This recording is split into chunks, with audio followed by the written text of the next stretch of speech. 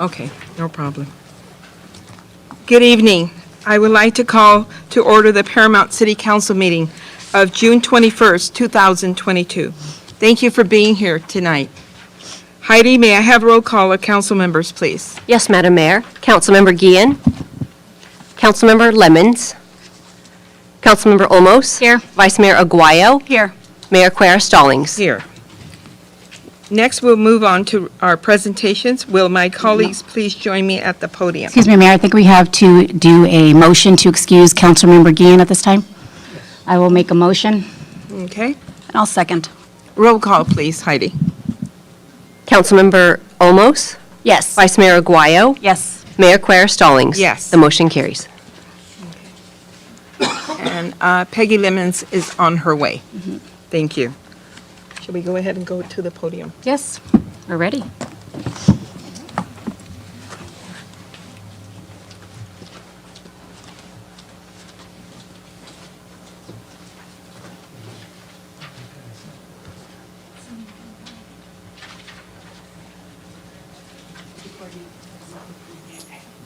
I didn't coordinate.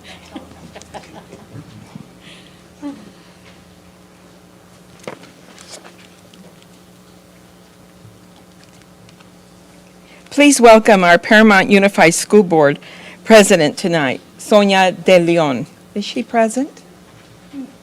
No? Okay.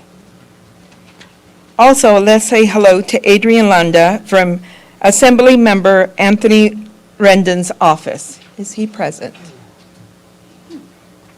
No? Okay. At our June 8th City Council meeting, we proclaimed this as Education Month. It's our yearly recognition of the students and teachers of Paramount Unified. At that meeting, we honor the teachers and the classified employees of the year. Tonight, we have the top students from the class of 2022 at Paramount High School. We are also recognizing the top students from Odyssey STEM Academy, since they are members of the first graduating class. And we have the latest PEP College Scholarship winners. All these students will receive something special from the city, plus a certificate from Assembly Member Rendon. We'll start with Eric Lopez. Is he present?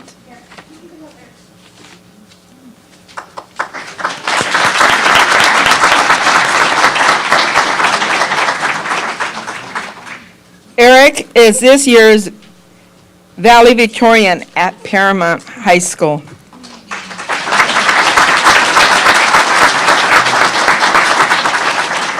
He'll be attending Cal Poly Pomona. Congratulations on being a leader in your class. We have a backpack for you full of school supplies. Sorry. Okay? Okay, it's almost. Okay. Okay, and now let's take a photo. Mayor. Yes. Yes. ma'am. And Cece's our photographer today.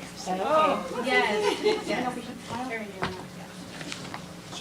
You can, yeah, let's have Eric. Hold on to that. No? What do you step forward a little bit up from the podium? Yes, there you go. And then right here.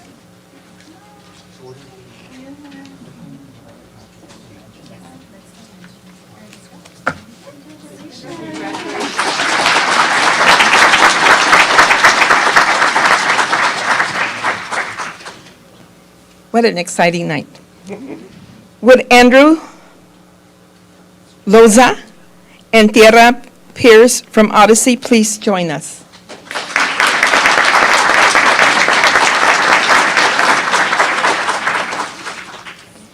Andrew and Tierra were tied for having the top GPA and received the Strong Minds Award. Andrew will attend Long Beach State, and Tierra will go to UCLA.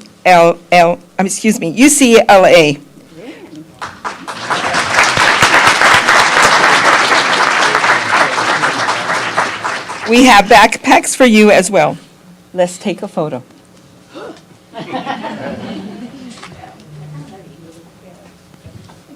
Oh, Oh, Sam, thank you.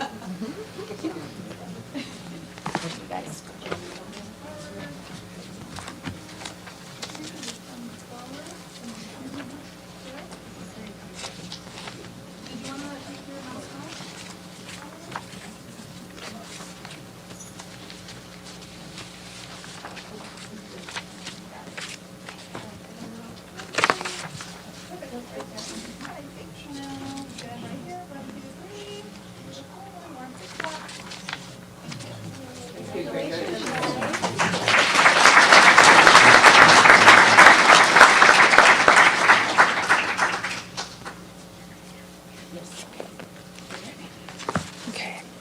Next, we have the top 25 academic students from Paramount High. These college-bound seniors had the highest GPAs in their class. We actually have 26, since 2 of them were tied. These graduates will be featured on banners along the Boulevard of Scholars on Alondra between Downey and Paramount. We have small versions of the banners for them tonight. Congratulations to all of you, and thank you for representing Paramount so well.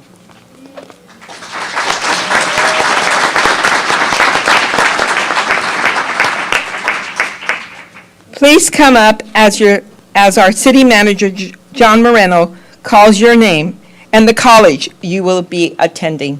Thank you, Madam Mayor. We'll get you in position there. All right, our first top 5 academic achiever is Eric Lopez is going to Cal Poly Pomona.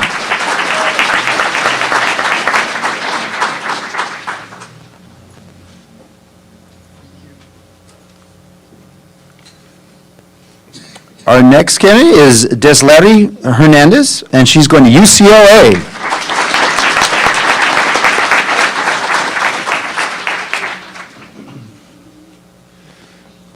The next student, this student unfortunately could not be with us, Anthony Guzman. He's going to UCLA as well. Our next person is, we can give him a round of applause if you want. Our next student is Luis Ruiz, and he's going to UCLA. Yeah.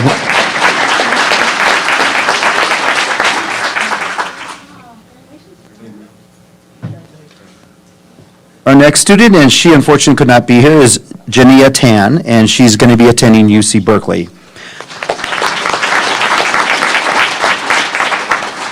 Our next student is Ava Guevara, and she's going to UCLA. Congratulations, Brian. Yeah. Our next student is Brandon Tress, who will be attending UC Santa Barbara.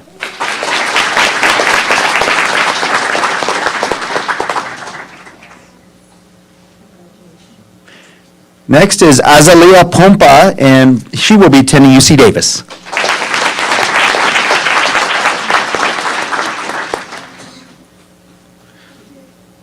Next, we have Francisco Botello, and he will attend UC Irvine.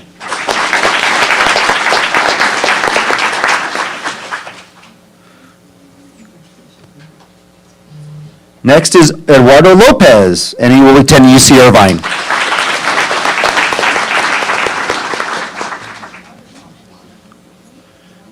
And next is Ayla Mendoza Herrera, and she will be attending UC Irvine.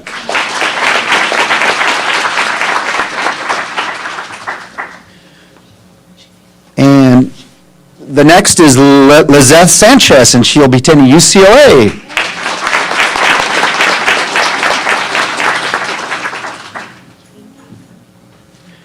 The next student, and she could not be with us tonight, Maria Sainz, and Maria will be attending Long Beach State. The next student is Anahi Garcia, and she will be attending UC Berkeley.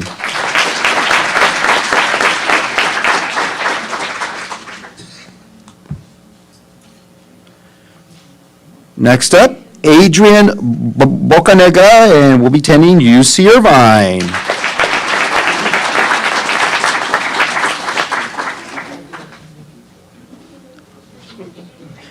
Next is Melissa Arnivas, and she will be attending UC Berkeley.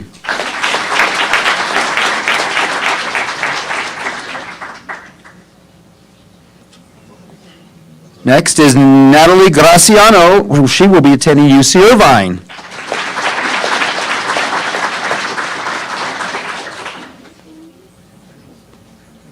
And next up is Angelica Cervantes, and she will be attending Cal State Fullerton.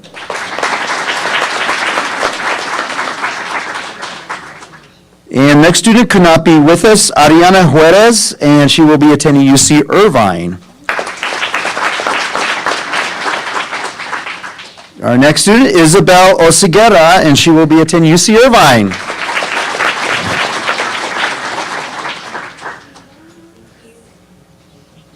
Next up is Natalie Vasquez, who will be attending Long Beach State.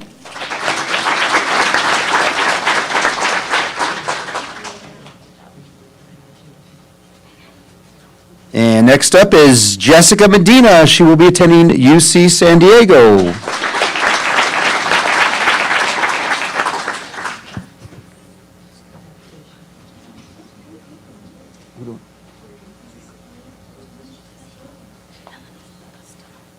Okay, and we have two that are not with us tonight. Hugo Brenes will be attending Long Beach State. And Valeria Flores will be attending UC Irvine. And Jesus Vaquero will be attending Cal Poly Pomona. And then our last student is Melody Agostino Pisa. She will be attending UC Irvine.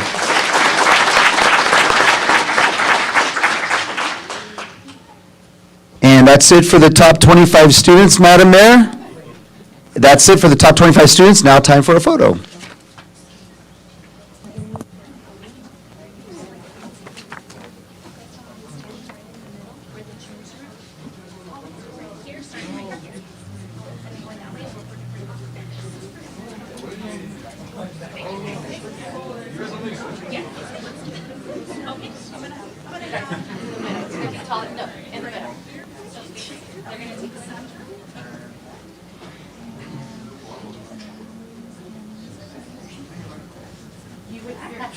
Make sure you start in your band.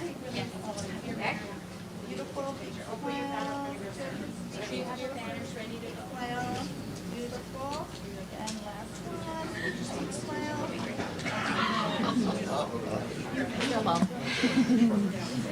Everybody ready for dinner?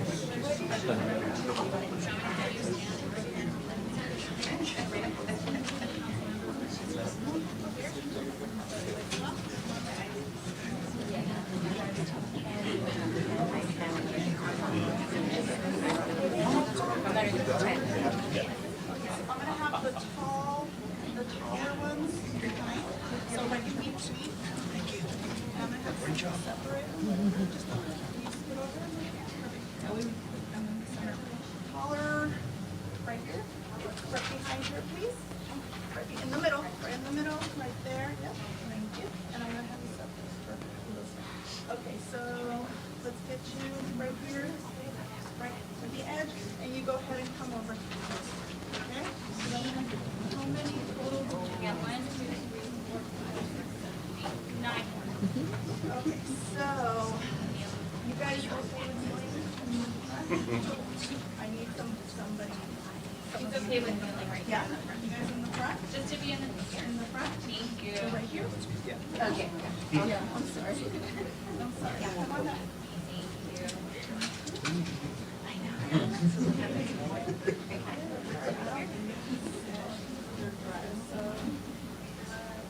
There you go. Perfect. Let's have one of you right here in the end, and then, well, I think both of you over here. Is that everybody? Yes. Okay, so if you don't mind. I'm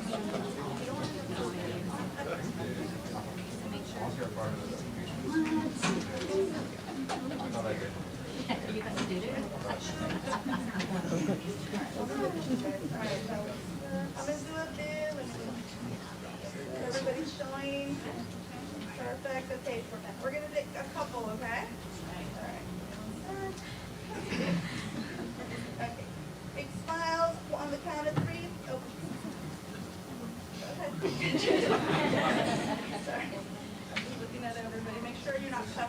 face.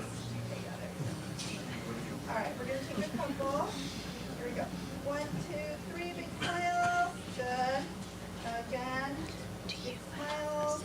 Good. Last one.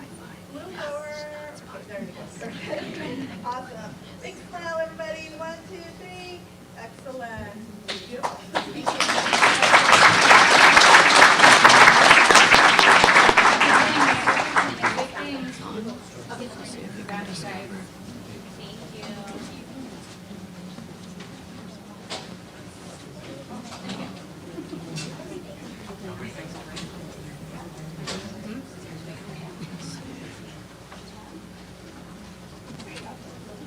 Refresh the available. Not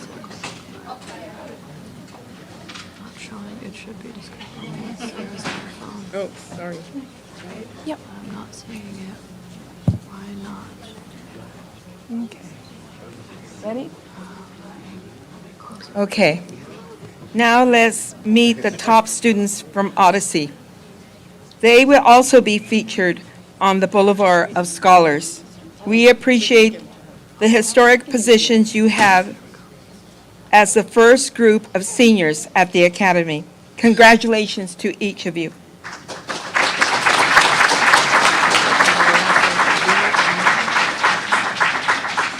Please join us as Mr. Moreno says your name and college.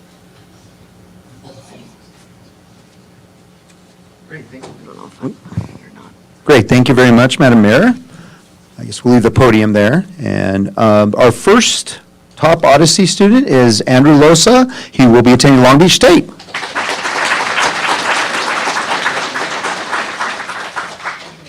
Next up is Tiara Pierce, who will be attending UCLA.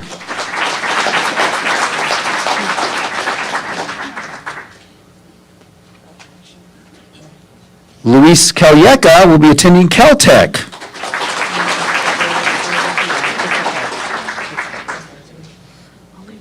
Lynn Gata will be attending Chapman.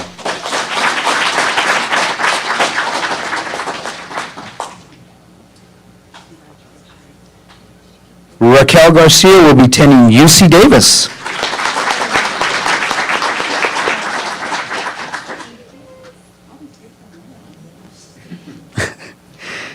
Gisela Huerta will be attending UC Riverside.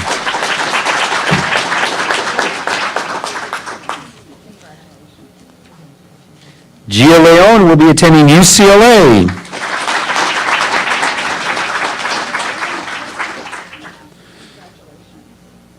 Edwin Medrano will be attending UC Santa Barbara.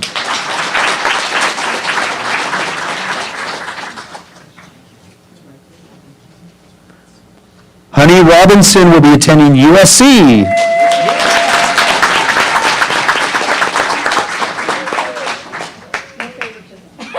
A little favoritism there, I see here. The next is Amanda Ruiz, and she will be attending UCLA.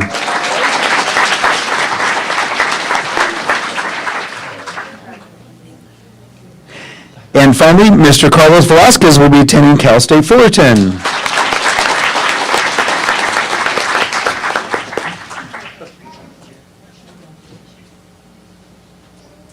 And that's it, Madam Mayor.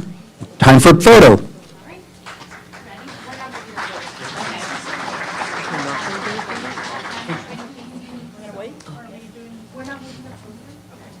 fine. Yeah. So let's move you guys a little closer then. You guys are gonna go behind council. And yeah, that way we're in front of the podium, you guys, not too far away. So in between them, yeah. Makes sense? Right here. And perfect. So let's get you on the other side.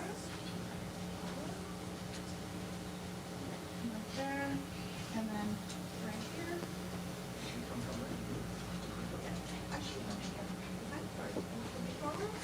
And then 1, 2, 3, 4. Do you guys mind being in front? You guys get to kneel here, okay? So right here. Okay.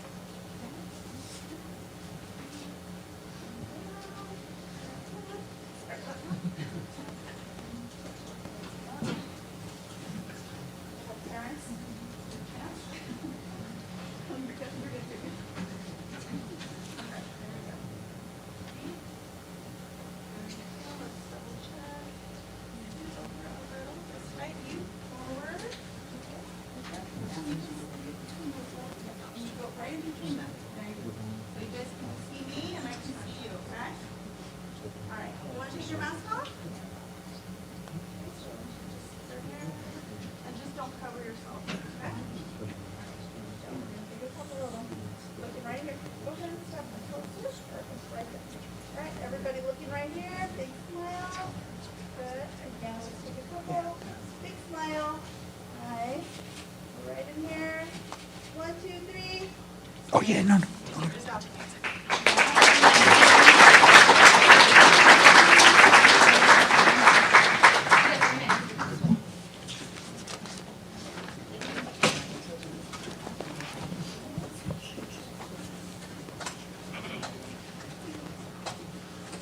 Okay. Next are the top 5 volunteers from Paramount High. These students put in the most community service hours during their high school years. They will be featured on banners at the Civic Center. Thank you for being such a positive force in our town. Please come up as your name is called. Okay, Madam Mayor, thank you. Our first volunteer with 174 hours of service is Francisco Botello. Francisco.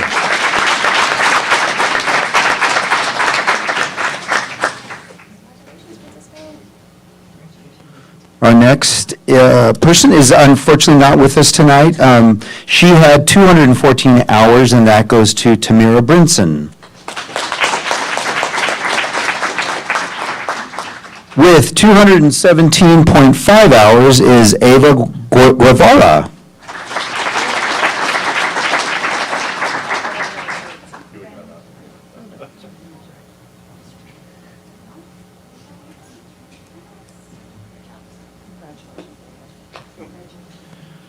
Next up with 230 hours is Diana Garcia.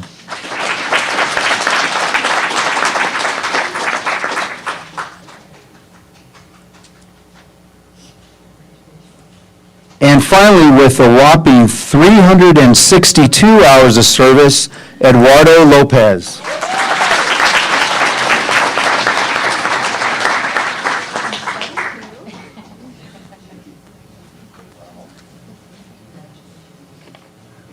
And that's it, Madam Mayor, time for a photo. Guys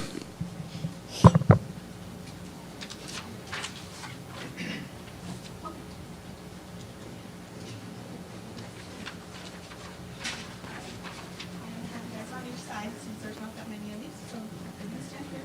You wanna come forward, please? There you go. Okay. Right there. And you come on this side, and then one on each side. Perfect. There you go. And, yeah, go ahead. And a little bit more.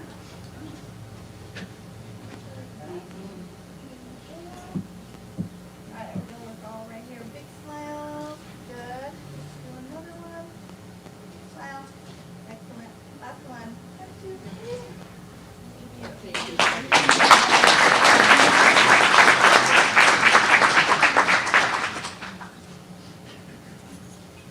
Excuse me, Peggy, sorry.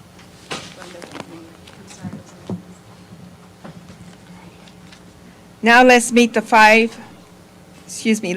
top 5 Momentum students from Paramount High. These young people overcame early obstacles at school to become successful graduates. They will also have banners at the Civic Center. Congratulations for your hard work. Please join us as your name is called. Thank you, Madam Mayor. Our first top 5 Momentum student is Dante Bastida.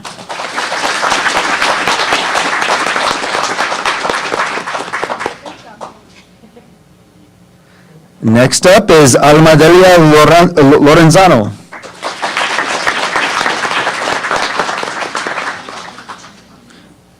Next is Luis Ruiz.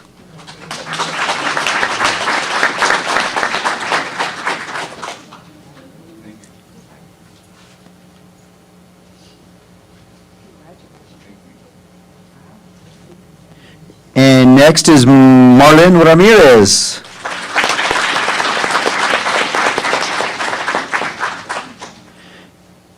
And And our fifth student cannot be here with us tonight, and that is Anthony Garcia.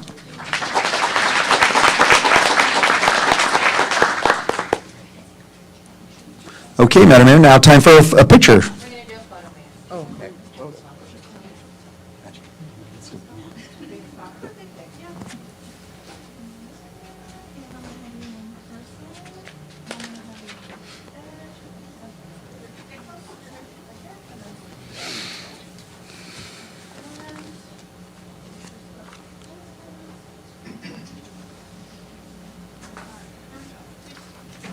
nice and tall, looking right here.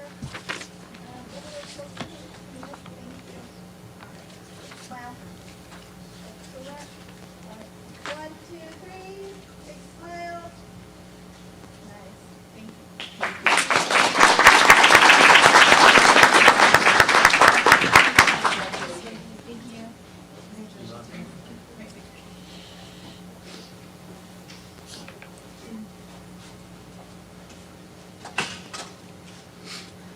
Now it's time to recognize our PEP scholarship donors and recipients. First, we want to thank the PEP Board of Directors. They offer excellent guidance throughout the year. They are Matt Kanabi,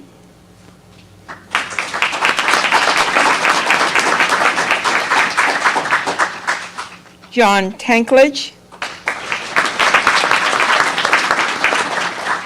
Dr. Max Martinez, Glenn Clausen, Alicia Valadez, Javier Gonzalez, and Jose Baca. With us tonight are Dr. Martinez and Mr. Baca. So please come up.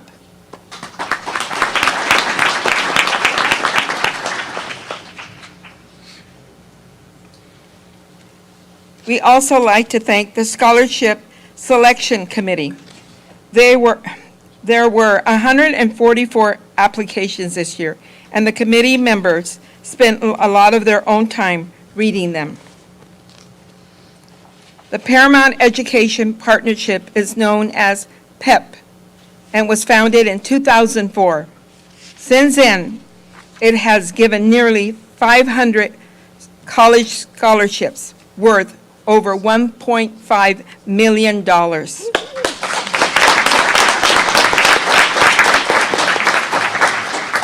This year, there were 46 scholarships totaling $141,000.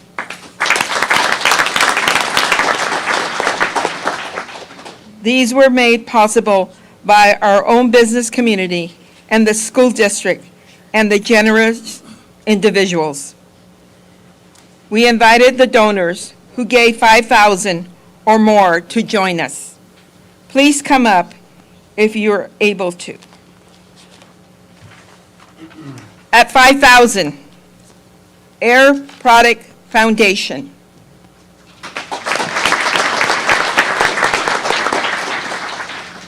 LA County Supervisor Janice Hahn.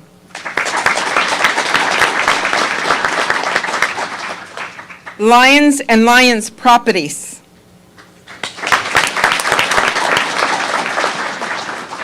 The R&N Crozy Family Giving and Legacy Fund.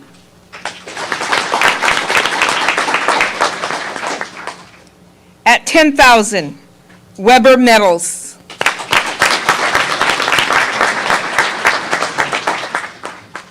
World Energy.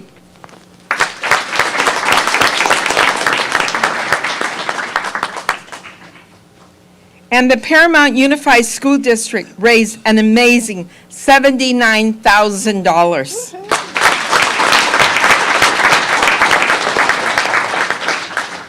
Thank you to our school board friends for that. We are also grateful to all our other donors. Our donors make this community strong, and we appreciate their commitment very much. You can see their names scrolling on the screen.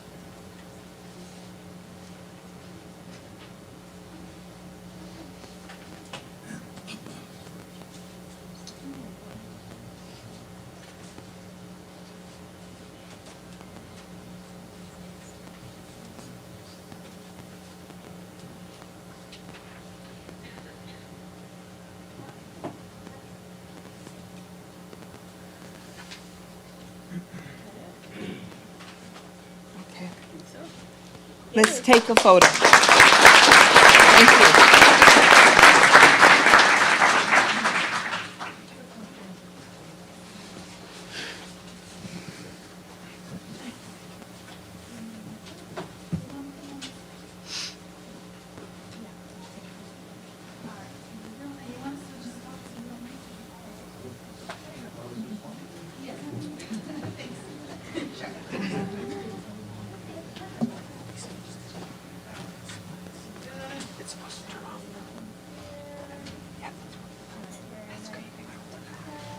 Go ahead, Ollie. Turn a little bit. There you go. All right, everybody look in here. Smile.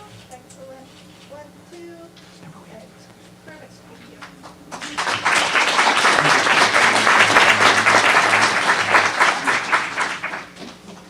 Take it down now. You can take it down. Take it down. Now let's get to our scholarship recipients.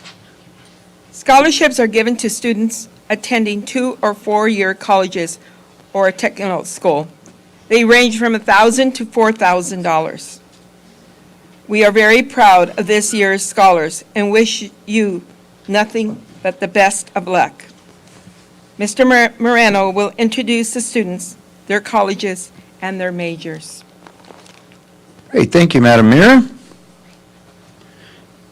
First 4 unfortunately could not be here, but I will read the name and the college that they will be attending.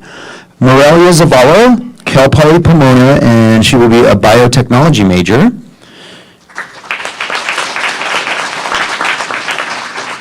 Crystal Anguiano, and she will attend UC Santa Cruz and will be an LALS and sociology major. Juan C. Madrid, and he will attend UCLA and major in business economics.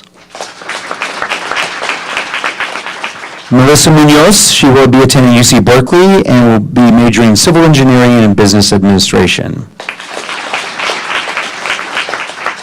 So our first PEP scholar with us tonight is Cecilia Sines. She will be attending Cal Poly Pomona and majoring in biotechnology.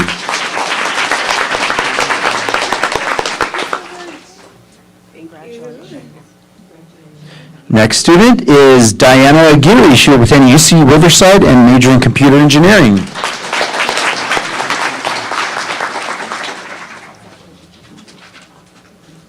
Our next PEP scholar is Valerie Ceja, and she will be attending UC Irvine, majoring in psychology.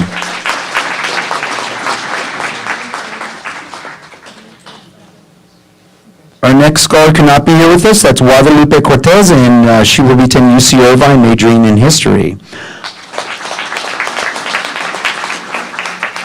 Our next PEP scholar is Anahi Garcia, and she will be attending UC Berkeley, majoring in civil engineering.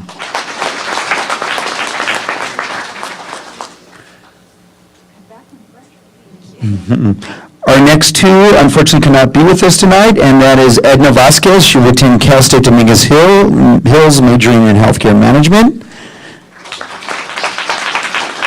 And Zari Amari Carrera, and she will be attending UC Santa Cruz, majoring in history.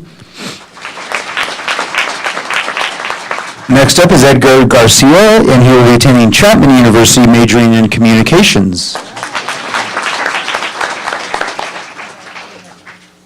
Next is Katie Ramos, attending Cal State Fullerton and majoring in animation.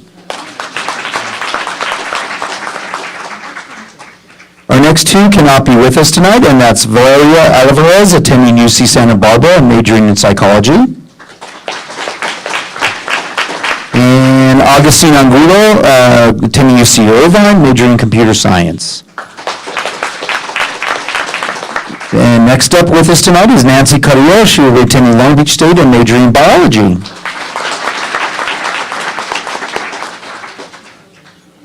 The next student cannot be with us. That's Nitsi Cuarenta, attending UCLA and majoring in psychology. Next up is Merari Magana, will be attending Cal Poly Pomona and majoring in architecture.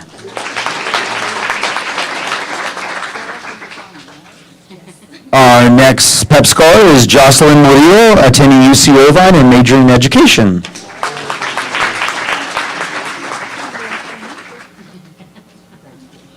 Next up is Maria E. Reyes, will be attending Cal State Fullerton, majoring in business administration.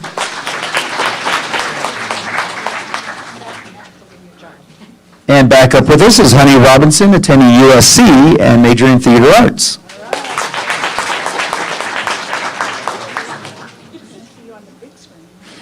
Next up is Marin Araiza, attending Cal State Fullerton, majoring in kinesiology.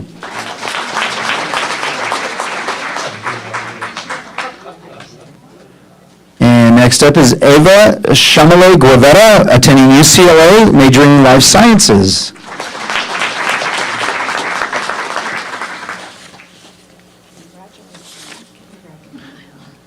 Next up is Deslito Hernandez, and she will be attending UCLA, majoring in mechanical engineering.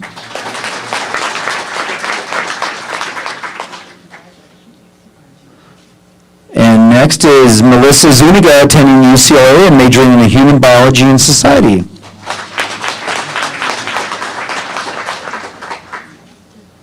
Our next PEP scholar is Fabian Contreras, who will be attending Long Beach State, majoring in biology and engineering.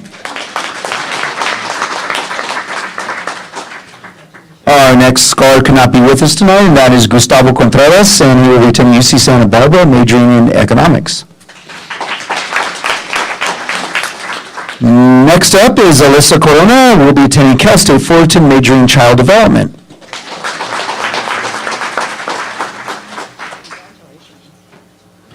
Next PEP scholar is Genesis Donis, who will be attending Cal Poly San Luis Obispo, majoring in architecture.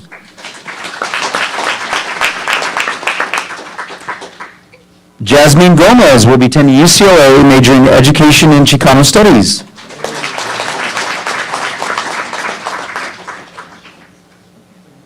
And next is Natalie Graciano, will be attending UC Irvine, majoring in computer science.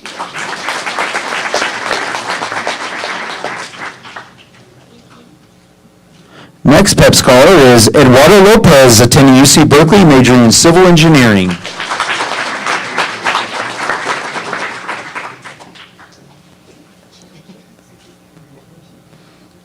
Next up is Eileen Mendoza Herrera, attending UC Irvine, majoring in business administration.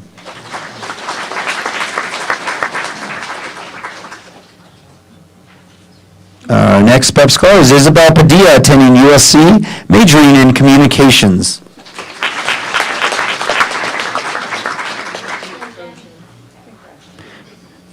Next is Stephanie Perez, going to Long Beach State, majoring in sociology.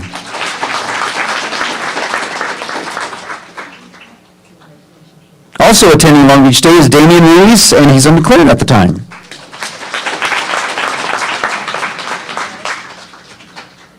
Next is Christian Guerra. He will be attending Cerritos College, majoring in business management.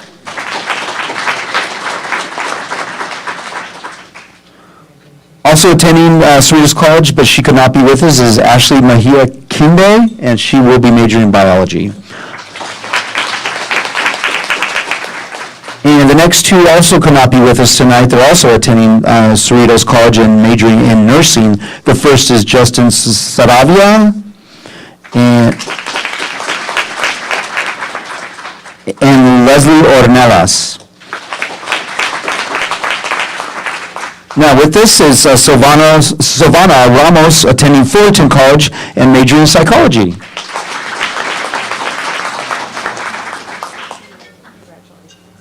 Our next PEP scholar is Kimberly Canala, who will be attending Long Beach City College majoring in business.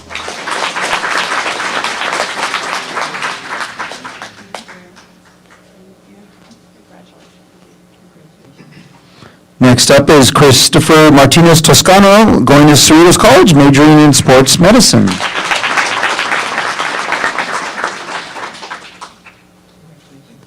Next up is Cristal Prieto, and she will be attending Cerritos College, majoring in teaching.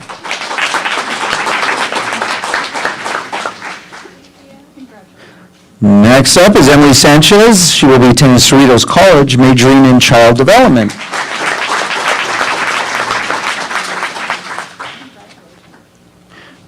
And finally, Ms. Ruby Valdez will be attending Cerritos College, majoring in nursing.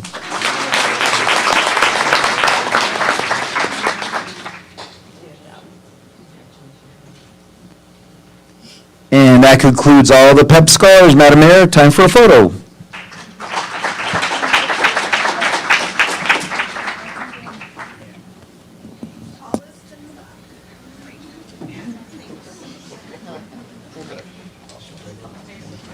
She's used to it. I know, that's what I have to do.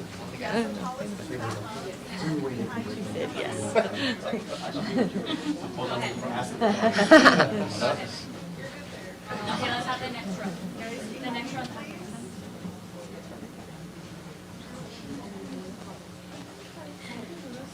think so. Do we like it? Okay, wait, stop. So I need something over here. I don't know what I'm doing, so I'm not involved. Okay, and then, let's see, so I'm gonna need a row of people kneeling, and if you feel comfortable kneeling, come on, right in front, right here. Okay. Right there. Yeah. Come on up.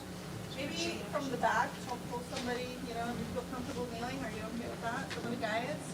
Okay. And then you're gonna have to be. Yep, thank you. So switch spots. Right there, right there.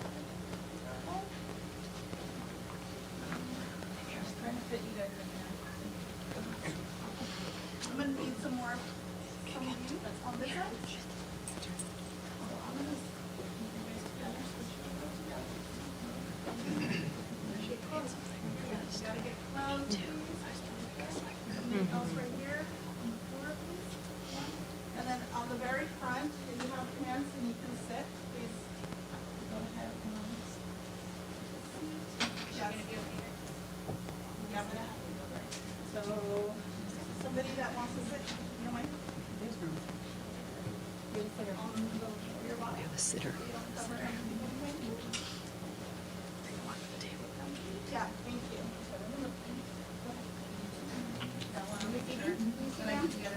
You guys are gonna have to squish in a little sideways, get together, like, don't cover each other.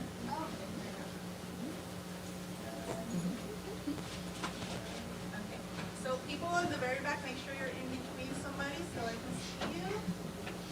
Alright, good. I'm gonna need you to come, maybe right where she is, right next to her. Yeah. And then somebody else. Sorry. Right here. Right here. And then that way you can switch in. There you go.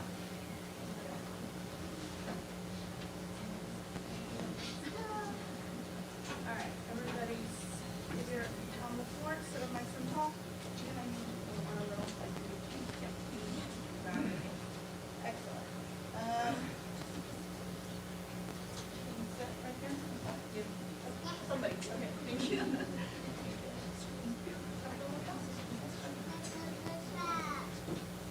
Sorry.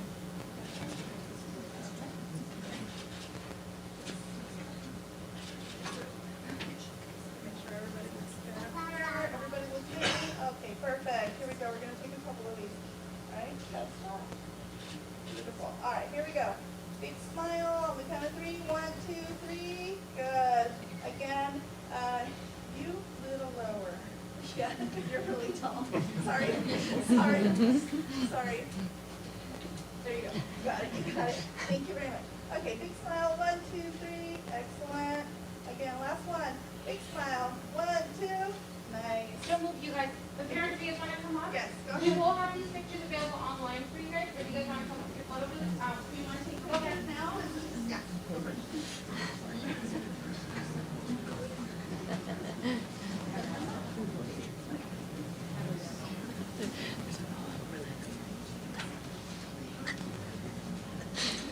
So cute.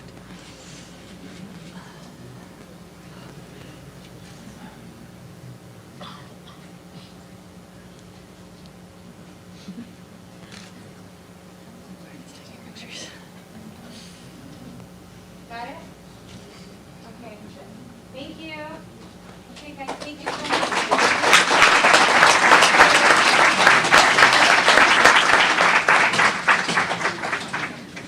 Certainly hope we're not in the We're in the back of a lot, that's for sure. Although I'm taller than you, Heidi, so you're probably shielded, perhaps.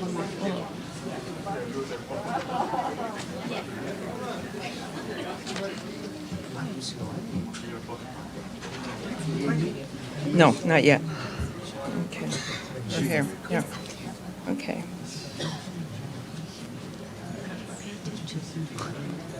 Okay, we will continue. Would Dr. Shirlene Liu, Director of Secondary Education for Paramount Unified School District, please join us?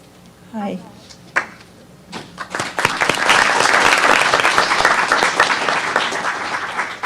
We are now proclaiming June as a Pride Month. This recognizes the positive impact that LGBTQ individuals have had on society. We express support for these members of our community. We also have empathy for the problems they may have faced from bullying to hate crimes and more. Dr. Liu is accepting our Unified School District. Thank you so much for this recognition. It is important work, I think, that we as a community do to support equity amongst all of our students and amongst all of our persons in our community. So thank you very much for this.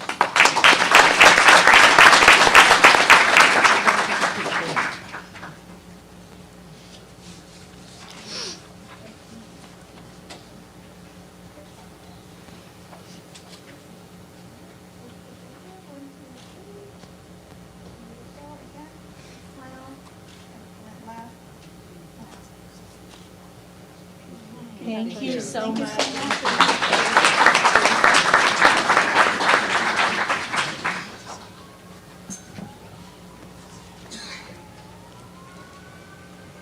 And this is the end of our presentations. On behalf of my council colleagues and I want to thank you for everyone for making Paramount proud.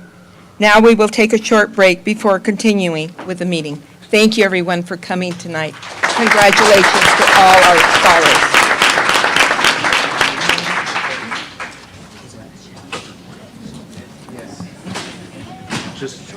Like, shove a sandwich in my mouth.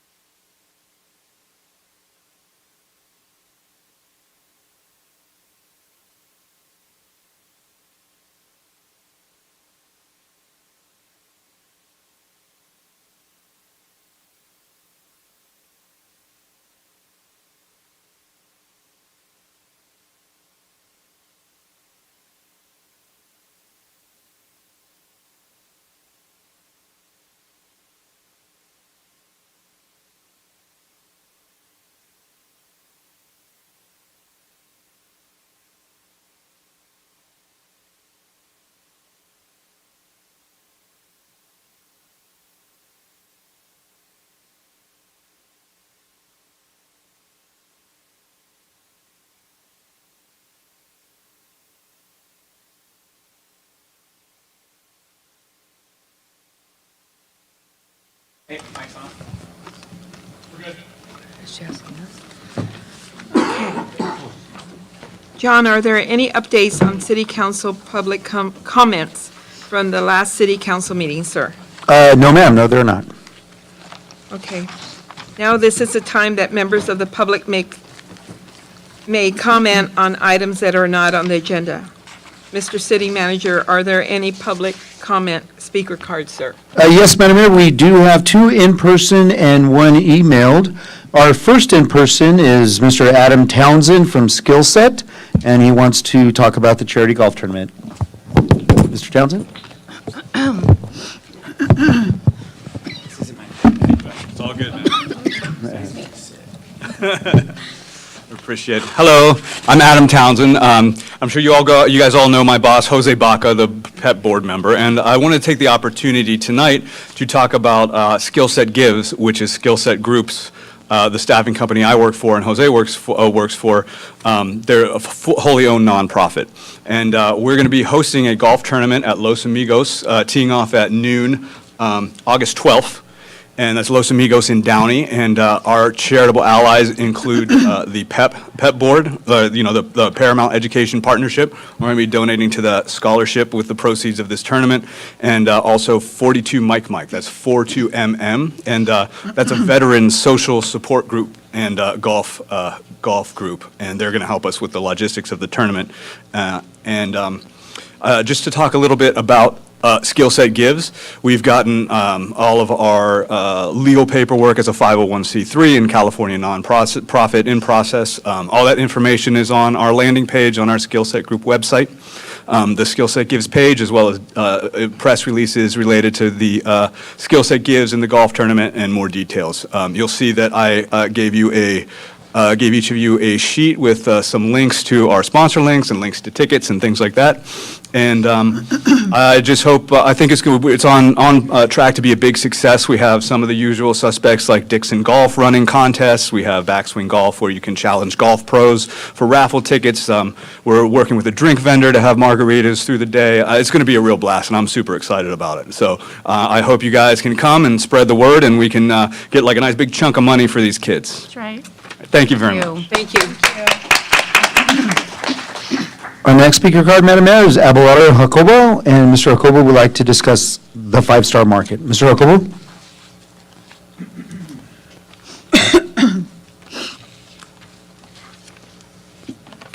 Good evening. Good evening. City Council. evening. One of the things I'm actually been waiting for, and I haven't received anything, was what's the status of the plans? I haven't received anything. And last time I came, it's about a month ago, but I did request some information, so still haven't received that.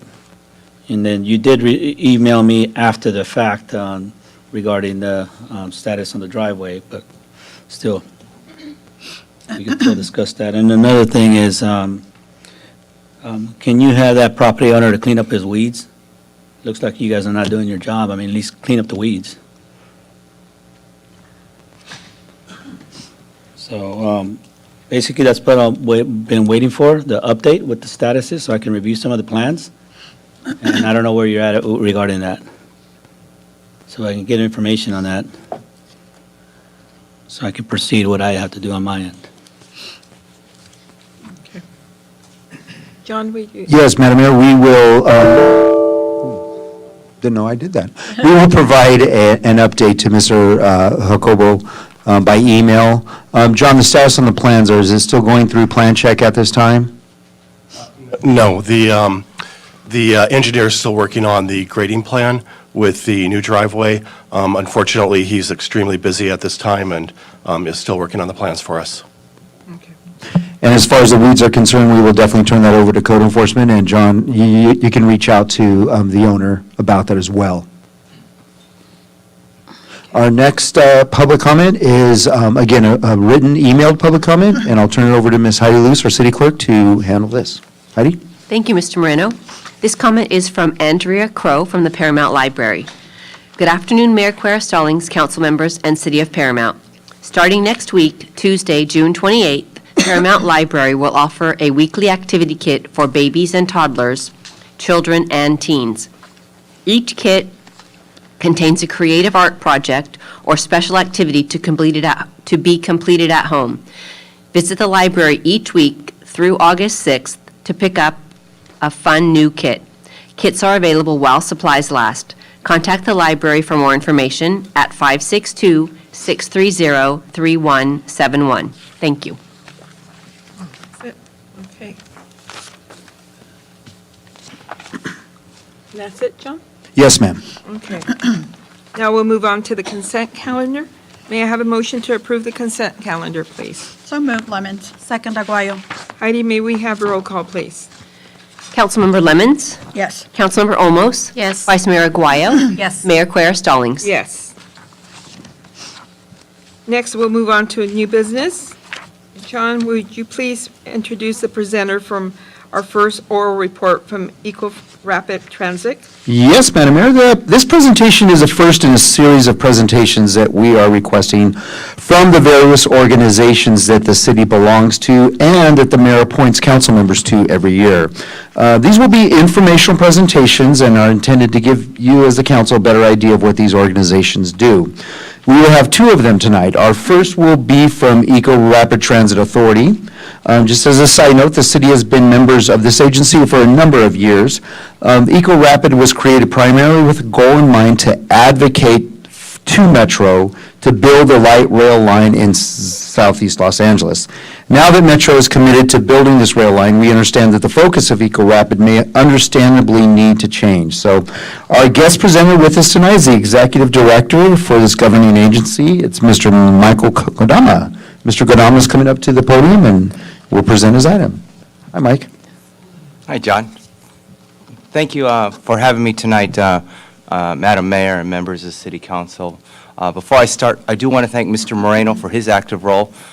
He's the City Manager Technical Advisory Committee Chair and has spent a lot of time on the project and is well-versed on this project as anyone. And then I also want to take time to thank you and your colleagues for your effort on this. Without you, this would never have happened, so again, thank you. As an update, I'm going to talk about two things, the train and what we call more than the train is how we're dividing up. The train itself is in a position where we are now a federal project. We are in the New Starts program, which means over the next year is the time that we all need to work together to secure the federal funding to complete the project. It is a $10 billion project. It will go from Artesia, first leg, to Slauson, about 14 miles or so. The second leg goes from Slauson, the Blue Line Station, all the way to Union Station. I have handouts here for you as well, and I believe the next slide on there you go, has the map for you that will kind of show what the route looks like. Now, the whole project itself is about $10 billion. We have about $3 to $4 billion now in local Measure R and Measure M funds from Metro. We need to secure the rest. We're looking at two ways to do that. One is to secure the rest of what we call the local and state match, which would come from, right now, we have applications in with Metro, or Metro has applications, we're supporting it, for transit money for the state of California. With the state surplus now available, we think that there's a good opportunity to secure some of that. Once we're able to secure that, then there will be two federal funding grant agreements that we will need to secure. The first one will take us to Slauson. There will be a second one that will take us from Slauson to Union Station. We want to be riding this train. Our goal is to ride it in 2028. And you're going to hear Metro talk about 2030, 2031, 2032. But as a group, in order to make that deadline, we need to push it forward as fast as we can and get people working. Now, that also means that during the time period now, for the next few years, there's going to be a lot of planning work that's still going to be done. There's a master cooperative agreement that the City of Paramount has already signed and put in place. Thank you to you and Mr. Moreno for getting that done. And there's also going to be an environmental document that's going to be finished this year, as well as a record of decision next year. These are the technical documents. As we do this, then you can expect planning to be done. You're going to expect that everyone's going to have to roll up their sleeves and prepare for construction. It's going to be happening pretty soon. One of the big items in front of you that Mr. Moreno is working on and his staff is the agreements for the last part of the environmental. There will be agreements in there for construction mitigation for your residents and for your businesses that are real important for you that are now in process now being done. So That's a big thank you to the staff here in Paramount. I mean, this is a huge project. It's a once-in-a-lifetime project, and they're working really, really hard with all the entities to get that done. The second part of it is where Eco Rapid Transit is also working, is looking at the future vision of what this may be. Part of it is if you ride the metro system now, you're going to see great stations, and then you're going to see stations that aren't so good. So we want great stations for our entire corridor. So all of the cities working together to push for that right now are real important. We call this the more than a train. The idea being is that if we plan together now and we work together, we can bring in transit-oriented development, we can bring in the right type of development, we can support each other in the stations, and we can support each other with issues. So that's a lot of the transition of the focus of Eco Rapid Transit. We were very active on the technical side of it for many years. We've been pushing now on the funding side, which is important. And the second part of it is when, and even before the stations come in, make sure we're prepared and that we're pushing for activities that you all want in your station areas. The last part of that that I think is important is thinking about concepts we call planning to stay, meaning your current residents and your current businesses deserve to have the opportunity to benefit from this train and coming in. How do we do that and work together and plan for that? Some of the things we've talked about, we've already had an opportunity, for example, to talk with the Paramount Youth Commission. It's an interesting thing that we went through is our former chair from Huntington Park, Karina Macias, was talking to me about, in referring back to when I started working in Eco Rapid back in 2009, she was still finishing up high school and college. And now she's a city council member who is our chair of our organization. And the thought process we have is the youngsters, the high school students that you honor today, imagine them coming back to work on this. Imagine them with jobs associated with this project and related projects in Paramount. That's what we want to have in front of us and start pushing for now. So the opportunities for economic and community development we want to have there, the opportunity for jobs, both professional jobs as well as construction jobs. Think of all the people who are going to have to build this line. How do we get the youth now trained so that they can take advantage of this effort as well? And then the last thing I have for you, and then I always love to have Mr. Moreno as part of this because we tag teamed this before, and he knows a lot of good things that can help you too as well, is that I have news for you that I'm going to give to you that my board of directors already knows, but I am going to be leaving. So I've been here since, like I said, I started working on this in 2009. In August, I will be taking a new position. For those who know me, I've been involved in the sports world forever. I will be the Community Relations Manager for Equity and Diversity for the United States, for the United Soccer Coaches Association in Kansas City. So I'll be working on the 26th World Cup. Wow. So let me bring that back to the other side of it, that I do want to bring those resources back to the city of Paramount, because my job's going to be to help soccer coaches across the country. And so I cherish my time I've spent with you, and I appreciate all of you as well as your staff. You've been wonderful to work with, and we've taken this from an idea and a concept to something very, very real. So I'm really proud to be part of that, and I won't forget, and I plan to, have Paramount here too as well. So with that, John, Mr. Moreno, I think that's the presentation I have. I'm happy to answer any questions that you may have on either of the two concepts that we've been working on. And again, thank you very much for all that you do. Thank you, sir. Thank you. Do my colleagues have any comments or questions? Congratulations. Yeah, good luck. Congratulations, sir. Thank you, sir. Would you like to add anything to that, John? No, ma'am, he said it all. Thank you. Thank you. Thank you very much. I'll leave these behind. Thank you. Yes, please. Thank you again. Now we'll hear our second oral report from Celico. John, would you please introduce the presenter? Yes, thank you, Madam Mayor. Our next guest presenter is from the Southeast Los Angeles County Workforce Development Board, otherwise known as Celico. You may recall a couple years ago, the city left the county's workforce jurisdiction to join this organization, and we couldn't be more happier with the enhancement of services that our residents and businesses have experienced with this move. So joining us tonight from Celico is the Executive Director, Ms. Yolanda Castro. Hi, Yolanda. Thank you, John. Good evening, Madam Mayor Stallings, council members, and staff. Thank you so much for having me here this evening. I was so impressed by the students that are coming out of your school and seeing where they're going. It was just amazing. That's going to be a hard act to follow, but I'll do my best.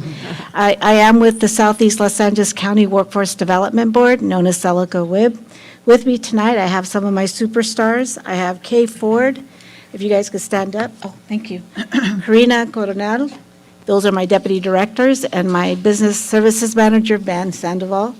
They're the ones who really make the work happen at Celico, so they're the key players. So thank you. In addition to my PowerPoint, you all should have a package that gives you some of the information that I'll be talking about this evening. Let's see if this works. What do I point at? Do we have a package for the council? I Okay. All right. Okay.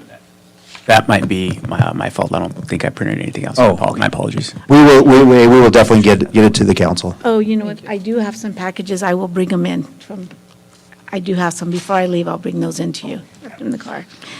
Okay, what I'd like to do is show you a quick, less than 1 minute video about what is a workforce board. What is a workforce development board? A workforce development board is a formal group of community leaders serving a city, a county, or a region that identifies the needs of the local job market, oversees one-stop career centers, and works to coordinate and align workforce development initiatives in their area. Workforce development boards with membership from business, local elected officials, labor, economic development, educators, and community leaders foster high-growth career opportunities to meet the needs of their regional economy. This system exists to help businesses find qualified workers to meet their present and future workforce needs and help workers acquire skills for employment opportunities. A workforce development board is the link between a region's workforce talent and its employer skill needs. They convene industry and their workforce and education partners in real time to impact the skilling and reskilling of America's workforce and put people back to work in career pathways that provide self-sufficiency. Together, this diverse group of leaders helps their community target recruitment opportunities, identify labor market trends, partner on economic development investments, and create resources to benefit all members of the community. Every workforce development board has a plan that establishes funding priorities for their area focused on a broad range of worker issues that consider wages, job mobility, access, and equity. By analyzing data and working with local businesses, workforce boards understand what skills are most in demand and foster the necessary training and credential programs for their region. Workforce boards also use outcome data to advise employers, policymakers, and communities about what approaches are successful. So without your local workforce development boards, local businesses, educational institutions, and other community stakeholders would not have a strong voice to represent the unique workforce needs of your community. So what is a workforce development board? It is a key link to your community's future. Right.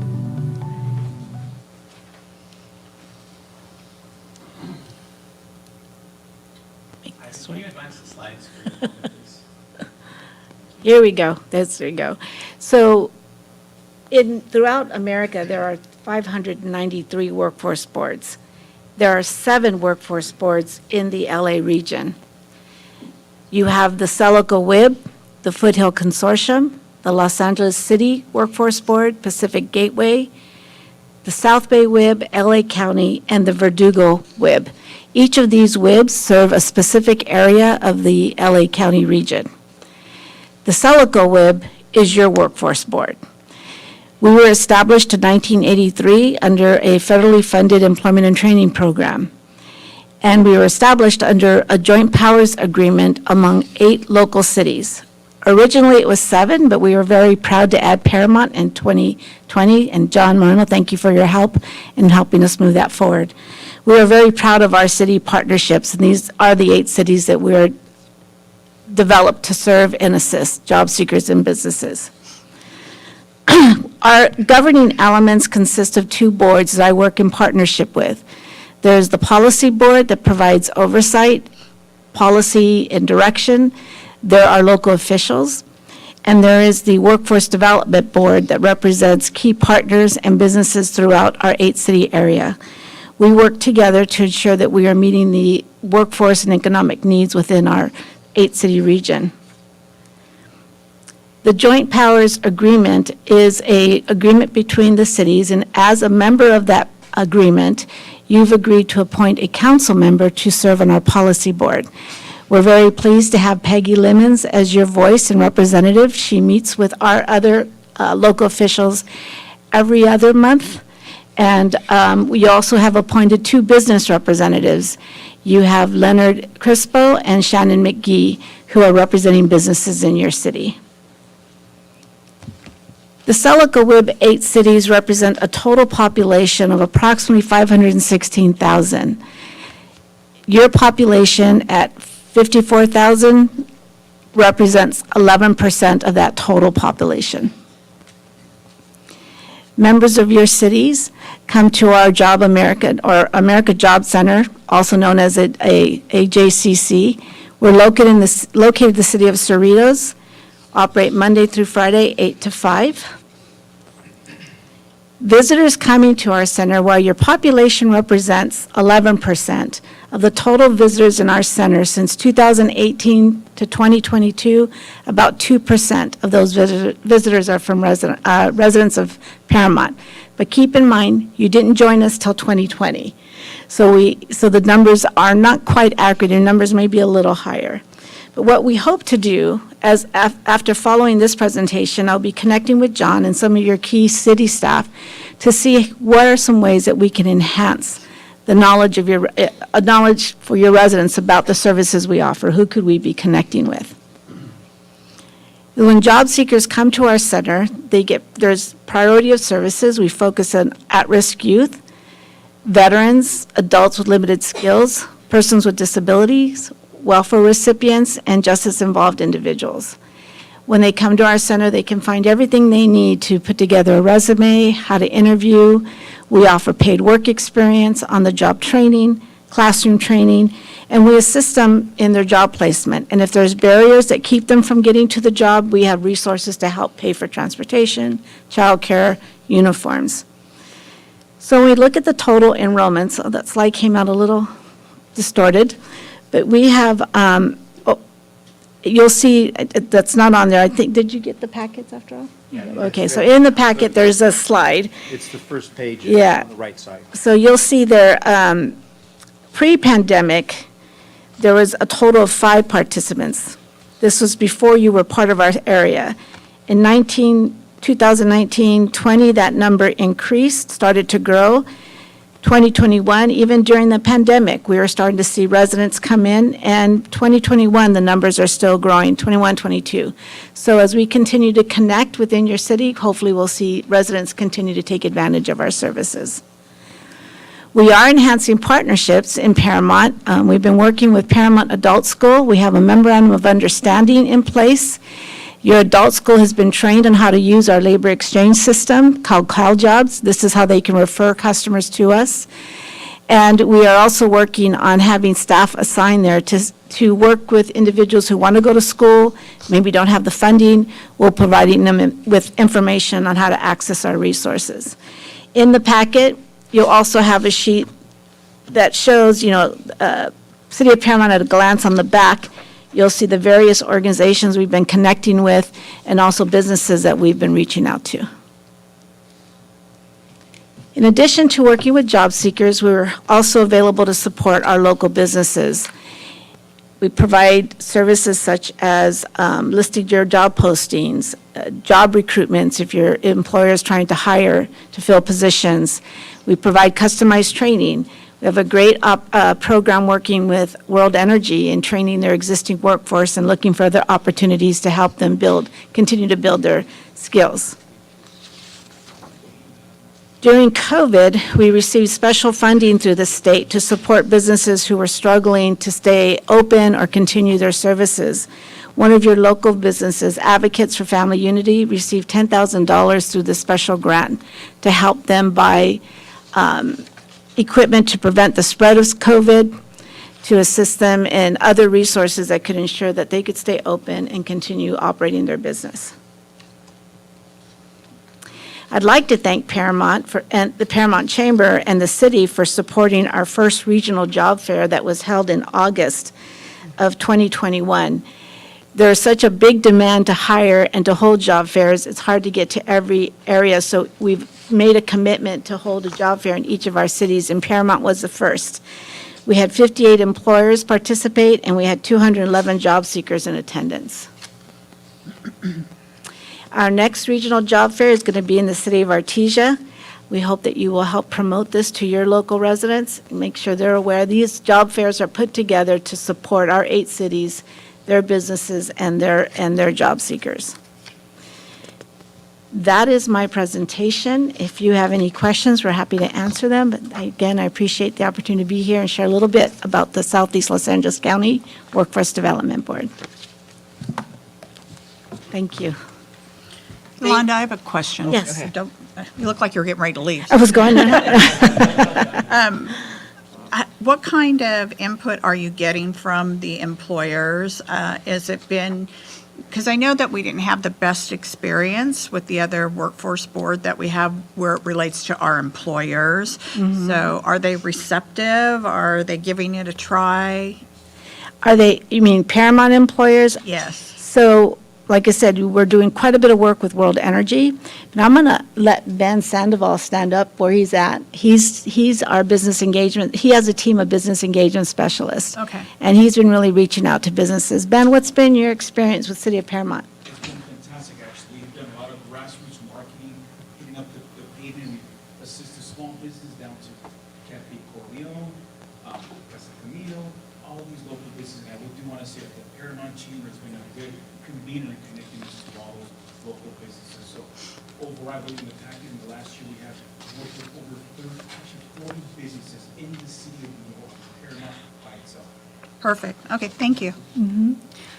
I have one final question. Is there any things that the other cities do, maybe best practices on how they communicate this to the residents? Promoting in their newsletters. One city we actually contract with the local city, Hawaiian Gardens, to run a work experience program. Okay. So when we go out to meet with your staff, we're going to be sharing some of the things that we're doing with other cities and what are some opportunities that we could open up here in Paramount. Paramount joined us right when the pandemic hit. Yeah. So, it's been kind of a struggle. We do a lot of great work with our adult schools, so the first place we wanted to target was your Paramount Adult School, and they've been very receptive. So those are some of the, just meeting with our local officials every other month and just talking about some of our programs.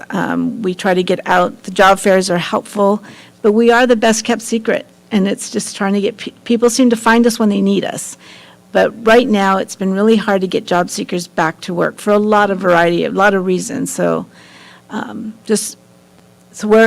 we meet with your staff, we'll be talking about some ways that we might be able to do things a little differently to help residents become aware of our programs. Thank you. And I'll just share with my colleagues that what I'm doing with the press releases that we get, the announcements on events, that type of thing, is I'm sharing them with Andrew, and Andrew's sharing them on our social media. So it is definitely going out through, I don't know if it's all of the forms of social media. I know that you did them on Facebook because I saw those. I don't do Instagram, so I don't know if it went out on that. But Andrew's been doing a great job of sharing what Yolanda shares with us that she wants promoted in the form of press releases or events.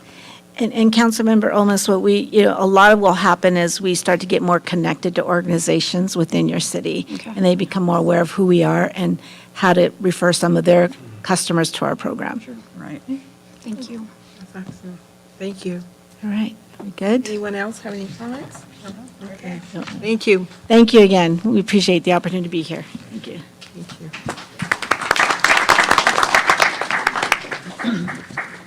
John, may we have a staff report regarding the agreement to administrate the small business grant program, please? Yes, Madam Mayor, this next item is an exciting new online service that we want to provide to our struggling businesses, and the folks from our Workforce Board may be interested in this too. The City Council previously approved ARPA funding for our business assistance grants. The item is a contract with a company that provides an online application process that's super easy to use for our businesses so they can access these grants. So with that, I'll turn it over to our Planning Director, Mr. John Carver, who will walk you through the item. John? Thank you, John. Madam Mayor and council members, got a brief presentation to go through.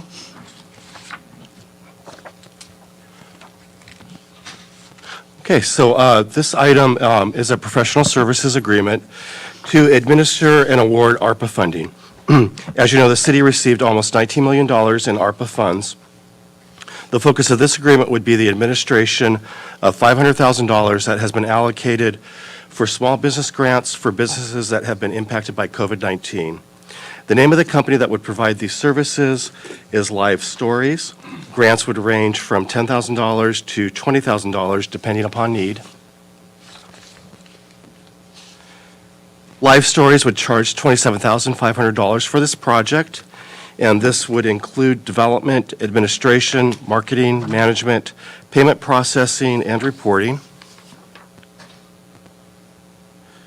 Live Stories provides an online platform for processing of business grants and has administered over $35 million of assistance for small businesses. Live Stories is active in California, in particular in Long Beach, and in Washington and Illinois. Live Stories will also work to qualify applicants that have limited online access. This is a sample of what an award looks like, and we're going to try to follow a link, see if we can get to Long Beach's a site, and they have a nice video. A business or organization. If you are an individual seeking rental, utility, or other assistance programs, see our other instructional videos on our channel. Before you can log in to apply for one of the many programs we administer, you must first create an account. To start the account creation process, click Create Business, Nonprofit, or Landlord Account. You will be taken to this page where you will enter your business name and an email address you have access to. Confirm your entry is correct and click Create Account. This will generate a confirmation email that you must now open to confirm it is yours. If you do not see the email in your inbox, check your spam and junk folders. The email will come from forward-notification@livestories.com. The email you receive will look like this, though it will be specific to your county, city, or region. Click the link to confirm your email address, and you'll be redirected to choose your password. Once you have chosen your password, you'll be redirected to our login page. You may want to bookmark this page for ease of navigation back later. Now enter the email address and password you chose and log in to the Forward platform. The first time you log in, you will be asked to enter your first and last name. Click Save and continue to Forward. Congratulations, you're now ready to apply for programs within the Forward platform. In the next video, we will walk you through the application process.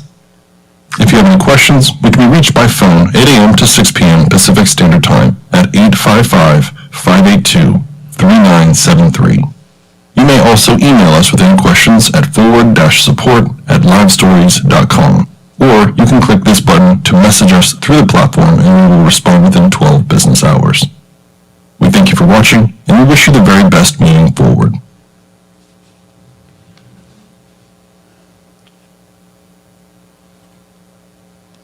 Okay, and again, the cost for the services to administer the small business grant program is $27,500 and is included in the FY23 budget. And we're recommending that you approve the professional services agreement, and I'm happy to answer any questions. Madam Mayor, may I? Yes. I'm not quite sure what they do. They create the platform for filling out the application? That's correct. So they'll create the account, and then there'll be a series of pieces of information that they have to document showing that they've been impacted by COVID. So they would upload that to the platform. I'm sorry. But the link is the actual application for that specific kind of grant? That's correct. Where, like, if we didn't use this platform, they could still apply for that grant through that specific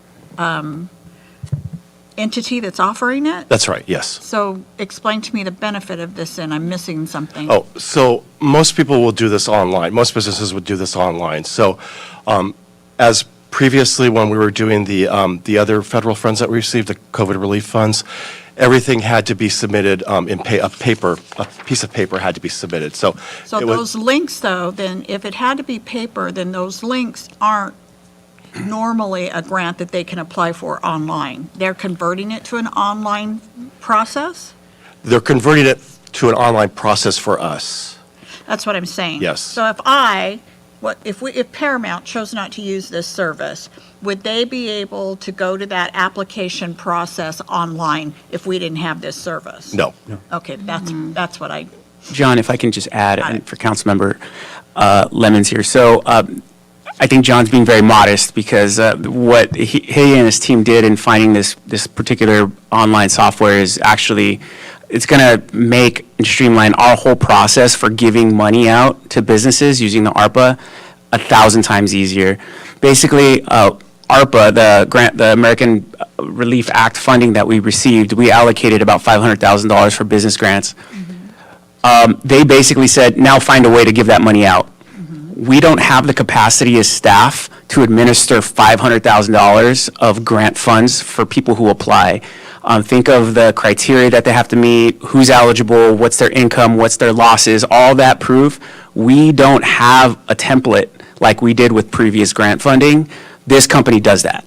okay, so the money that's going to be given out through this program is the money we were awarded? That's correct. And then ARPA set the criteria. No, ARPA didn't set any criteria. They said, City of Paramount, go figure it out. So they developed the criteria for our application? That's correct. Oh, so. We collaborate with them on certain things that are important to our community and what we feel would be good criteria for businesses to establish. And John and his team will work with this company to put all that online so that they don't have to come in to City Hall to file paperwork to fill out a grant, which is some of the cons that we experienced with the previous grant funding. Right, I remember all those. So we still have to develop a criteria for an application. There isn't one created yet. There's an outline that we'll follow that will be similar to what the city of Long Beach used. Okay. And are we going to be part of that as a council to see what kind of criteria we're setting for business and where those funds are going to go? I think that we should at least see it or be part of it, being as we're daily in touch with the business community in different functions, and just make sure that we're hitting all the marks from the people because I know I've heard from a lot of businesses who have really struggled through COVID and are having a lot of difficulties, and I just, part of the reason they didn't get any money was because the process was so arduous. So I kind of like to know who are we targeting, what are we going after, who can get the money. I don't want to write it, I just review it. So you're interested in knowing the criteria that a business would qualify? Exactly. Yeah. Okay. Yeah, definitely, we could definitely bring that back to you at a future meeting. I have a quick question. So what are the amounts that you can apply for? It would be $10,000 to $20,000. Okay. Because I know a couple businesses that are struggling right now, and they were asking if they could still apply it, and if we still had had some funds available. So, okay. What's the time frame for this? They'll move very quickly, so we'll develop the criteria and bring that to you for your review. You think by next month we would have an application? In 4 weeks, possibly. When you say quickly, that's what it means. We'll shoot for 4 We have to move quickly because the funds have to be expended in the next couple of years. And if we're talking $500,000 at $20,000 a pop, that's no small task. Exactly. So we want to try to get moving on this as soon as possible. That would be great. Yeah, and I guess I'll just close with, what makes this so much more difficult is that the ARPA funding doesn't have nearly as many strings attached and criteria, so it really is going to be incumbent upon us to be responsible and try to get this process moving, but also be, fiscally responsible with it as well, so. And you guys, is there something, I'm sorry, Madam Mayor. Go ahead. Is there something that we can do once this is ready to go, that maybe we can have like a forum where we bring businesses in to show them how this works? That way they can help them with the process? Yeah, no problem at all. That would be awesome. Yeah, definitely. Yes. And Celico, Maybe too. partner And with the Celico. chamber and Celico, yeah. Silico. He's still here, there's Ben. Yeah, there it is. You would have been. Okay. May I have a motion for this item, please? So moved. Is it a read and file only? Sorry. No, it's No, it's approval. Heidi, may I have Approval. approval, please? Second, Councilmember Lemmons? yes. Councilmember Olmos? Yes. Vice Mayor Aguayo? Yes. Mayor Quer Stallings? Yes, thank you. John, may we have a report regarding the status of the Water Well 16 project? Yes, Madam Mayor, as a result of the absence of our Public Works Director, I'd like to propose that we continue this item to the July meeting. We will need a motion and a second to continue this So item. move Lemons. Second. May I have roll call, please, Heidi? Councilmember Lemmons? Yes. Councilmember Olmos? Yes. Vice Mayor Aguayo? Yes. Mayor Quer Stallings? Yes.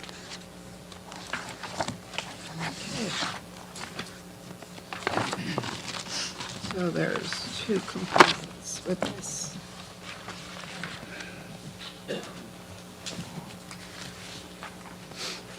So we move on to, what would that be, the next item? Item number 10, mhm. Item- Okay, thank you, sir. The budget. Yes, the next item is the fiscal year 2022-23 budget. We're very pleased with this year's budget.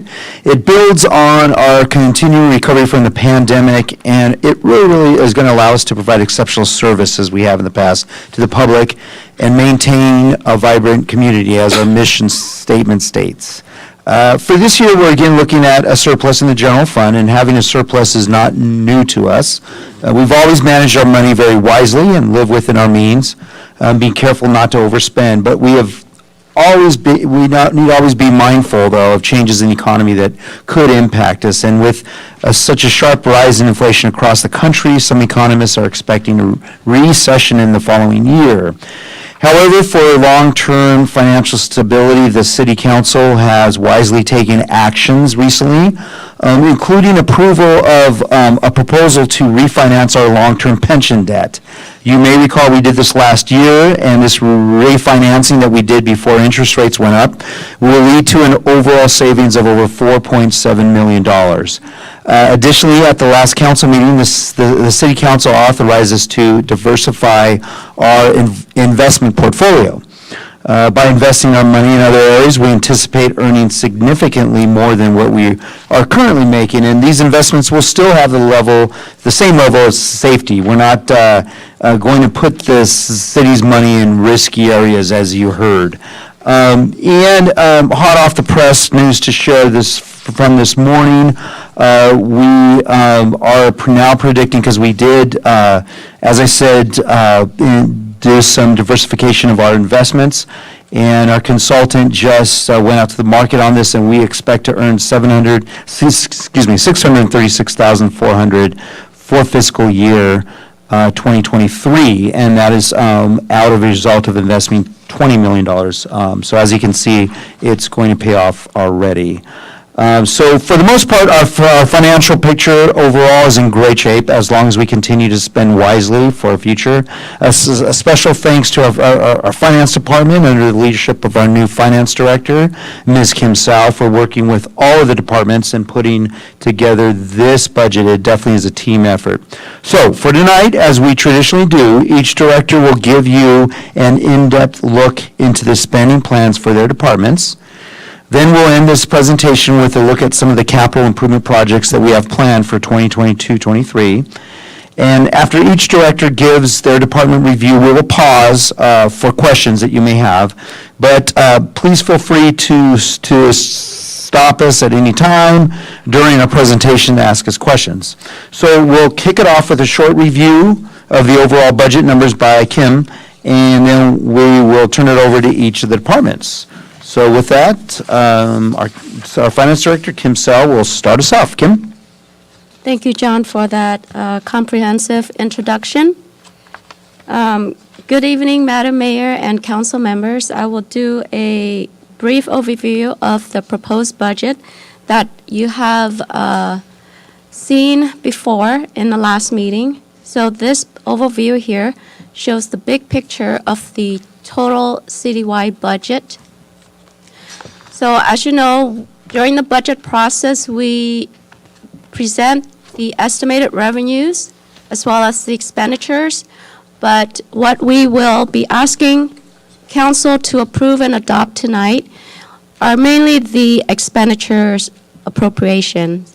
And in this picture right here, you will see in highlighted in yellow, broken down by funds, the three main funds. The general fund is, okay, thank you. The general fund is projecting at $37.4 million in total expenditures. The restricted funds, which includes mainly the special revenue funds and the equipment replacement funds, that is a total of $30.8 million. And then the water fund is a total of $10.4 million, for a total of $78.7 million. Within this total, as you could see, the operating revenue is $55 million, with CIPs of $21.7 million and transfers out of $1.9 million. And also, in this table, you'll see that for each fund, we do end with a surplus for all three fund categories: $398,000 for the general fund, $249,000 for the restricted funds, and $368,000 for the water fund. And in the next presentations that's coming up ahead, staff will also be presenting some additional budget requests, mainly in the general fund, which will impact the surplus numbers. But at the end, there will still be a positive surplus at the end of the fiscal year.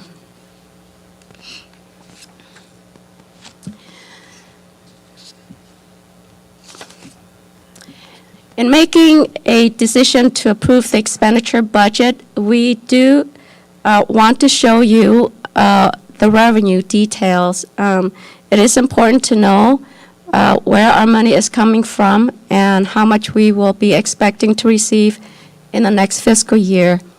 On this chart, you will see our revenues grouped into the main category of the revenue sources.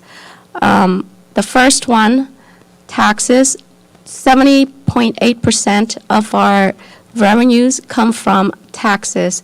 And within this category, we have about $10.3 million in sales and use tax, $6.7 million in measure-wide transaction sales tax, and $3.8 million in utility users tax. And then we also receive money from licenses and permits, fines, forfeitures, and penalties, use of property, and this category are money that comes from the state, which is made up mainly of the motor vehicle license fees. And as you can see, this category makes up 20% of the total general fund dollars, and it is the third largest revenue source that we receive.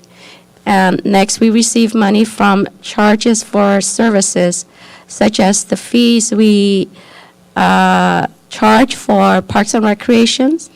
Those are examples of charge for services. And then under the category of others, we do get money for administering the successor agency and also the water fund. And also in the last column, this is a percentage increase or decrease from the prior fiscal year. As you can see at the bottom, we see an overall 2.5% decrease in revenues. The only increase that we see in these categories are the use of property. In this category includes the investment earning. As John mentioned earlier, we are expecting to receive a higher investment earnings for next year. So that's what the use of property label is for the investments? Yes, use of property means that we use our property, which is our asset, to make more money. In this category is mainly investment earnings and also things like rental, lease revenue. Kim, if you can pause. Okay. If we can pause here, and Pause here and just give the council a little idea of, you mentioned this to me the other day of why taxes are down when you compare it FY 21-22 to FY 22-23. You had mentioned there was some one-time sales tax infusion into the city coffers as a result of COVID in 2021-22. Is that correct? Yes, in 2022, which is the fiscal year right here, when we were presenting fiscal year 22, we did see a sharp increase from the previous year of 2021, and that was due to some of the money that we received during the current year for business taxes that were delayed during the pandemic. Businesses were given an extension of time to pay their taxes. So because of the pandemic, they couldn't make the payment the first year. And so a lot of it were paid in 2022. And also during 2022, when compared to the pre-pandemic of 2020, we didn't see a sharp increases in sales tax because no one was spending. But during earlier this year, when the restrictions were lifted and everybody was going out and businesses were open, you were seeing a sharp increase as when we reported in mid-year, we saw a large increase. But going to next fiscal year, it's the year that we are stabilizing and things are kind of coming up to normal. And at the same time, it's slowing down a little bit. So you'll see an average of 2.4% decrease. And this is not just sales tax, but it's generally across other taxes within this category. And for details on these revenues is found on page 8 of our budget documents.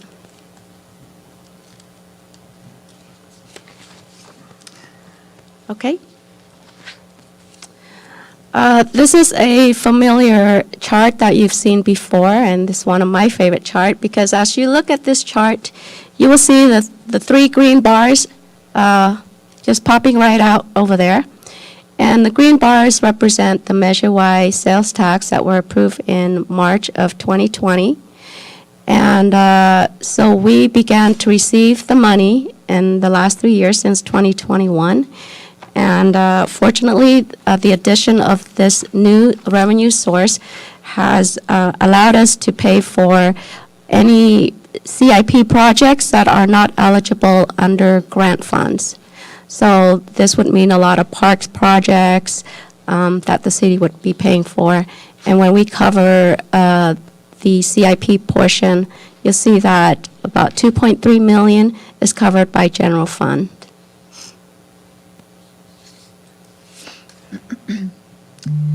This is a picture of the general fund dollars showing how much of the $34 million budget that we are divvying up between the departments. And as you can see, public safety takes up 39% or $26.5 million of that $34 million, followed by public works with $15.4 million or 21%. And the third category is general government, which is 17%. However, within this category is a combination of a few departments, which include the finance department, the administrative services, the city manager, the city clerk, the city attorney. So if we broke this in category up, it will be less than 17%, which means that community service is actually the third largest, who is gaining a portion of this $34 million from general fund. So with that, this concludes my overview of the total budget, and we're going to now turn the time over to each department, starting with community services.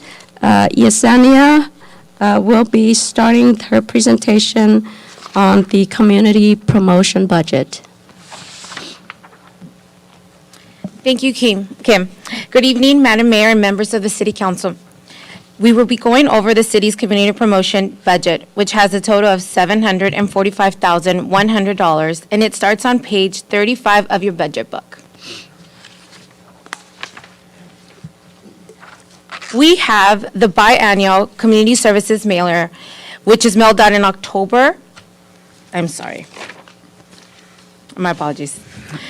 Comparing fiscal year '22 to fiscal year '23 proposed, there is $155,400 increase from one year to the next.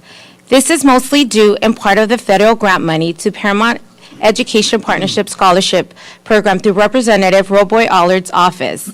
The community promotion budget is comprised of 5 sections. In this budget, you will find the citywide marketing, existing and new community events, recognition programs, youth sports scholarship program, and funding for our community groups. We will be taking an item to you in July for modifications to the youth sports scholarship to extend to the arts and adaptive recreation youth sports, but I will provide more details in the following slides. Here you go. Under existing programming and marketing, we will continue the Pitch and Paramount events as well as our clutter-free events. We have the biannual community services mailer, which is mailed out in October with our fall and winter items, and mailed out again in April with our spring-summer events. We will continue outreach efforts to residents regarding any new updates to West Santa Ana branch through mailers. Here, you will also see there is funding available to Unity in the community. I did want to point out the intended use of this money is to support outreach and marketing should any community-wide issue arises. And now I'll hand this over to Andrew to discuss communications and community engagement efforts. Thanks, Ms. Guillen. So we always, during the budget presentation, always provide the city council with an update on all the different publications we do and we offer in the city. But I wanted to call out specifically we're going to pivot this next year and we put some funding away to specifically toward efforts in our communications and community engagement. So citywide, we really want to reimagine how we interact with our residents over social media, just generally our communications and public engagement. This includes expanding our work with our professional services contractors to enhance our ability to respond and interact with the community on our social media. So we're going to really ramp that up heavily this year. We're also going to work with some professional graphic design artists to provide some cutting-edge imagery so we can get those on social media and our website so that we can, again, really step up our ability to engage with the community. And then internally, we're going to look and explore at the staff level on ways we can enhance and make more efficient our organized approach to getting more rapid communication out via social media and on all of our platforms. So we're going to really take a comprehensive look at all of that this year.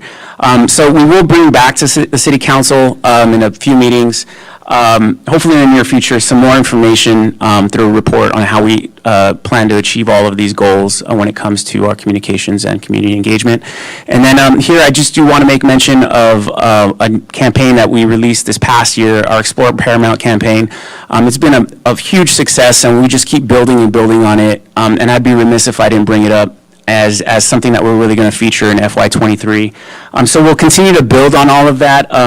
Specifically, it's our economic development campaign, our tool that we want to offer programs to our businesses, communities, to help engage and promote their services and businesses. Things like our Dine Paramount, and at our next City Council meeting, we'll be bringing to you a Shop Paramount program that we aim to launch this summer. So this is just a little, scratching the surface on what we plan to do with our community and community engagement and communications. I'll turn it back over to Yessi. In this slide, under existing and new community events, we have our traditional city events as well as a few new ones. This upcoming year, we will be changing the Veteran Celebration event to the daytime event, as you recall we did a few years ago. It would go back to more of a living history event. We'll be getting individuals dressed in historical military attire, discussing military weapons and tactics. We will have Mountain 5 and drum. We will work with our outside agencies to provide resources to our veterans. As previously mentioned, at the May 19th City Council meeting, the Night Under a Hay Tree events will be taking place in August and September. This year, we'll be highlighting Japanese and German culture. Last year, we held a back-to-school resource fair for the first time. Because of its huge success, we're bringing this event back as an annual event, and we're looking to provide more resources and supplies to our Paramount residents. New this year is the 5K, 10K Community Fun Run. This is a placeholder amount, and we are looking to have an event next spring. We are working with a consultant to get the course certified, and will provide more details as it gets closer to the event. Public Safety will continue their community-wide events this upcoming fiscal year through Pitchin' Paramount and National Night Out, which is a dinner where we thank and recognize the neighborhood watch captains. New this year to Public Safety is their Public Safety Expo. Public Safety is looking at hosting an open house event in front of the station where they will have booths for LA Sheriff's Station, Public Safety, and LA County Fire. This event will provide residents the opportunity to come and learn these various departments. Their funding would cover a rock climbing wall for the teens and necessary supplies to host an expo. I did want to point out, as you see on this previous slide, we do have a good amount of community events up under community promotion budget, but these actually fall under our community services budget that I will be reviewing in the upcoming slides. In the table below, you will see a comparison from the last 2 years of our city supplies and events. I did want to highlight the increase in Senior Thanksgiving. With donors and sponsorships, we usually spend about $5,000. What you are seeing in fiscal year '23 is actual spent without any revenue. However, we will continue our efforts to find sponsors and donors. Here, we have the city's recognition program, and we saw most of them tonight. This past year, we added education banners for the Odyssey STEM Academy, as this was the first graduating class. This was the first year we recognized the classified staff of the year, and we will continue to do so next fiscal year. We're going to try this one more time with the Youth Sports Hall of Fame. We started the program in 2019, and we were able to get the winners on their categories, but COVID prevented the awards banquet. We could not proceed in 2021, and we tried again this past year, but we were unsuccessful. We only received 5 applications, and were not able to award any winners or do the banquet. But we're not giving up yet. We're going to try this one more time, hoping that everything is back to normal. We're able to receive students in every category. And unfortunately, if it does not succeed this year, we will discontinue the program. We will be bringing to you a report in July to make modifications to our military Boulevard of Heroes program. Currently, the program is open to all Paramount residents actively serving in the armed forces.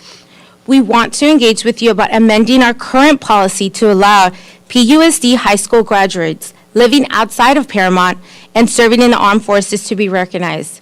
But we'll come back to you in July with more details.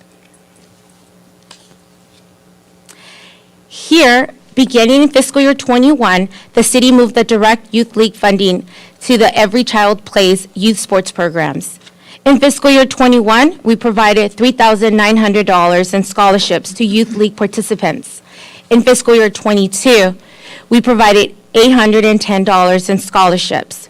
As you can see, there's a lot of funding remaining that we can be used to support the children in Paramount. In July, we will be bringing to you an item for approval that would extend the youth sports scholarship to the arts. As you see on the slide, we're starting a youth mariachi program and other fun arts programs. And we want to be able to see all the students enjoy these opportunities in the arts as well. We took the item to Parks and Recreation Commission last Wednesday, and they loved it. And they recommended for us to move forward, so we'll bring this item back to you in July. And lastly, in the report about extending the scholarships to the arts, we will be asking that the scholarship also include adaptive recreation youth sports. Staff is currently working with Southern California Special Olympics, they're based out of Long Beach, to bring adaptive recreation sports to the city. And when we're able to provide those resources, we would want those families to have the opportunity to apply for the scholarship as well. I did want to make a note for those families that they have their adoptive child and they want to have them put in swim lessons, especially for one-on-one. We do have funding under our aquatics division that the parents are able to use. And we notify these actively through our adaptive families that attend our monthly events. So that funding will continue in FY23. Moving on to our community organizations. Here we have the 8 community organizations that receive funding from the city. These organizations provide direct services such as physical, mental health services to our Paramount residents. The next few slides we'll discuss the chart so we're able to explain what went on the last 3 years. The funding for these organizations have varied over the last 2 years. As this slide highlights, in fiscal year 21, each organization was initially able to receive a maximum of $5,000 in funding. Because of the pandemic, we were able to provide each group with an additional $5,000, making the final amount of $10,000. But in fiscal year 22, 5 of the organizations received additional funding from the city through CMFA funds. And additionally, 3 of the organizations also received direct funding from CMFA. At the April 5th, 2022 City Council meeting, the City Council approved making changes to the funding gap for the organizations. Now, the maximum an organization can receive is $8,000. In fiscal year 23 proposed budget, you will see the new maximum funding reflected. And lastly, there is $200,000 increase in miscellaneous funding. Again, this money is a federal grant award representative from Roy Boy Alder's office for the PEP Scholarship Fund. Due to the pandemic, the scholarship funding raising efforts in fiscal year 20 and fiscal year 21 were greatly impacted. A lot of businesses that normally would sponsor were unable to. So because of this, staff started up grant money to help replenish the last 2 years of lost funding. Here on this slide is a special event funding for our partner nonprofits. In the same report in April, it was approved to allow recognized nonprofits to apply for funding for community-based events. For example, our Latina Arts Foundation organizes 2 large community events. They will be eligible to apply for funding for Paramount Student Art Show that we recently had in June and Dia de los Muertos event. Due to the success of the Dia de los Muertos event, we'll be expanding the event to allow for more outers and vendors. With the expansion, we will be coming back to you at a later date to ask for more money for this event as well. Tepic Sister City is currently planning to hold Dia del Niño event in the spring and are also eligible to apply for special event funding. New this year to our budget is funding for Paramount Historical Society. Some of our ideas for funding are to host historical pop-up events and purchase historical place markers, which we'll be bringing back to you. Here, you'll see the breakdown for Kids Foundation, Latinas Out Foundation, Tepic Sister Cities, and Paramount Historical Society. And with that, I'll be happy to answer any questions in regards to community promotion budget. Do any of my colleagues have any questions or comments? I have a few questions, Madam Mayor. Go ahead, Peggy. You may go first. On the Easter photos program, I think it was this past Easter, did you partner with another organization for the Easter baskets? There was an Easter basket giveaway, I remember. We did it with Skill Set. Skill Set. So, And Rancho Humilde. So I just thought that was a great program, and I was hoping that either we incorporate that into our budget, or if you're planning to work with them, but I would like to make sure that it happens. Okay. And did we just give to like the first people that showed up, or did we? We use did. a list? Because I think it should be targeted towards like when we get the students from the school district Foster that homeless are in list. the most need. Right. Just like we do with our school program. Back to school and event. that. Yeah, I mean, we want to Okay. make sure the resources go to where they should Okay. go.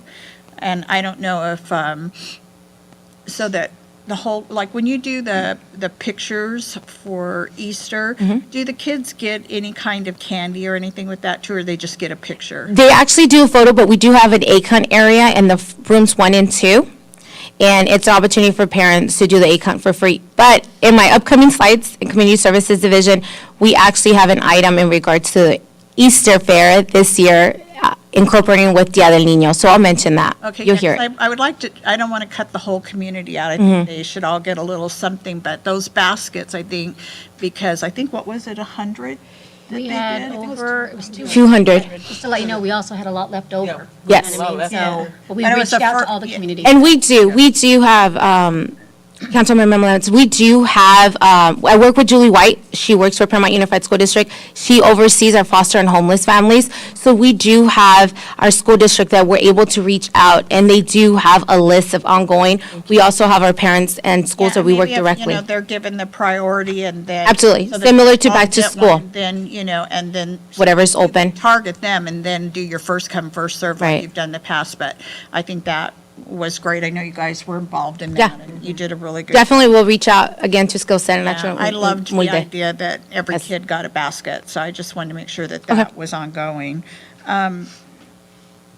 You talked about adding another category to the Boulevard of Scholars. Mm-hmm. And I was just wondering, do we have any issues at all with street frontage for doing these? Are we okay to expand? Are we going to be okay? Because I know we had to add a boulevard, I thought last time we had to go We further down did. somewhere, and I know we've got And- orders of long. Yeah. We And did. We profile. currently actually have 29 banners up in our boulevard, and we have spots for 40. Oh, yeah. so Yes. How are you going to expand? Are you going to do another boulevard?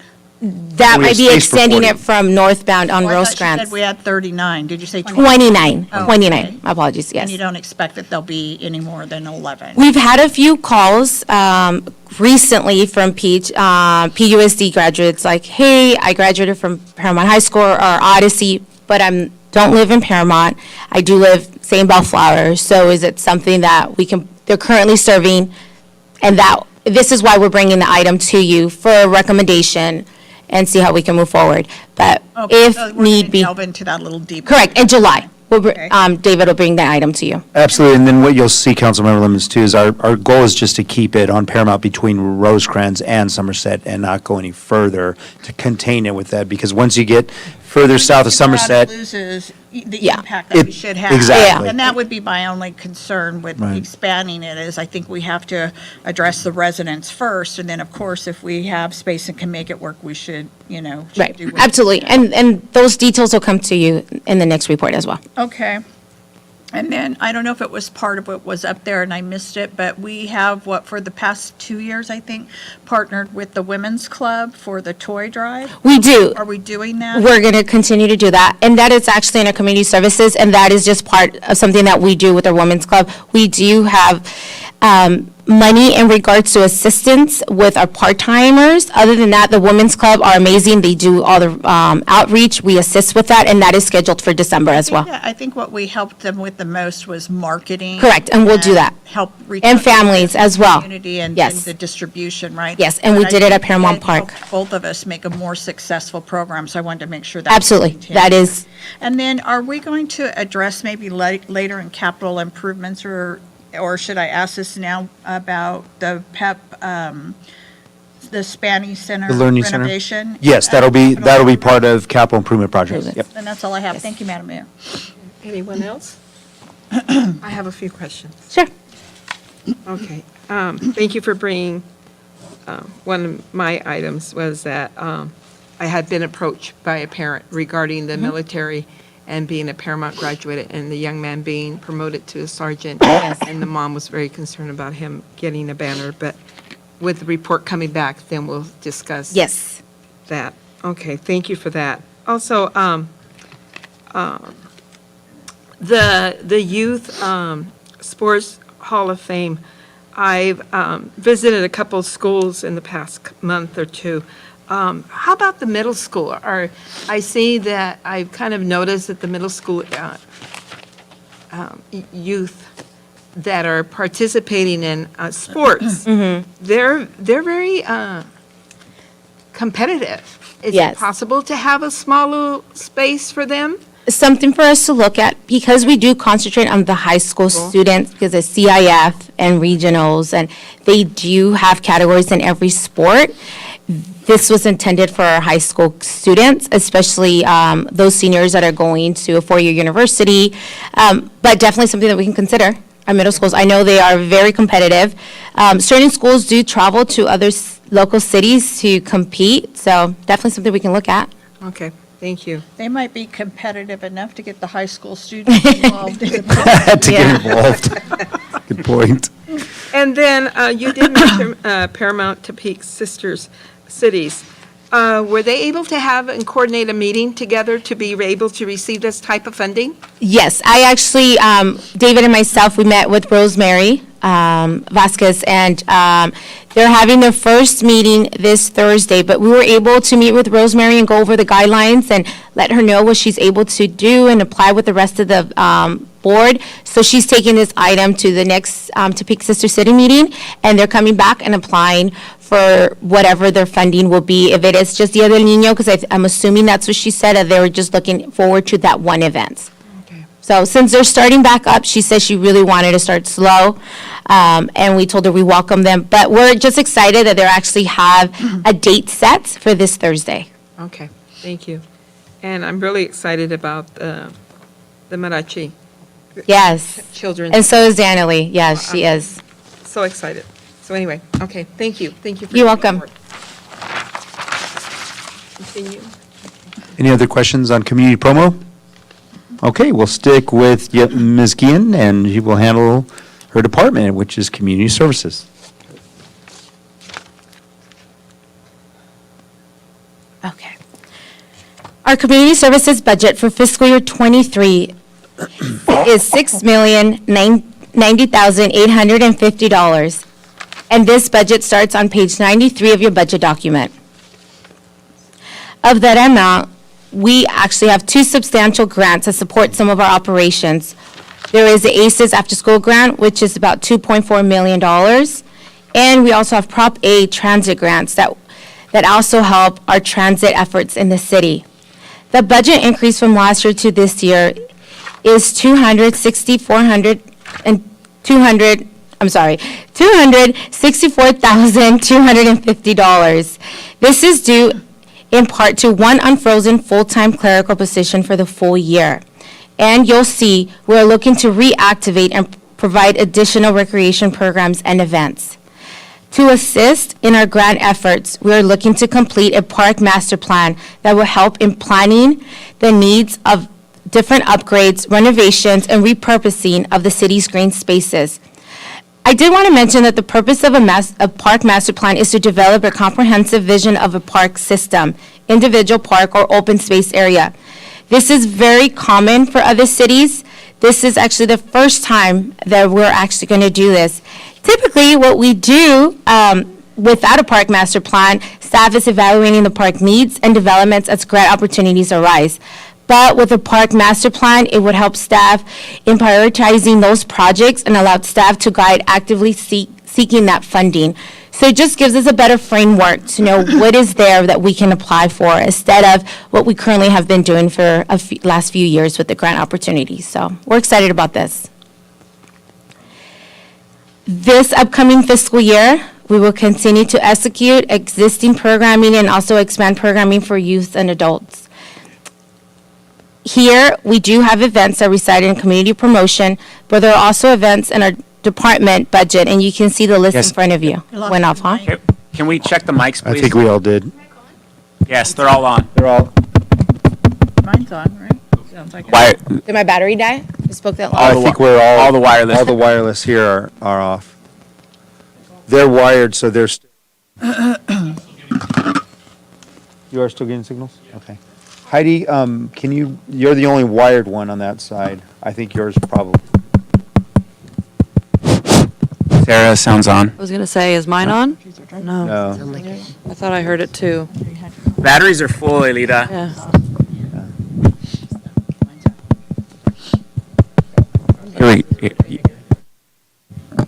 Yeah. Maybe the microphones just need to be raised. Did you go home and go to sleep? Check, Me? check. Never mind. Okay, I might be back. Hello? No, test, 1, Test, test, test, test. Josiah, you're seeing it on the, okay. As long as the. They can pick me up? Okay. Speak loud. I do. Okay. Okay, so we do have events that reside in the community promotion, but there are also events in the department budget that you see in the list in front of you. I did want to highlight a few things. New this year is a partnership with Tepic Sister City for Dia del Niño. We will be providing funding for the Easter egg hunt to make it larger and more enjoyable for the residents. So we do want to partner with them. We know that this is a huge task for them, especially the egg hunt, so we want to come in and assist them. We will also be expanding our summer concert series into September and October at the Friday night Paramounts. Due to the success of our summer concert series, we thought it would be nice to have additional concerts at the September and October Friday night Paramounts. We introduced a new event this last year, the Halloween Hoot Nanny. This family-friendly event went really well, and it was a great attendance. This event happens a weekend before Halloween, and it's a family fun event filled with lots of candy, dancing, and a good time. New this year, we're proposing to make a few changes to Breakfast with Santa. Due to the success of the nighttime sledding and increased cost of breakfast, we wanted to host a Santa Snow Day. Rather than providing breakfast and having the event in the morning, this event would transition to an afternoon event from 12 p.m. to 4 p.m. with lunch. We would still continue.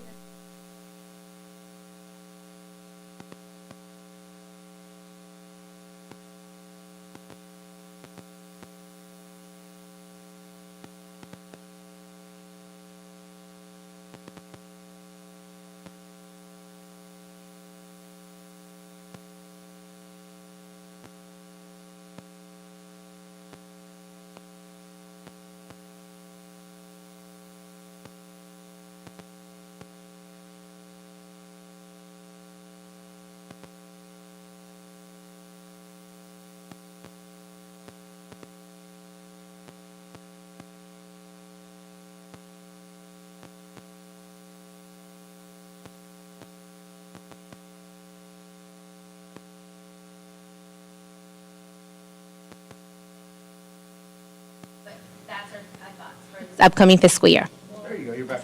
Hey.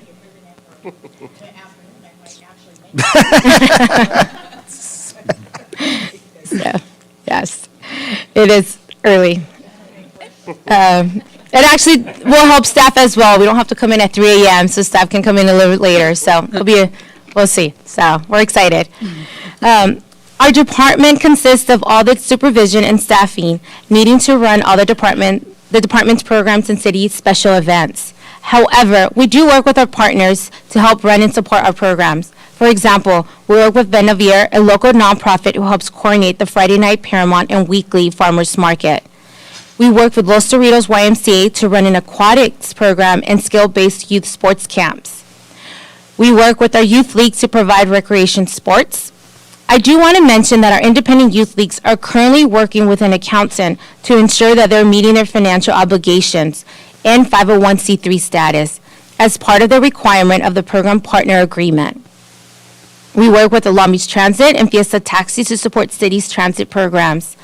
And lastly, we work with all the city's local nonprofits to help run their events. Here as well, we'll be working with the Women's Club. We do have a robust summer program for our residents. We offer recreation swim and swim lessons through our partner with the YMCA at the Paramount Park Pool. We also operate the Orange Splash Pad, which is free to our residents. In partnership with PUSC, we offer Healthy Eating for Youth, or HAY program, during the summer at 4 school sites. This program offers a free breakfast and lunch to students, as well as recreation activities. During the summer, we extend the hours for futsal courts, and normally we offer extended hours for open gym. But since we're renovating the gym, we have put the open gym hours on hold. But we're hoping to open to the public once again in August, and once again, we'll be able to offer basketball, volleyball, and pickleball. We made a few changes to the city's day camp program this year. Traditionally, it has been held at Paramount Park, as every year, but to have a more controlled space, we moved the program to Mariposa, and it is working out great. Because Mariposa is smaller than the gym, we did limit the amount of participations to 60, and we're full every week. This is the first year since 2019 that we are taking the campers on excursions, and parents and participants are incredibly excited. They're excited that the trips are back. We offer movie nights at Progress Park Plaza. There's concession streets, lawn, and board games for families to use before the movie starts, and the movie will start soon after sunset. I did want to mention that we had our first movie 2 weeks ago, and we had about 60 families. It was a great turnout. So we'll have our next one this Friday. And lastly, I want to add summer kickoff event. This event will be at Paramount Park. We would cook hot dogs, have games, and work with the YMCA just to enjoy a day of swimming. It would be our initial kickoff to everything that we actually do in the summer. We decided, since we had a great reopening this year, that we can do something smaller every year at the pool. At the May 3rd, 2022 City Council meeting, we brought for your approval the use of private security firms to help in our park supervision efforts. Superior Security will be assisting this summer with park supervision responsibilities. This includes driving around and opening gates and turning on lights for the independent youth leagues. And general reinforcement at park rules and closing gates and restrooms at the end of the night. Superior Security will also be helping with the shelter and jumper permits at the parks. As the weather gets warmer, we do see a huge increase in shelter reservations at our parks. We do want to assure that we're there to assist in checking in with the permittee and ensuring that they're adhering to their permits. We have 3 nearly renovated shelter pods at Paramount Park. Residents are also able to reserve Progress Park Ash Tree. And in August, we'll be installing a new shelter, making another shelter available for our residents to reserve. And we're also looking to add a new shelter at American Park. Currently, there is a shelter there for our residents, but it is really small with 2 tables. So we're looking to replace it to a larger shelter, and it'll make more of a usable space for the residents to reserve. In terms of sports programming, we do offer sports for youth through our city partners. The YMCA runs basketball and futsal youth programs at Paramount Park Gym and Paramount Park futsal courts. The city does work with independent youth leagues who offer baseball, tackle football, flag football, cheer, and soccer. We are looking to bring an outside agency to run an instructional basketball league. This program will run year-round and would be offered during times that the gym is available. And new this year, we're planning to bring city youth sports programs. These programs will focus on instruction and really be a recreation-based. It would allow the youth to get an introduction to sports. A few sports that we discuss and plan to introduce to the youth is t-ball, volleyball, softball, and field hockey. As we get more defined schedule, we'll bring this back to your review and approval. As mentioned, under the umbrella of 1660 adult recreation, in our current budget, we have the existing adult programming that will continue into the next fiscal year. We are going to continue with Paramount High Intensity Training, also known as FIT. We have steadily seen the numbers grow, and we have dedicated residents that show up to work out every week. And due to its popularity, beginning this week, we will be offering FIT twice a week. So we're coming Wednesdays and Saturdays, we're able to join FIT. And I did want to mention that we have a resident that was faithful about attending FIT and has lost about 40 pounds. Yeah. So it's amazing. We are currently recruiting teams to form an adult softball league. We tried right before COVID hit, and we were unable to schedule a league due to restrictions. But now that we're able to run a league, we're currently taking signups for the league to begin in August. And later in the year, we're planning to host over-the-line tournaments. In next year's budget, we want to expand the successful comedy at the plaza, and we'll host a few more throughout the year. This upcoming year, we're proposing to bring an adult futsal league. We know Paramount's a soccer community, and we're hopeful that we can get an adult futsal league as well to be successful here. And lastly, we're looking to expand the 1660 adult recreation events. We're planning to host a date night activities such as a date night daycare, adult dances, wine and paint nights, just to name a few. Here you'll see more specifically the park amenities that we have at our local parks and support multi-generational recreation access, particularly amenities adults can use. Although we are a very small city, we're consistently trying to repurpose our parks to various uses. Although we're not able to provide every sport amenity due to size constraints, we do provide basic things that every community provides to the residents to enjoy recreation at their parks. Salud Park was built to support fitness and adult use. It has a walking trail, fitness equipment, and sand volleyball court, and other amenities to support adults and their fitness needs. We have fitness equipment at most city parks. We have basketball courts at almost every city park. The Paramount Park futsal courts and Dills Park mini pitch are opportunities for teens, adults, and youth to play soccer. We also have city ball fields, walking tracks, and pool, and our Paramount pool that can be used to support teen and adult use.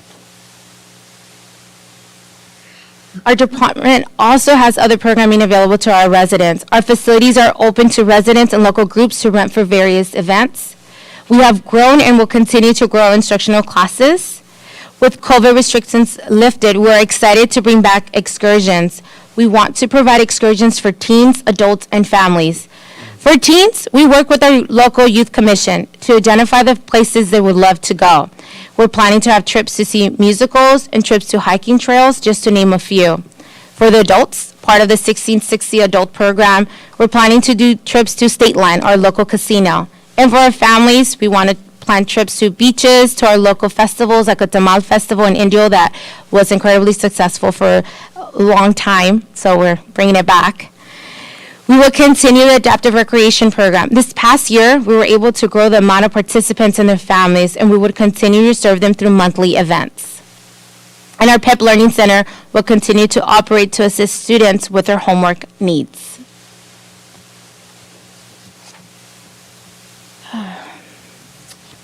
Continue with community services. Programming, we have the STAR After School program. This upcoming year will be a transitional year for STAR, as it will work with the school district and their state ELOP funding to create a uniform program. We offer senior programs at Paramount Park Community Center. Through our meal program, our seniors get to enjoy Zumba, our dances, and our excursions. We're looking to revamp our youth commission program this year to bring motivational speakers to discuss leadership and government. And Paramount in Motion is our ongoing transit program. We were very fortunate to purchase a few items this fiscal year, but we do have a few capital outlay items in the proposed budget. We're looking to purchase additional tables and chairs that can be used for special events. As you're aware, facilities are heavily used, and it's time to replace one of our industrial coffee units. And lastly, we have to replace the stovetop at Paramount Park Community Center for our seniors. And with that, I'll be happy to answer any questions about the community services budget. My colleagues have any questions? I just have one. Yes. You mentioned for the day camp, it was moved to the gym to Mariposa. Correct. And you've been maxing at 60. So what happens if more kids come than 60? We actually started a wait list. We don't have any more than like 4 or 5. If we do have cancellations, we're reaching out to the wait list for them to come on in. But it hasn't been hugely asked for that, hey, I need it. It's been 60, 62, 63. We did notice, because we restricted it to the residents, it gave the residents the opportunity to come and enjoy day camp. We did have a lot of non-residents at that time when we run it at Paramount Gym. Okay, so there's no, we're leaving any child behind on this one? We're not. It was something for us to evaluate, obviously, absolutely, especially if our wait list was at 20, but it hasn't. Obviously, parents are still working from home. They're still not comfortable bringing their child into a day camp. But it's been going okay. We're obviously in week 2, something to evaluate and see if it's needed, that the wait list is growing and we need to serve more families, and something that we need to move it back to Paramount Gym. And also, it's something that, just for you to consider, we've running 2 different day camps, one at the gym, one at Mariposa, running different. So it's just, if the need is there, definitely something that we can bring back to council. Anyone else? I do. Yes. The girls softball, the PJAA, Yes. are they coming back? Are they? Currently, we do not have a girls softball league. We're looking for someone to start it up again. Unfortunately, it dismantled with the last president. So, Brenda, you want to come back? Do it. So, we are, That, Mayor, Eleven, get if out. I may ask, this is one of the things that we are trying to introduce into our city youth sports. It would be softball. We want the young kids to get interested, and if that is an interest, maybe we'll get a parent in the next year or two that wants to run girls softball. So it is something for us to consider, and we thought, hey, there's not softball around, let's bring it, let's start to introduce it to the girls young, and hopefully we get some interest there. I have to tell you, we have not received phone calls on where did it go, bring it back, Oh, wow. so. Okay, because my little Ashley's interested, but she had foot surgery, so she's in physical therapy. But we will have something soon. So, yeah. And I love the idea of the Zumba Mom. The Zumbathon? Yeah, Yes. oh my God, that was a bad. Yes. I had a blast. Yes. And we'll continue to work with Musa. Absolutely, that's part of the fundraising events. As you're aware, Musa was able to donate $3,000 to PEP this year, so they're amazing. So Yeah. definitely supporting them and offering them facilities at their disposal, so. Yes, yes. Because, and even the walkathon, I'm ready to go. But thank you for changing the Santa lunch. And Councilmember Lemons can attend. So that'd be great. But I love the lunch idea. I Yeah. really did. Because we had breakfast with Santa, and then we came back in the evening. Yes. For the night sledding. Yes. And there was quite a few. There was. Yes, I mean, I really enjoyed it. I had to, double up on jackets, but got chilly. it was fun. And we're A lot of fun. hoping with our local vendors, with Vendivere that we're working with, we can do hot chocolate, we can do champurrado, we can do tamales, so it'll be more of a night event that people can warm up and actually enjoy the night sledding. And churros and And churros, yes. Yeah, okay. And donuts, okay. Thank you. Thank you for your report. You're welcome. Next, please. Next is? I'm so sorry. John will introduce Public Safety Department. Believe it or not, it is me. Go easy on me. I haven't given this report since 2005, when I was Public Safety Director. So in the absence of our Public Safety Director, Ms. Maggie Mattson, I will be presenting to you the Public Safety Budget, which begins on page 79 of your budget document. Public Safety has the largest operating budget with a proposed budget of approximately $15,600,400 for fiscal year 2022-23. The Public Safety Department consists of a number of departments: administration, sworn, patrol services, non-sworn patrol services, code enforcement, and support services division. The largest portion of this department, however, is in the sworn division. Starting off with administration, I don't know if my mic's on. Can you all hear me? Okay. Starting off with administration, the total budget for this division is $2,459,650. Some notable expenditures for fiscal year 2023 include $1 million from the ARPA Fund for homeless services. The intention here was to potentially partner with a neighboring city for homeless shelter services.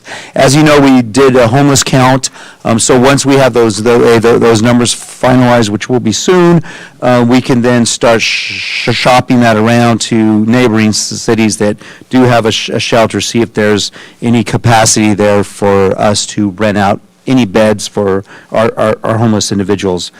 The $350,000 that you see there in home art funding request, it requires us to have stakeholders team up with this. That is nonprofit organizations that assist or provide services to those experiencing homelessness in Paramount. And the idea is to meet and come up with homeless services programs for us to implement. This could involve a number of things like rental assistance, outreach services, temporary housing services. So it's to mend our efforts with nonprofits. Both of these proposed expenditures that I brought up will be definitely vetted through the City Council Homeless Subcommittee before we bring a recommendation back to the full council.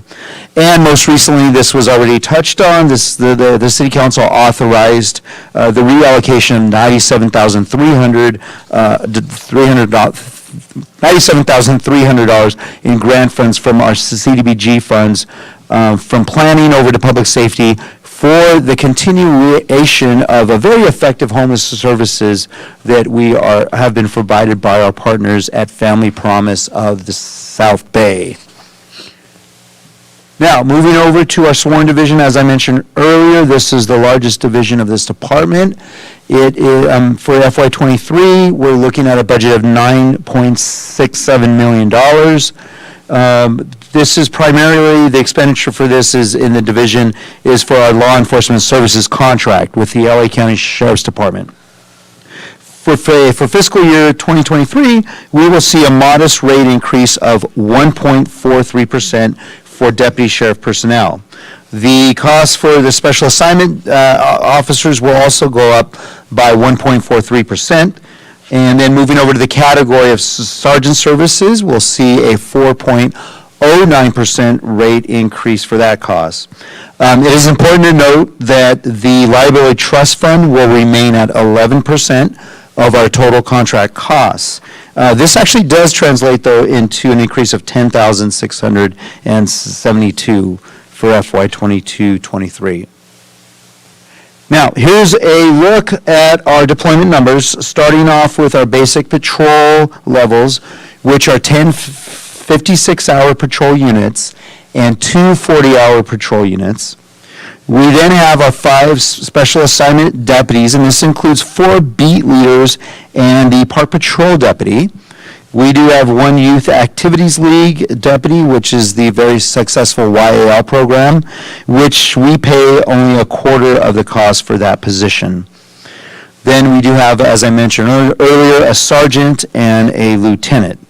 In addition to these dedicated items, we also have a very robust overtime budget, which consists of general funding and grant funding. And this budget basically allows the lieutenant to supplement the deployment schedule with the high level of flexibility, and that's important.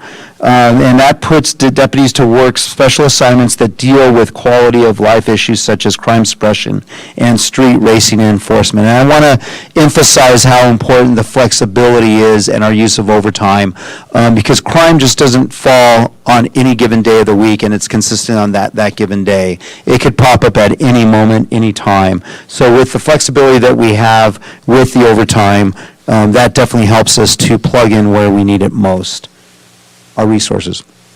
John? Yes. Before you move on the patrol deployment and the beat deputies, so the beat deputies are not considered part of the patrol unit? That is correct. They are not And considered. how are their hours determined then? Do they have a certain number of hours per week?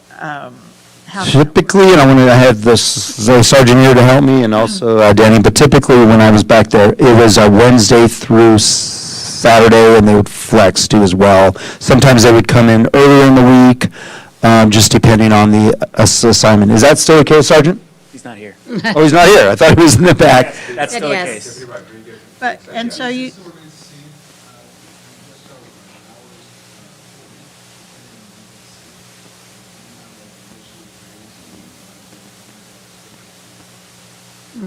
I didn't hear a word of that. He said that it is typically Wednesday through Saturday, as I mentioned, but they do flex if there's any need to. So when you say flex, do they flex by going out on patrol, or that's what I mean? The schedule flexes. So typically it's Wednesday through Saturday, but if something is popped up on a Monday, they may then flex their schedule and come in Monday, Tuesday, Wednesday, Thursday, or I get that part, but what I'm Okay. saying is what they do go out on patrol? What, are they in office staff personnel taking calls and putting together assignments? Or are they out on patrol? they're typically do a little bit of patrol, but they don't respond to calls. So if you call for service, you're not going to get an SAO. You're going to get one of the patrol deputies. They do spend time in the office answering phone calls. They do special patrols. Here's one of our special assignment officers, and this is a great question. So he can handle kind of what is your typical day, say, for a special assignment officer, Deputy Furch? We work closely with the Public Safety Office. If an issue is raised by a resident that doesn't necessarily want to come forward, I'm sorry, I can't hear. Is the mic on? Yeah, it's on. He just has to speak closer to it. He's very tall, so. So the mic, we gotta just. Catching only like 50%, so. A typical day for us is we come in and we work closely with the Public Safety Office, and if there is an issue that a resident has where they may not necessarily want to come forward and put in a call for service for a normal line deputy to respond to immediately, they can contact us anonymously, let us know about the issue, and then we will then, as a team, develop an operations plan where we supplement with the probation office, parole office, CSOs, and utilizing the resources that the department has available to combat those quality of life issues for the residents. Just today, I drafted 2 operations plans to address several fireworks, illegal fireworks related issues in the city, as well as some potential houses that are dealing in narcotics. So we're addressing that issue as a team to develop a plan using the resources, like I said, of the Sheriff's Department to combat those and make the city and the quality of life issues that the residents in the immediate area of there feel a little bit better. Do the patrol deputies that work like your beat, because you're each assigned to a beat, right? There's 4 beats, and the beat deputies are assigned to each beat. Yes, ma'am. Okay. Do the officers that patrol that beat, do they come back to you and report specific issues within that beat, and then you design something to deal with that? Not as it pertains to calls for service.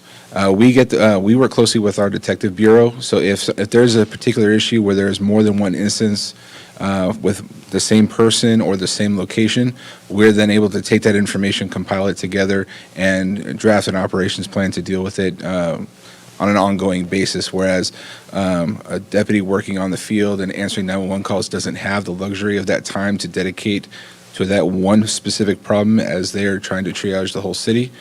We have that time available to where we can address that one issue and basically attack it until it is no longer an issue. So I'm just trying to go back, because I was around when this program was developed, and see what has changed, so let me describe that to you. I recall, Yeah, and then you tell me what's changed, which was the beat leader coordinated with every deputy that patrolled his area. Yeah. And therefore was able to designate to them, like, okay, on Orizaba, in your beat, there's a regular racing problem. On Topeka, in your person, we have an ongoing drug house issue. Yeah. And so therefore, we always encourage the residents, when you have an ongoing problem, talk to your beat leader, who then in turn coordinates and makes assignments to or delegates the services where they need to be for your neighborhood. I want to know how that works now, to see if I'm giving inappropriate information now. Out to the residents.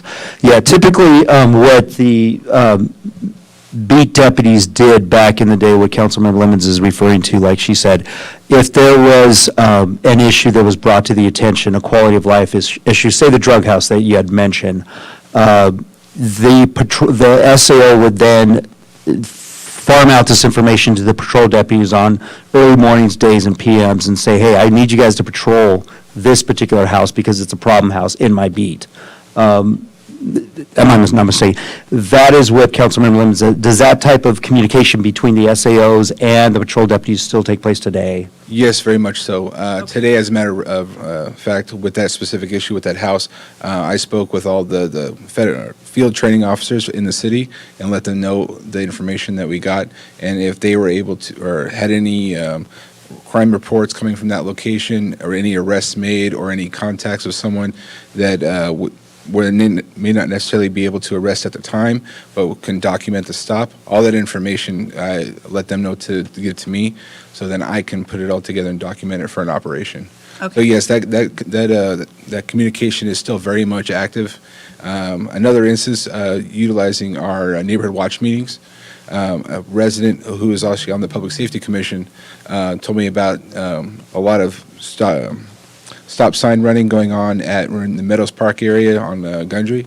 And the next day, I let our traffic deputies know, and they were there on that corner citing everyone for not stopping and she was overjoyed with the amount of service that she was given at that time. So that communication is still very much alive.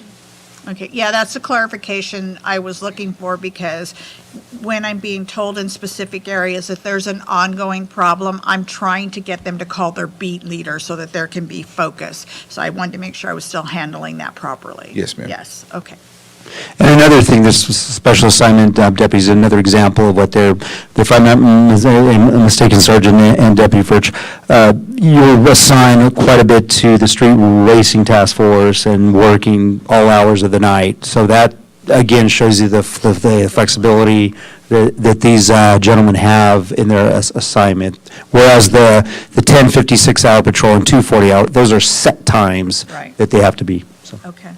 And Sergeant Emch just joined us, so if you wanted to jump in and say. People constantly will say, you guys ever go home? So the good thing. Yeah, they're always here. The good thing about my team is there's, different array of schedules. Some of them will start early to finish up early, and some of them will start later to finish up later. So we have about, I would say, 18 hours of coverage, compared to a typical, 10-hour day. I think the thing that we do well on is when a problem is brought to us, we'll handle it right then and there.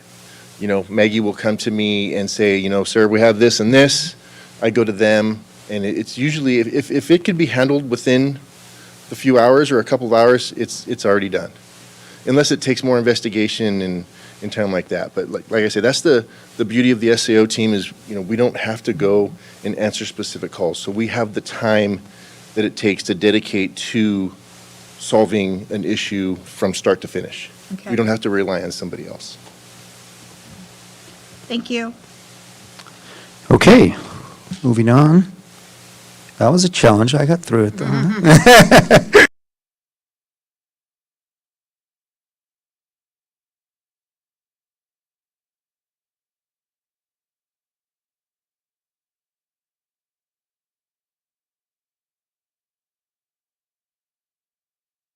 Okay. I believe we are in the 4th year, so it will be coming up soon. Contracts, the Cities Association will be super involved with that, yeah. Okay, sticking with the sworn division of this department, the sworn division also funds contractual agreements such as the deputy district attorney and the detective specialist. The first agreement I want to quickly go over for you is the community prosecutor program. The deputy DA has truly been an integral part of the public safety team for close to 25 years. And I can confidently and personally say that the deputy DA is one of the key components to bringing down crime in our community to where it is today from its peak in the 1990s. So as far as the costs go, though, we used to split the cost of the DA half and half between us and the county. However, some time ago, the county pulled out the funding, and we decided at the time to fund the position 100% because it's critical. Then an opportunity popped up a few years ago for the city of Bellflower to join us, and we went back to the 50-50 split. However, Bellflower recently informed us just a couple of weeks ago that they will no longer be funding the position. So this the city, we will need to go back to funding the entire cost of the program, which is now at $290,000. To make a dent in the unallocated half that Bellflower used to fund, which is $145,000, we made some last-minute reallocations of the funds within this division with an anticipated savings, for instance, from an unfilled overtime shifts that we've had, and also the vacant lieutenant position, which we hope to fill by August. So there are some savings that we're going to shift some of the savings over to help fund the Bellflower portion of the DA. So this will cover about half of the cost of the DA, of the Bellflower portion of the DA. Additionally, we are currently in communication with another interested neighboring city about the possibility of a shared contract, which, if successful, would bring that cost down to where it was before. The contract for the community prosecutor program will be presented to the council in July for approval. The other agreement that is in this division, as I mentioned, is the Detective Bureau Specialist. This is a consultant which provides crime analyst support services and detective support services. The Detective Specialist has actually been with us for 22 years, 13 years as a sheriff's detective and 9 years as a private consultant after he retired. For fiscal year 2023, there was no change to the $50,000 cost. This agreement will be presented later on during the meeting, highlighting the services that is provided. The budget, once again, for the sworn services division is $9,670,000. All right, moving over to non-sworn division. This is a breakdown of the staffing. These are all City of Paramount employees within this division. We have a management analyst, community service officer supervisors, 7 community service officers, a parking control officer, which basically follows around the street sweeper, and 8 part-time public service assistants, 6 that work the front desk, and 2 that help out with our fleet services, since all of our fleet is here at Paramount. The non-sworn budget is $1.95 million, and for FY23, we propose purchasing the following equipment: $8,000 for 2 electronic parking citation handheld devices. Our parking control officer, who follows the street sweeper I mentioned earlier, has been using this device for a number of years. However, our CSOs, who respond to random parking calls throughout their shift, they've been manually writing citations. So this will definitely be a positive technological advancement for this area of public safety and make them more efficient.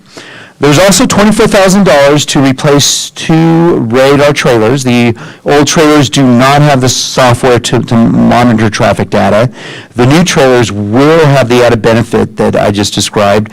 They will provide us with daily data on traffic flow problems, traffic speeds, and of course, display the speed to the approaching driver. We also want to rewrap the Crime Watch van, the Crime Watch RV and the Neighborhood Watch box truck. These wraps were done several years ago and are becoming pretty faded. They also have the old Sandy logo on them, so we want to get those updated and cleaned up, especially as we enter the Neighborhood Watch time of year. And finally, a non-sworn division, it also entails a crossing guard services contract with all city management for fiscal year 2023. They are requesting an increase of 8% compared to last year. The cost will then go up to $309,700. This agreement includes 12,645 hours of dedicated crossing guard services at 21 designated sites. Does that program still fall totally on us? The school district doesn't pay for any of it. We pay for the full crossing guard program? That is correct. That is correct. I don't know if it'll actually happen, but supposedly, with all the COVID money and stuff, they're supposed to see some kind of windfall. It might be worth looking into in the future, at least them picking up the increases each year, being as we pick up a substantial part. Was there ever a point, I don't remember one, when it was a 50-50, or have we? None. We've always paid. We used to have our own employees that did crossing guard services back in the 90s, and then we transitioned to a contract. We actually recently did a survey of various cities, and there was, I can't remember off the top of my head, I should have brought it with me. There were a number of cities that are like us, that pay 100%. I want to say off the top, out of the 12, there's probably just 4 or 5 where the school district pays the entire portion. I started to say, I've talked to several cities where Yeah. they pay the entire portion. I just know that this cost has gone up significantly. Absolutely. Over the years, and that's why I'm wondering. Yeah. If we shouldn't begin to transition into something, with the school district. Sure. Regarding that.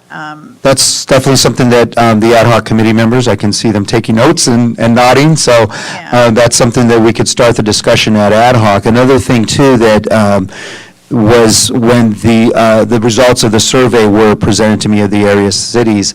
I did reach out to some of my city manager colleagues in the area that have the same contractor for this, and asked if there was any interest in maybe forming like a regional contract to bring down the price. So we all chip in and we have a master agreement.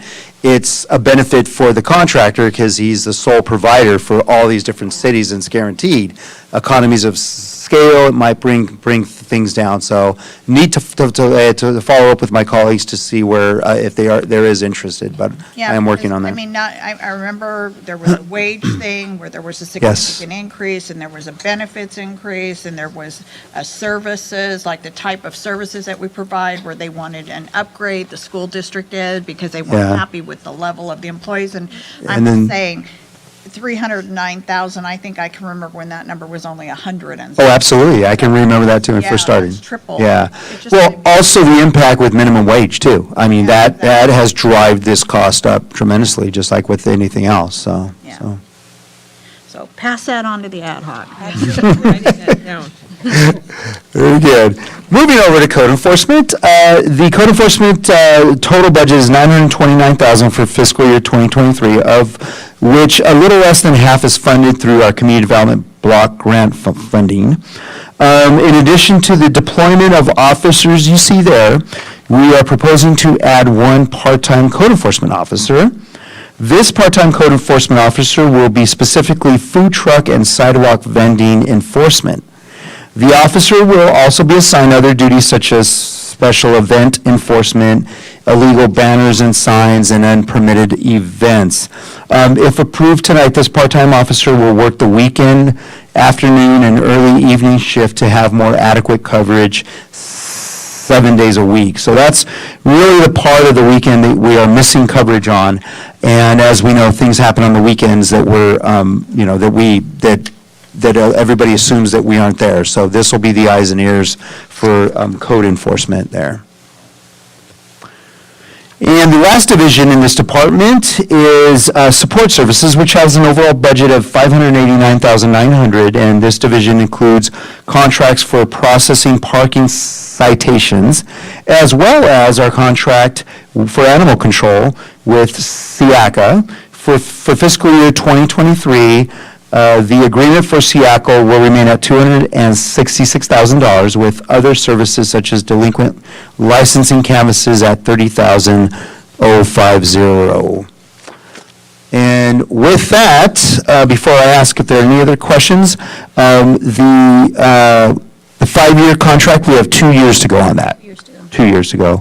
And, the crossing guard survey, 9 out of the 13 cities actually pay for the contract. 4 are paid by the district, so that's the results of the survey. And I'll give you a copy of that survey and Friday memo so you can have an idea. I'm sorry, I didn't hear the number. Sure. Out of the 13 that we surveyed, 9 of them are, the crossing guard services are paid for by the city, and then 4 are paid for by the district. So that's how that breaks down, so. And with that, I'll be happy to entertain any questions for the Public Safety Department. None? Okay, in that case, I will then turn it over to our Finance Director, Kim Sell, who will handle her department.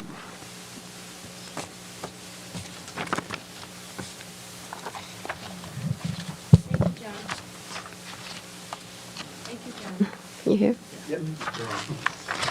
I'd be happy to highlight the Finance Department budget. For the next year, we have a total budget of $4,501,300. Our budget could be found on page 55 of the document. As you know, our Finance Department are not out there like public services, public safety and community services. Our main customers are the internal departments of the city. We also serve the residents with water services and also businesses in the business license program. We do all that with 9 full-time staff and about 8 part-time positions.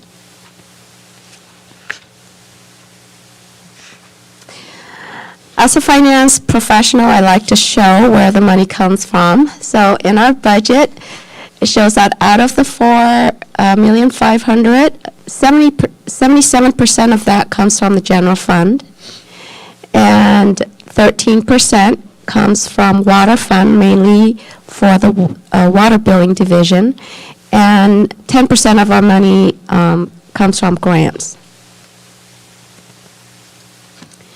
Finance has 3 divisions, namely the administration, business license, and water billing. For administration, we have $0.8 million budget. Business license, we have $87,000, and for water billing, we have $475,700.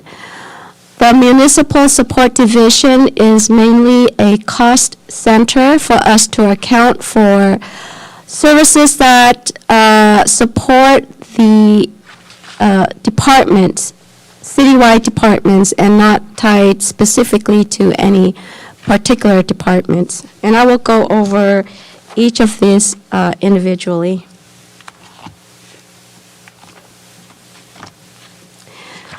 For finance administration, some of the things that keep us busy are budget and accounting.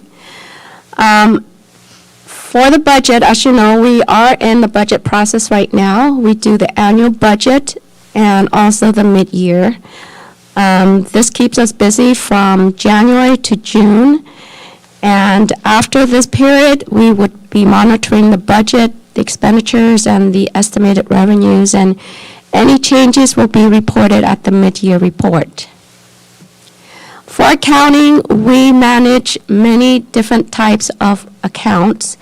I will be throwing out to you a lot of accounting information at this time.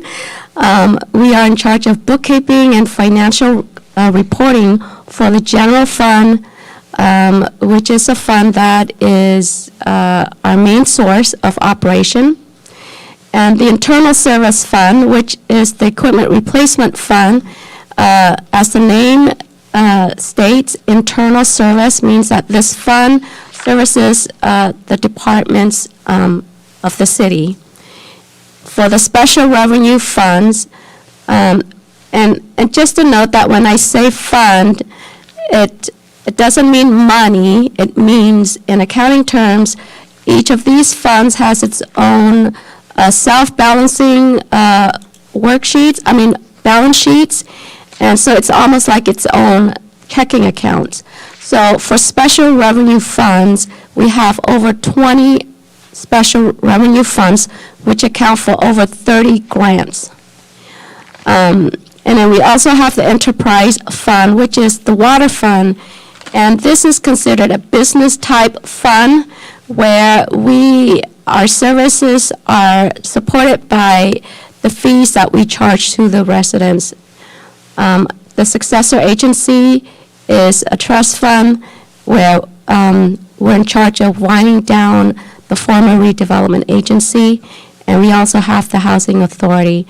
The reason I wanted to introduce all these funds is mainly because I wanted to brag about our accounting staff. They have a lot of requirements that they have to know to meet the bookkeeping and the financial reporting of each of these funds, to meet the general accepted accounting principles as well as the government accounting standards. So for audits, that keeps us busy from June to around March of next year.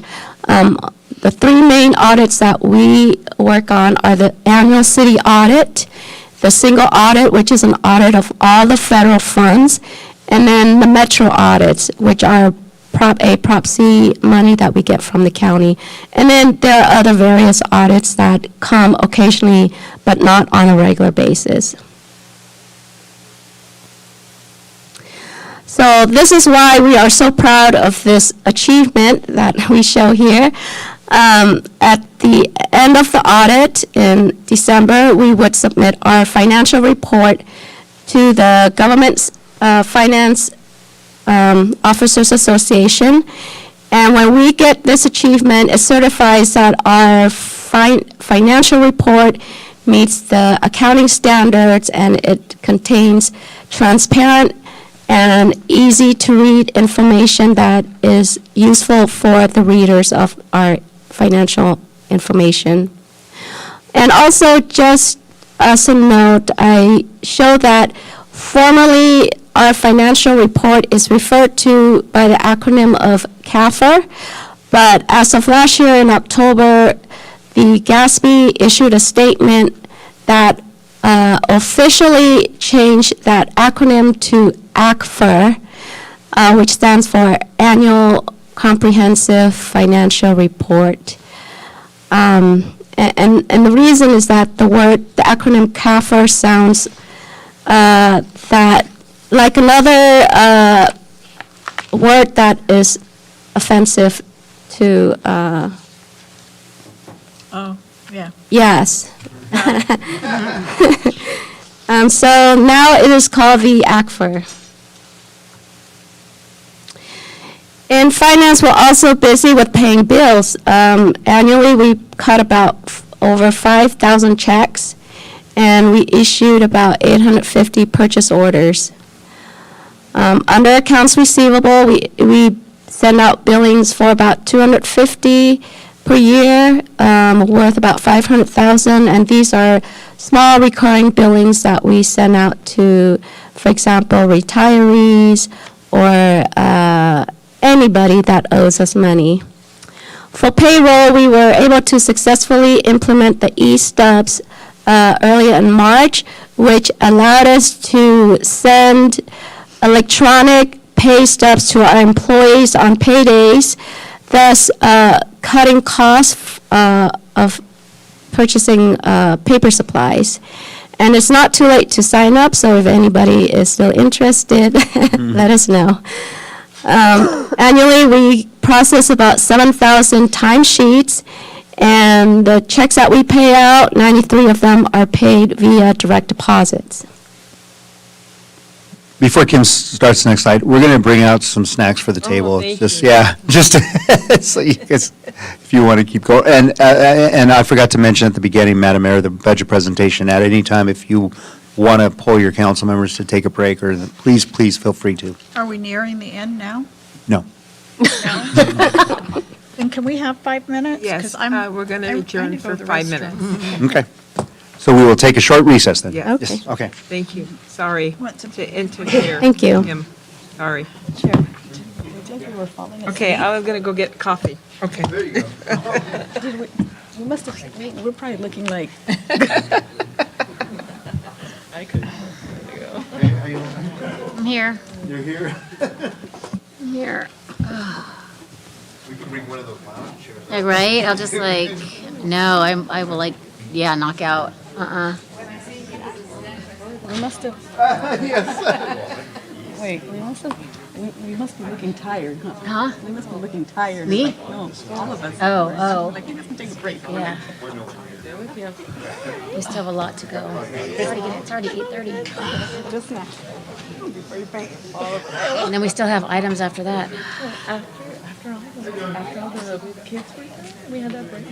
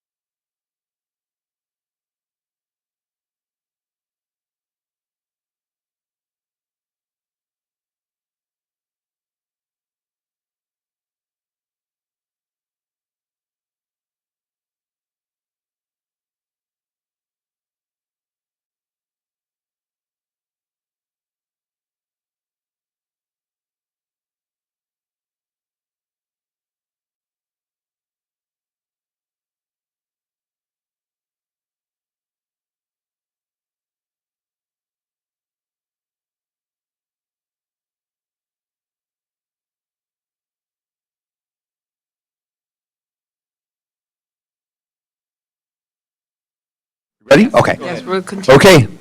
Go ahead, Kim. Thank Continue. you. We just covered this slide for AP, AR, and payroll.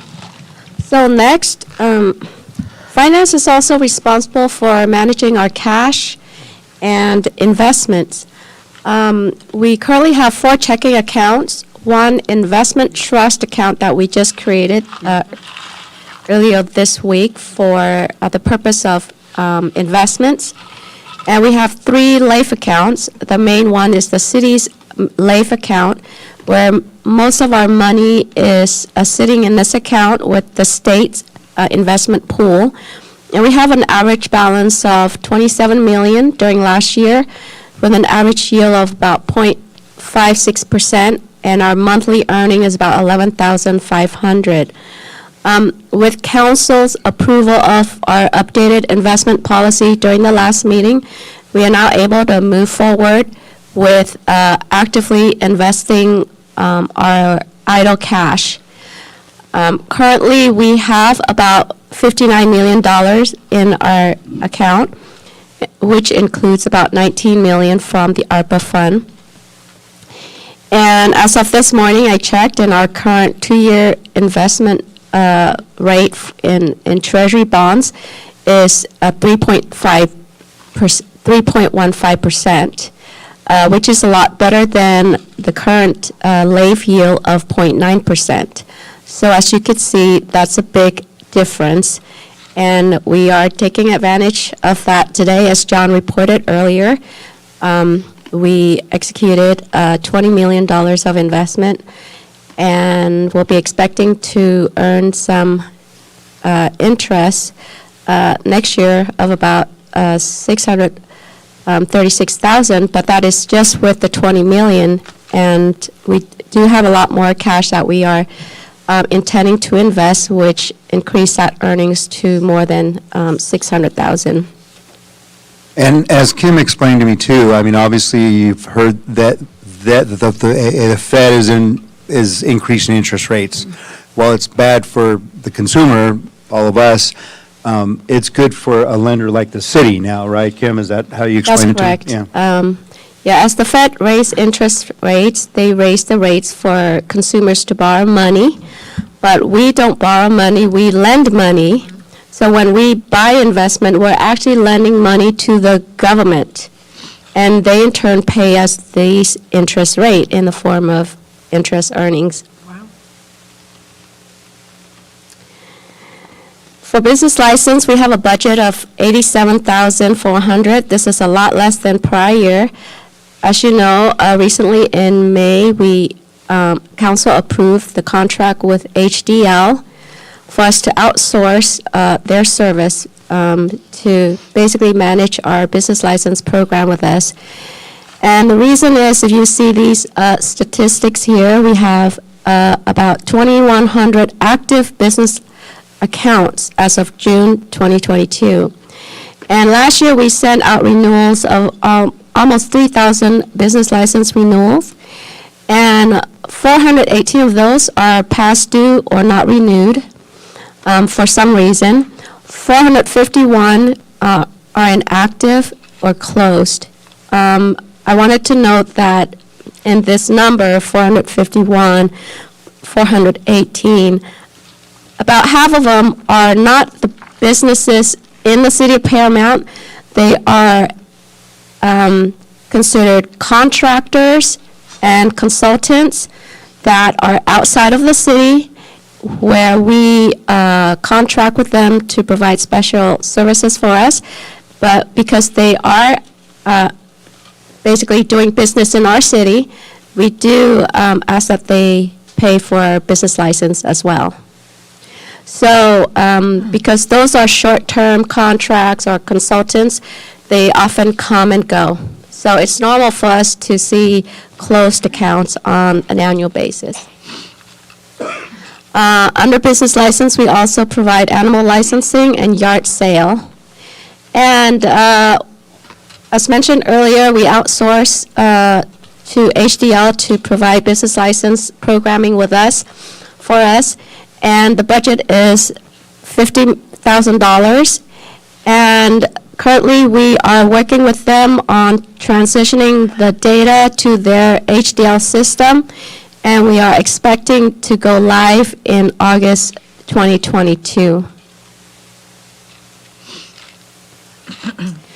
We also provide services for our water utility. We have about 6,100 residential accounts and about 1,300 business accounts. Staff is busy each week sending bills to residents. We have 24 billing cycles, which means every month we send out a cycle of bills, and they cover different routes within the city of Paramount. When pandemic started in March 2020, the city postponed shutting off water for delinquencies. But beginning with 2023, we are planning to reinstate that shut-off policy. The reason is, back in February of 2020, the city adopted the SB 998 discontinuation of water services, which is a bill passed by the state that basically protects the residents from not having water. So it makes it harder for the city to shut off anyone's water, and it allows at least 60 days of delinquency, but because we do count the first billing period before anything becomes delinquent, residents basically have about 80 days to pay their water bills. And even at that point, before we shut off anyone's bills, we have been sending them a lot of notices and also letting them, giving them the option to set up a payment plan if they cannot pay. And based on the minimum requirement of the state, the payment plan is given to those who are low income, but the city goes beyond that, and we basically give residents the option to make a payment plan for anybody who wants to make a payment plan. So we really don't want to shut off anyone's water, but this is what we will be starting to do in 2023, just so that we can make attempts to keep up our revenues as well. This last bullet point, we just upgraded our handheld meter device to Aquametric. Lastly, the municipal, as mentioned earlier, is a cost center to account for services that are related to not any specific department, but for the citywide. And these includes telephone services, utility bills, IT services and software. And also within this budget of $2 million is our biggest expenditures here is $618,000 of liability insurances that we have to pay. With that concludes my highlight for finance departments. If you have any questions, I'd be happy to answer them now. Thank you. Okay. None? No questions. Kim, who are you turning it over to? I would like to turn over to Heidi Luz, our city clerk. Thank you, Kim. John and I are actually going to tag team this one because we're going to talk about 3 separate budgets. We're going to talk about the city council budget, the city manager, city clerk department budget, and the city attorney department budget. Of those three, the total is just a little over $1.8 million for all 3. We'll break them down one by one. In the city council budget, we have $387,000. City manager, city clerk department budget is just over $1 million, and the city attorney budget is just under $440,000. We're kind of like Kim.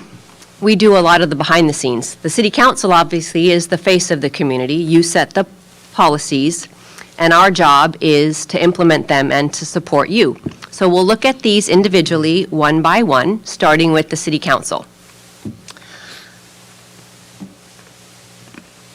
Okay. So within the city council budget, the total budget is $387,350. And within that, we have $46,800 budgeted for conferences and meetings. Of that $47,000, within that, about $39,000 is allocated for the city council to attend the various conferences that are held by the organizations that the city belongs to.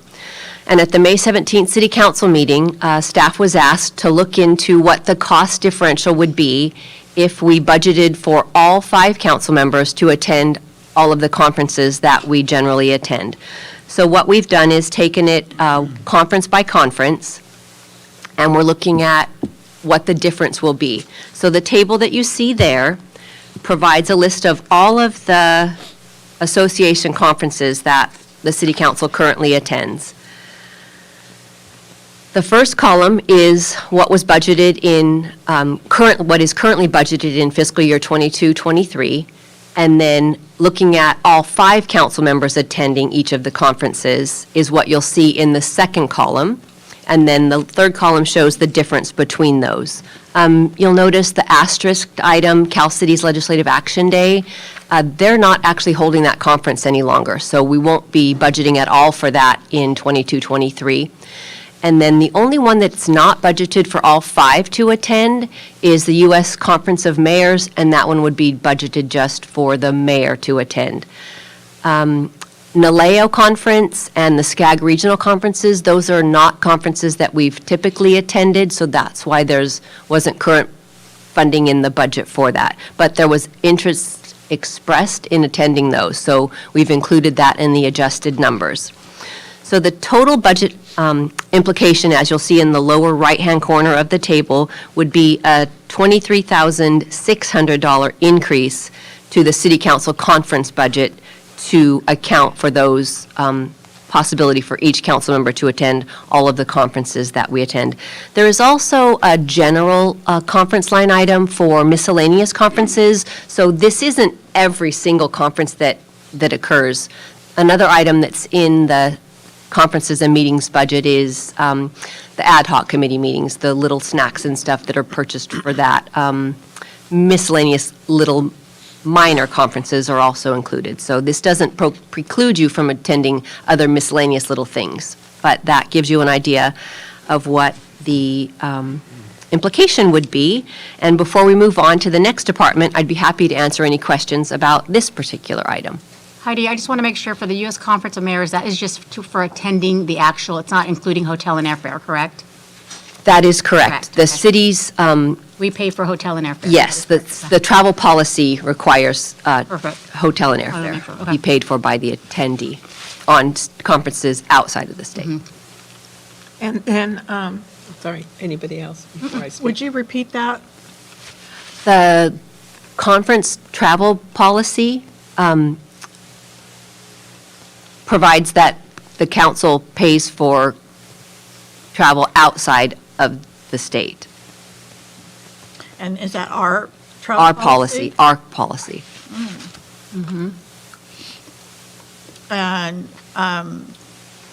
And that's a policy that the council set. That's, again, if that could be amended, it's Yes. at the well, council's I would like to discretion. look at the numbers on amending it, and I can only say that because I never attended the mayor's conference in any of the years I've been the mayor, simply because it wasn't affordable to pay for the airfare and the hotel room. Sure. And I think, didn't you go? And what was your assessment of the conference? It was great. It was phenomenal. I mean, it was a really great conference. Sure. Yeah. So, yeah, but I mean. I think that we need to maybe look at the value of it to the individual people, because I would hate to discriminate against one mayor or another, because one can pull it off and one can't. But also, I think that we have to be fiscally responsible. Absolutely. But being as that's one person, Mhm. and I agree if we would keep it at just that, just the one person to attend. But I would be curious as to what those expenses were. Absolutely. We can definitely look at that, bring it back to you. And then, obviously, as the council knows, you can adjust the budget throughout the year at any time, so. And then maybe Mayor, almost if you could just throw something together with us, for us, about the benefits of it, being as you were actually there, to help us with that decision. Sure. I can share, yeah. Because I thought it was, when we redid it, I thought it was going to include that. I didn't realize we had a No, it didn't. policy that excluded that. So, We'll look into those costs then. yeah. Any other questions? I have another. The NALO conference? Yes. Yes. Does that include for us to end up going to a conference out of state? Because there's one right now, I believe, taking place. Chicago. In Chicago. Will we be, all five of us, be able to attend? So that would be similar to what we just discussed on the U.S. Conference of Mayors. That's outside of the city's policy to pay for the travel. If I recall correctly, there's a current NALEO conference that was going to be in the state. They rotate. Yeah, so. Yeah, right now, yeah. If it was in the state, There's two, no, there's multiple, depends. That's like each state kind of does Yes. one, but there's multiple, Peggy. There's multiple ones. So we have the availability to attend them within our state. Yeah. Right? yes, Yeah, okay. we could bring it back if we found out it was out of state, to Or if consider there's just like you multiple did. ones, how many opportunities Yes, are there exactly. in-state? Because I think if it's possible to attend in-state, we should stay in-state, and and be as responsible, as we can. But when it's out of state, and especially it's one annual conference a year and it's one person, I think that we should look at the value of that. I can't speak to it myself, I've never been. To NALEO? Mm-hmm. No. Oh, to the Conference of Mayors, conference, oh. yeah. You're talking about NALEO though, right, Paula? Yeah. But that one, you're saying that they have several They a have several year, and all over we the can- place. And we could do one in California, Yes, most likely. absolutely. Okay, that's fine. Thank you. Thank you. So then we'll next move on to the city manager, city clerk department budget, which is on page 44 and 45 of the proposed budget document that you were provided. The total department budget,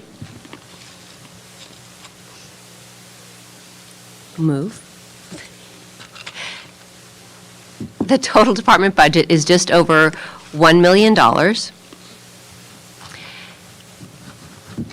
And some highlights that we've got coming in fiscal year 22-23 are implementation of an automated agenda management platform that would provide our residents with a more easy access and user-friendly interface with our agenda, and our process for putting the agenda together internally will be streamlined. So we'll be doing it also internally in an automated process rather than the manual process that we're going through now. So we're looking really forward to being able to provide the community with a little bit better access to our agendas. And that will carry on not only to the city council agendas, but all of our commissions will also implement an automated agenda management platform available to the public.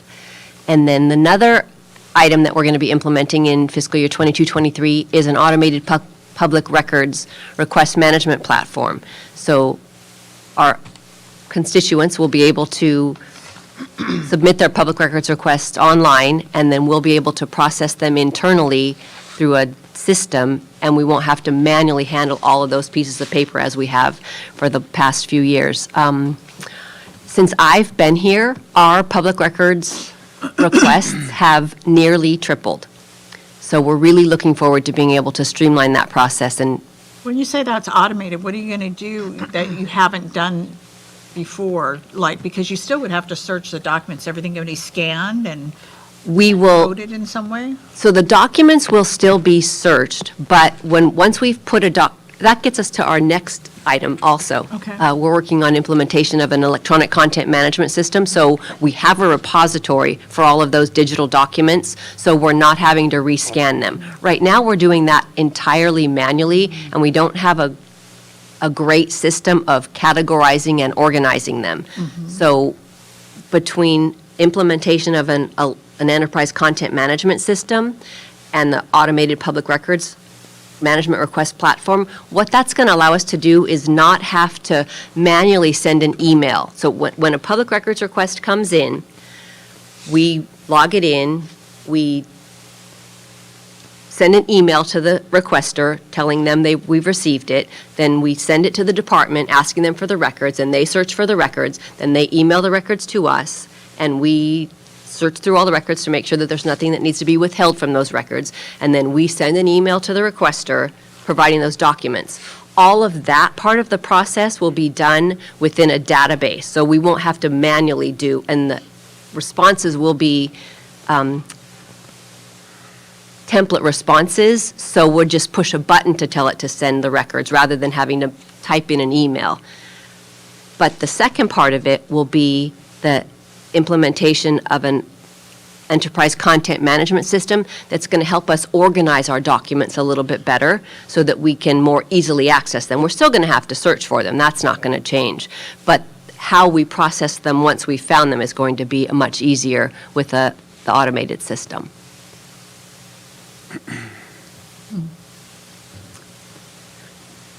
So that's it for exciting things. I'm happy to answer any more questions. Go ahead. I just, like anything, you would have to go through the process to understand totally what you're saying, because, I mean, you can make automated templates for anything, and that sounds like what you're getting out of it. The thing that sounds important is categorizing and organizing the records, but it still sounds to me like you're going to have to search out these records. You still have to send them to an automated response that we got your request and we're processing it. Doesn't seem like that much of a help to me. That's just without doing your job. That's why I'm just going, it doesn't seem like a whole lot of help. That's all. It will be a lot of help, and a big part of that is because we're not manually transferring the records from person to person. So we can all be looking at those records and managing them. So, for example, I'll send a public records request to the planning department. We send a couple to you a week, right? Maybe 10 or 12. They'll put those records into this system, and then I don't have to send an email to John Kavanaugh to have John Kavanaugh review them. They're automatically in that system, so we aren't having to double back and do the work over and over again. They're just in there once. And then if another requester requests those documents, they're stored in that system, and we can just send them and won't have to look for them again. I kind of get that part of it, because, once you have it, then the same request that comes up, you could, and again, never mind, I'm not even going to go there. But that's really going to come down to a really intense, in-depth system of categorizing them. Otherwise, the whole thing flops. That is correct. And that's what the third bullet on the slide is, the next step in implementing this whole program. It's a big program that we're looking at undertaking over the next year. Yeah. Okay. I won't, I won't take it personally. Okay. So with that, I will turn it over to Mr. City Manager John Moreno. Thank you. Oh, Andrew was gonna, I'm sorry. Reaching over, grab pencil. He pointed at you. To review the City Attorney Department budget. Thank you, Heidi. The City Attorney Department budget begins on page 39. And for fiscal year 2022-23, we're anticipating that the budget for the City Attorney will be approximately $438,000. Factored into this total costs are both the health insurance and retirement benefits that the city pays to the city attorney. Breaking it down a little bit further, the cost solely for direct legal professional services is $327,600. This amount includes the city's agreement with the Kavanaugh Law Group, as well as supplemental legal services that Mr. Kavanaugh uses through Cole Huber, which is the firm that employs our Assistant City Attorney, Betsy Martin. The current hourly rate that the city pays to Mr. Kavanaugh for his services is $195 per hour. Mr. Kavanaugh is requesting an increase to his hourly rate. The city's agreement with the Kavanaugh Law Group provides for, upon request, an annual increase based on consumer price index. However, I must note that since the original contract was approved in 2005, Mr. Kavanaugh has only exercised that provision once, and that was in 2013. So he has not requested an increase for the last 9 years. Here's a breakdown of the rate increase request. The first column here shows Mr. Kavanaugh's current rate of $195 per hour. The next column is Mr. Kavanaugh's newly proposed rate of $220, which is an increase of 12.8%. Additionally, as the city attorney is a CalPERS member through the city of Paramount, he is also asking for an additional billing rate increase to compensate him for the EPMC contribution that all other classic CalPERS members pay as of July 1, 2022. Up to this point, he has been paying this cost out of pocket. This request would add an additional $10 per hour or a 5.5%. for a total of $230 per hour. Effectively, this would bring the total percentage increase to 18.32%. Now, breaking it down for the 9 years since Mr. Kavanaugh had his last rate increase, this would average 2.04%. When we compare that to the average of the consumer price index over those 9 years, that is 2.26%. Mr. Kavanaugh's request is actually lower than CPI. Staff conducted a survey of hourly rates for city attorneys in our area, and of the cities surveyed, Mr. Kavanaugh currently has the lowest hourly rate. If the city council approves this rate increase request tonight with the budget, Mr. Kavanaugh's rate would be right about in the middle of the group of cities that we had surveyed. And finally, here's what the proposed increase would do to the budget in this department should the council approve the increase as part of the adoption. The first column shows the current year costs of $316,800. The next column shows what is printed in your budget book. It's slightly higher because at the time that the budget was printed, staff factored in an increase in this department for the upcoming year. The final column shows the revised costs with the proposed rate increase. And the difference you see there from what is in your budget book to what is being requested, that is being at $38,700. So with that, that concludes our review of the city council, city manager, city clerk, and city attorney budgets. Both Heidi and I are available to answer any questions. Whose idea was it to bring these snacks out here? Got to keep you going. Okay, seeing there are no questions or anything, we move on to administrative services, I guess. There we go. The best department. Oh, here we go, the best department. Yeah, so the admin services budget begins on page 47 of your proposed budget book. This year, we're proposing a budget of $2,080,200. So these are the three areas we cover, and I think my section of the budget is going to be probably the shortest, but I wanted to try to speed through this, and I thought the best way to do that is ought to Google each of these areas and see how we can explain them in layman's terms. So this is what I found. So we handle human resources, otherwise known as the unofficial lawyer, psychologist, event planner, teacher, peacemaker, career planner, and detective. Then there's risk management, the unofficial party pooper. Then management services, but IT specifically is the unofficial, did you try restarting your computer, guys? So that's pretty much my department. But as I jump into kind of the bread and butter of what we do here, human resources being basically our It's our all service, all everything for our employees. We strive, our small little team of human resources staff try to do our best to serve our employees, which consists of 90 full-time employees and about 290 or so in the entire organization. So with this year, we are going to be proposing just a salary increase for all employees of 5% effective July 2nd. And that really comes in addition, so that's in addition to the 4% that we gave all full-time employees back in January. So 5 plus 4, it's 9%. That aligns pretty closely with the consumer price index of 8% for the LAOC area that we experienced, which, as you've heard in every single news story, is an incredibly sharp rise in our CPI. We're all going 5 plus 4. Did I get it right? Yeah, Okay. I was like, just checking. It's kind of late. I wasn't sure if I had my math right. I have all the analogies down. I didn't have the math I down. think it's late. We found that hilarious, so it's late. I have to remind myself. That's what it is.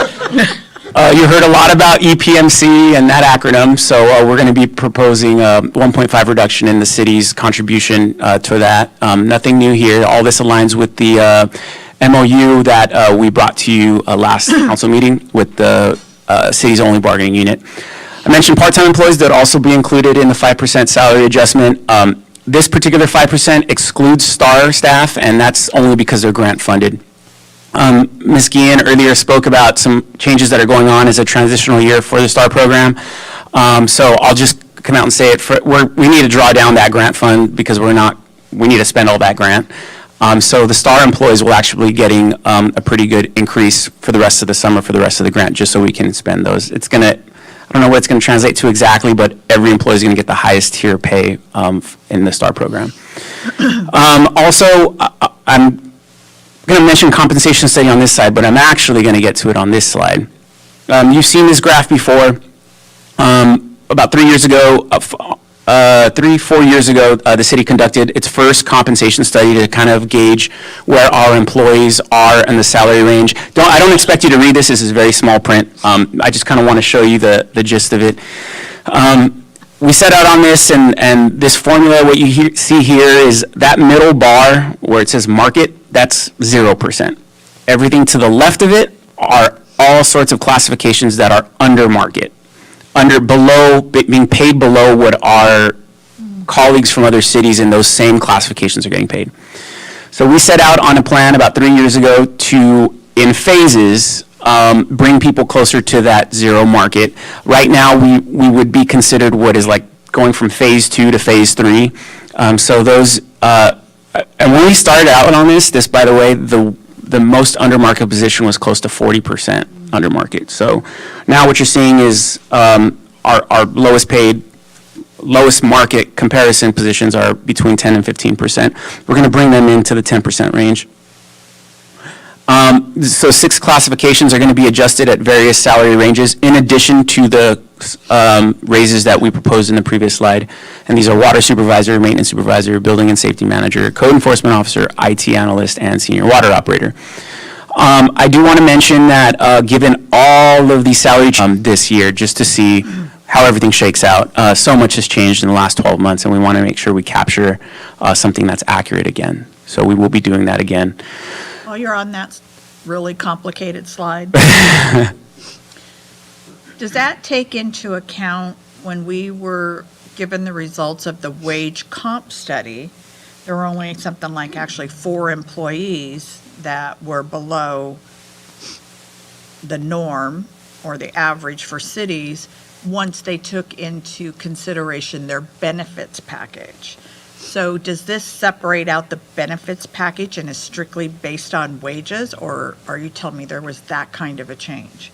You know what I'm talking about, right? Yes, so the compensation study does capture each of those categories. They break it up between just base salary, then base plus retirement, and then base plus CAT, and all these other things. What you're looking at here reflects the base salary with all benefits, with all cash, with all the other things, and they compare the same things, apples to apples, with all the other cities and where their benefits are as well.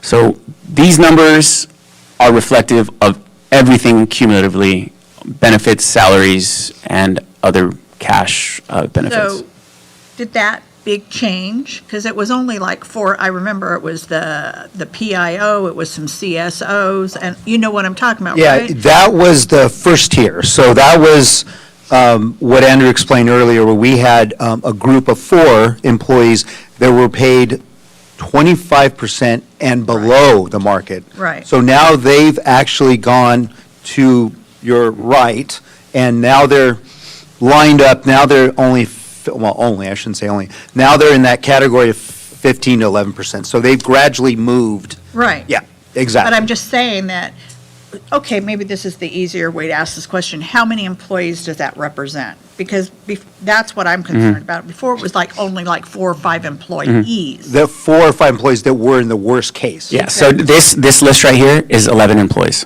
Okay.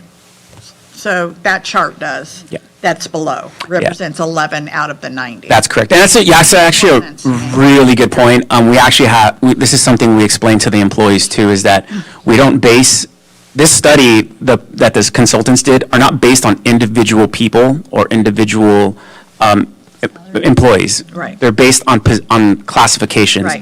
And obviously there are multiple employees in one classification. So in this particular case, 6 classifications, 11 employees. Okay. Later this evening, our human resources manager is going to go over some updates to our policies and benefits in depth. So I'll let her do that because she has a really good presentation lined up for you on that.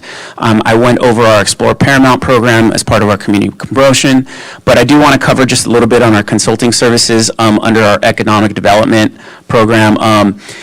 These are funds that we're going to allocate for all kinds of different ways to think outside the box to try to get more businesses and more different types of trades in the city. Just for example, we contracted this past year with a person who owns and operates and builds breweries.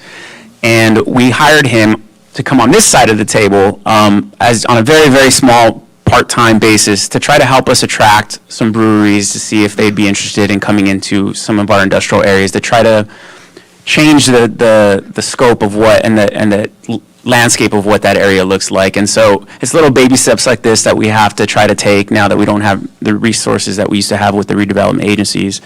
So we want to try to explore as many different possibilities with as many consulting professionals to try to, bump up our economic development in those areas. And I just want to highlight a couple of big projects that our IT team is going to be taking on this year. For one, they're actually in the room this evening taping, but behind, when we have our council meetings in our traditional council chambers, there is a broadcasting component that is involved with those meetings. So we have hired a consulting firm to come in and help us with those broadcasting services, as those things are not really in the IT field. We're also updating our email and Microsoft system. This is just because Microsoft basically told us they're not going to be able to update our current system anymore. It's so old. This is a massive project that will take a couple of years. IT help desk services, workstation replacements as usual. We're upgrading an IT analyst to a senior IT analyst just so that it reflects more closely with his duties. And then here's some audio video upgrades, which a couple of these you are aware of. 2 others I'll be presenting right now. So one of the things in two of the rooms in this budget for FY23 is our downstairs City Hall conference room. That's the picture above on the right-hand side. Currently, we don't have any capabilities to have video conferencing meetings. It has no audio. It has no video. It's in dire need of some updates, so we're excited about that. We'll be working very closely with Public Works to make sure we dial that in nicely. Same with the Clearwater Auditorium. The projector screen's broken right now, so we're waiting on that. And I can go on a laundry list of other things. Sarah, when she gets to her presentation, will talk more about the community center and Mariposa upgrades for those buildings. I'd be happy to answer any questions you may have. Okay, John Carver, our planning director, is up next. Thank you.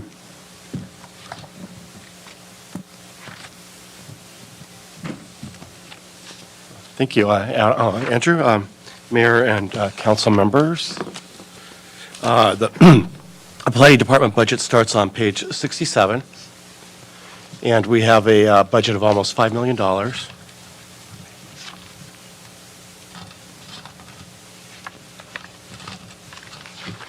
Okay.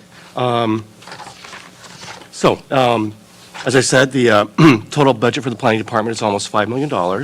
That's an increase of $1.3 million over the FY22 budget. The increase is due to ARPA programs for business grants and the Al Fresco program. The budget maintains the same level of service and includes the residential and commercial rehabilitation programs, the development of the Clearwater East Specific Plan.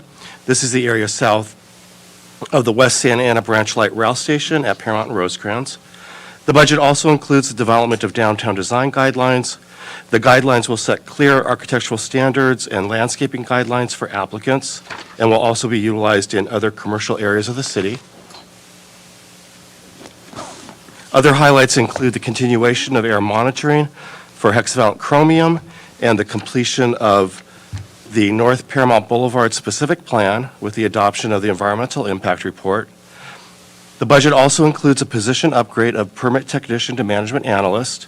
This position would continue to process permits as needed with the assistance of a part-time permit technician, which is also proposed in this budget. This will ensure that our level of service is not affected. The management analyst would oversee the ARPA projects and their implementation. Other duties would include oversight of the CDBG Consolidated Plan and Action Plan, the coordination of special projects, oversight of the department budget, and preparation of staff reports for the City Council. The total budget for the Planning Division is almost $2.3 million. And looking at current planning, we will review 150 projects. We will process 30 conditional use permits. We will be working on the Paramount Saw project to bring into town a food hall and a city museum. We will also be monitoring construction at World Energy as the conversion project kicks into full gear. We will continue working with the assisted senior living project at the Methodist Church location on Paramount Boulevard. This project will likely include the corner properties at Paramount and 70th. You might recall that the council approved a senior project at this location. However, the applicant was not able to secure the financing for that project. So we're hoping that the Methodist Church developer will be able to incorporate those two corner properties. They're in negotiation to purchase those properties right now. So we're hoping that that whole section of Paramount Boulevard will be revitalized through this senior project. We will also be contributing funds for this project in exchange for affordable units. And here's a look at preliminary elevation for the senior project. Looking at long-range planning, again, we will complete the North Paramount Boulevard specific plan with the completion and adoption of the environmental impact report. We will again start working on the Clearwater East specific plan in preparation for the West Santa Ana Branch Light Rail project and station at Paramount Boulevard and Rosecrans Avenue. We will be developing those design guidelines for the downtown. And finally, we will begin implementing the housing element. Looking at the Building and Safety Division, the budget has, this division has a budget of $1.1 million. That's an increase of $181,000 over the FY22 budget. This increase largely comes from increased fees from the World Energy Conversion Project. As previously mentioned, a part-time permit technician is proposed. And so far this fiscal year, Building and Safety has processed 293 sets of plans for plan check. 1,029 permits have been issued, and 4,794 inspections have been made. We will continue the commercial rehabilitation program with two projects, the Emmanuel Car Wash on Alondra Boulevard and the Domino's Pizza Building on Paramount Boulevard. And here's a look at those two projects. We will also continue the very popular home improvement program with 4 projects budgeted. And a new program that was recently approved by the City Council is the Mobile Home Improvement Program, and we have 4 projects budgeted for FY23. And I'm happy to answer any questions. John, can you go to the first slide? You said that it was the very first one, you had at one point, the budget, and then something towards world energy. I'm sorry, I didn't understand that. There you go. This one. No, there you go. Okay. Increase reimbursable plan check fees, world energy project. What does that mean exactly? I'm sorry. Right, so it's a $2 billion project over Okay. 3 years. So we're going to start seeing them coming in, applying for permits to do construction as part of the conversion project. So we're going to see an increase in our plan check services. Got it. So they'll be paying for that, and then we pass that on to our plan check. Got it. Okay, got it. Thank you.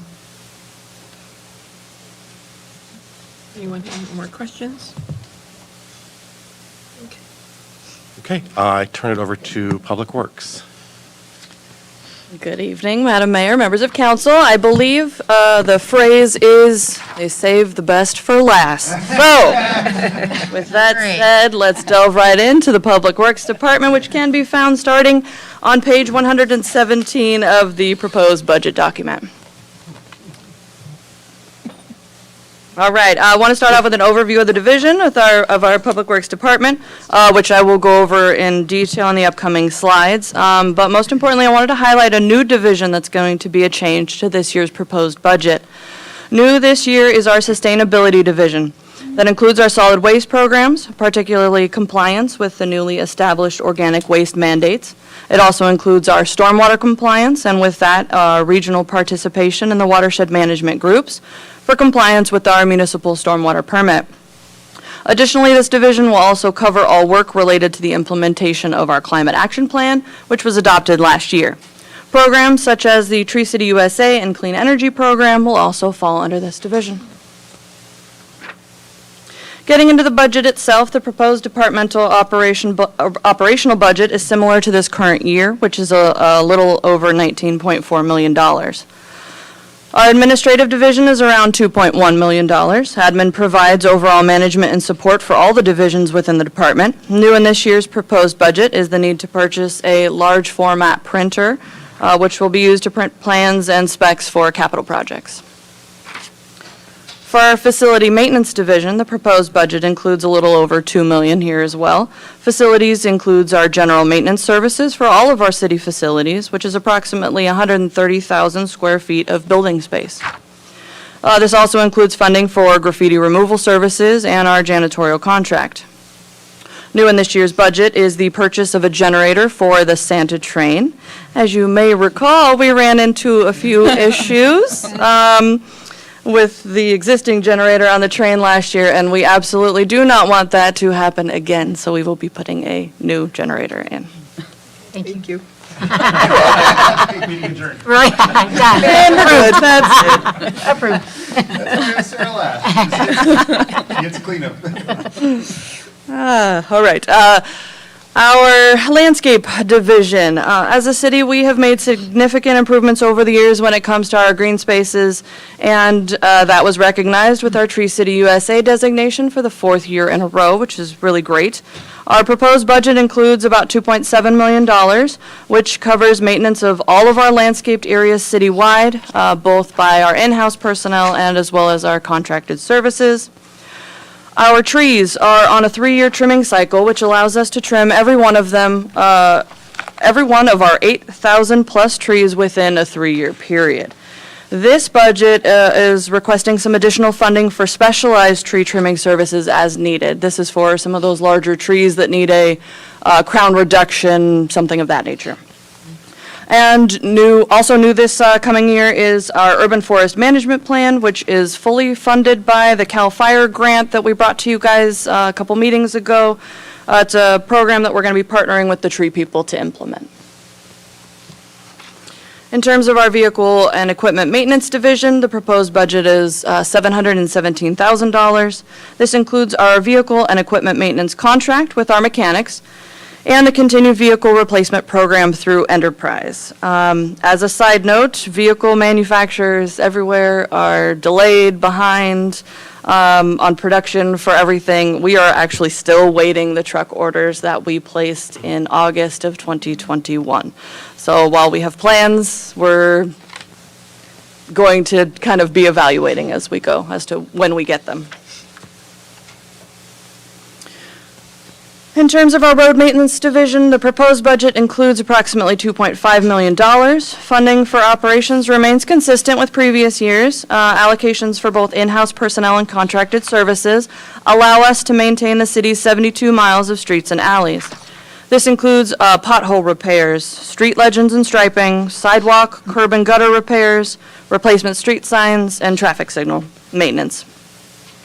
We have added funding to continue the installation of the additional signal light visibility enhancements, which is that nice little yellow border around some of the traffic signals that we have in the downtown area, so we'd like to expand that. This proposed budget also includes the lease of a dump truck to replace one that has been out of service for some time, given lots of mechanical issues. Also, we've included the purchase of more of these road barricade devices as depicted on the screen here. We received the ones that we purchased this current fiscal year just in time for the Friday night Paramount market earlier this month. We were able to deploy those. Staff was really happy with them. They worked really well, and so we'd like to purchase more utilizing ARPA funding for this.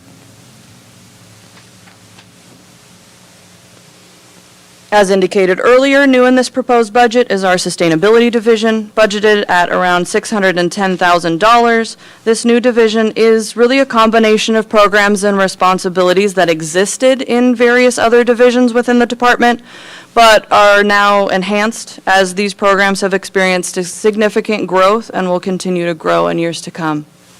The new division will help us implement programs and activities that will align with the city's sustainability goals and our climate action plan.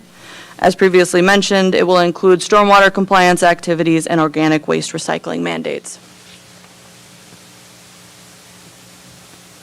In terms of our engineering division, funding for next year is around $470,000. It includes general civil engineering and traffic engineering services that are contracted through Willdan. Given the size of our capital improvement program that you're about to see, we anticipate increases in engineering design services. New this year is an update to our pavement management system, which is paid for by Prop C funding. The pavement management system is prepared every 3 years, and this is the document that evaluates the condition of all of our streets and determines the priority of streets that need to be repaved for the annual CIP projects. For our water operations budget, our water system is separated into 3 sections within the budget. Water production, water distribution, and water customer service with a total budget of just over $8 million. We provide drinking water to approximately 98% of the entire city. For water production, this is the division that's tasked with producing the water, whether it's groundwater sources or imported water. Our water distribution division covers maintenance and repairs and any equipment needed for the system. And our water customer service section includes our meter reading personnel and the necessary equipment. Proposed in this budget are updates to the SCADA system. The SCADA system is the computerized system that integrates all of our water sites into a computer program for more efficient operations. And that is the end of the Public Works Department budget. I'm available for any questions before. Go ahead. Sorry, Madam Mayor. Sir, for the new department that you're adding, is that going to be existing staff, or you guys are hiring new staff for that? Existing staff. I'm sorry if I missed that. Okay. That's fine. I'm asleep. Very informative. Thank you. Very quick. And if there are no more questions about Public Works Department, I'm going to throw it back to myself to keep on going. Sorry, hope you weren't tired of me yet, but I have a few more exciting things for you. Later we go, the better the jokes get. Is that how it works? But a great job to our assistant directors tonight for presenting the budget. You guys are doing great. Yeah, they're keeping Thank you very us much. awake. I'll make sure to text Dave. Yeah, let her know. I was like, yeah. He's not watching.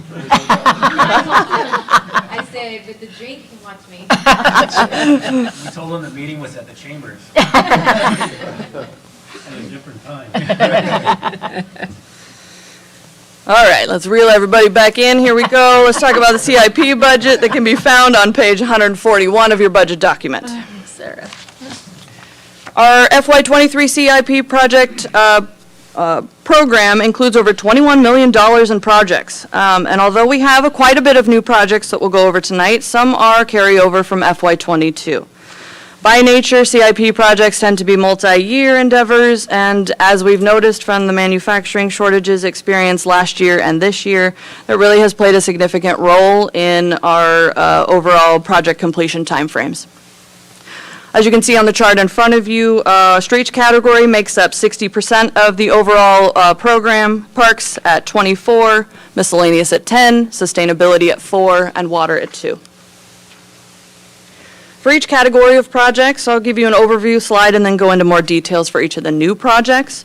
We have quite a lot of projects in our street section totaling almost $13 million. However, included in that number are, like I said earlier, many carryover and multi-year, including several design-only concept projects and 3 phases of the bikeway trail. For the annual arterial street resurfacing project, we're going to be moving to the west side of town to Orange Avenue from Somerset Boulevard, we don't have a Sunset Boulevard in Paramount, to Rosecrans Avenue. As always, included in our street projects, both arterial and neighborhood, we resurface the street, we install new striping, street signage, we look for any needed sidewalk, curb, gutter repairs, and ensure that there's ADA accessibility to all of our sidewalks. For neighborhood street resurfacing, we are hitting the area east of Garfield, south of Somerset Ranch Road, north of Racine, and west of Facade. We're able to get a lot of the streets here because they are small, and we're doing a combination of both slurry and resurfacing in this area, based on the recommendations, again, from the pavement management system that we talked about earlier. New to this project this year is the inclusion of alleyways. So part of this project also includes a slurry application for 20 different alleys located at various locations through the city. Although we are still working on our FY22 bus shelter project and have run into quite a multitude of unexpected delays there, we have included in the FY23 proposed budget money for additional bus shelters that can be placed based on ridership needs throughout the city. Funding for this project will be coming from Prop A. Another new project is a curb address painting project that will repaint all the addresses throughout town. This will allow for a more consistent and aesthetically pleasing look than some of the things that we have out there right now. Since the city is going to be funding this project completely, the contractor will be prohibited from soliciting any donations from anyone in the community. Moving to our park improvement projects, we've allocated approximately $1.5 million worth of projects here that include a variety of improvements at a lot of our major park locations. First, we'll start with some funding to replace aging playground equipment at All-American and Progress Park. All-American, on the left of your screen, was installed 22 years ago, while Progress Park, on the right side of your screen, was installed about 20 years ago. These are aging systems. They've given us a lot, but we're to the point now where we are having to install plywood because we can no longer find the parts for these systems. So unfortunately, it's time to go ahead and replace those. Unfortunately, fortunately, it is time to replace those. As you know, we recently secured the services of an architect to provide us with some concept drawings and design documents for the exterior improvements here at Plaza. These concept drawings will provide us with options to maximize the exterior space at the facility, allowing us to utilize some currently unusable space. The thought is to extend the hardscape areas and create some patio structures that would allow us to have some more comfortable gatherings outdoors. As we've seen with the pandemic restrictions, expanding any outdoor meeting spaces is highly recommended. The FY22 CIP budget included a lot of exterior improvements at Paramount Park, so for FY23, we'd like to move to the interior. At the community center, pictures on the left-hand side of your screen, we're proposing to replace all the interior doors, similar to the ones that are installed here at the back of Plaza, as well as reinforcing the reception area for some added security and repainting the interior walls. The pool, pictures on the right side of your screen, we want to enhance all the improvements that we just did at the newly opened, wonderful new pool that we got out there. We've included funding for refinishing some cabinets, countertops in the lobby area, refurbishment of the lockers, and then repainting all the interior walls as well. Staying at Paramount Park, we've included funding to replace the very damaged and it looks very dirty, but it's just the color that we selected. So it is time to replace it so it doesn't look that bad.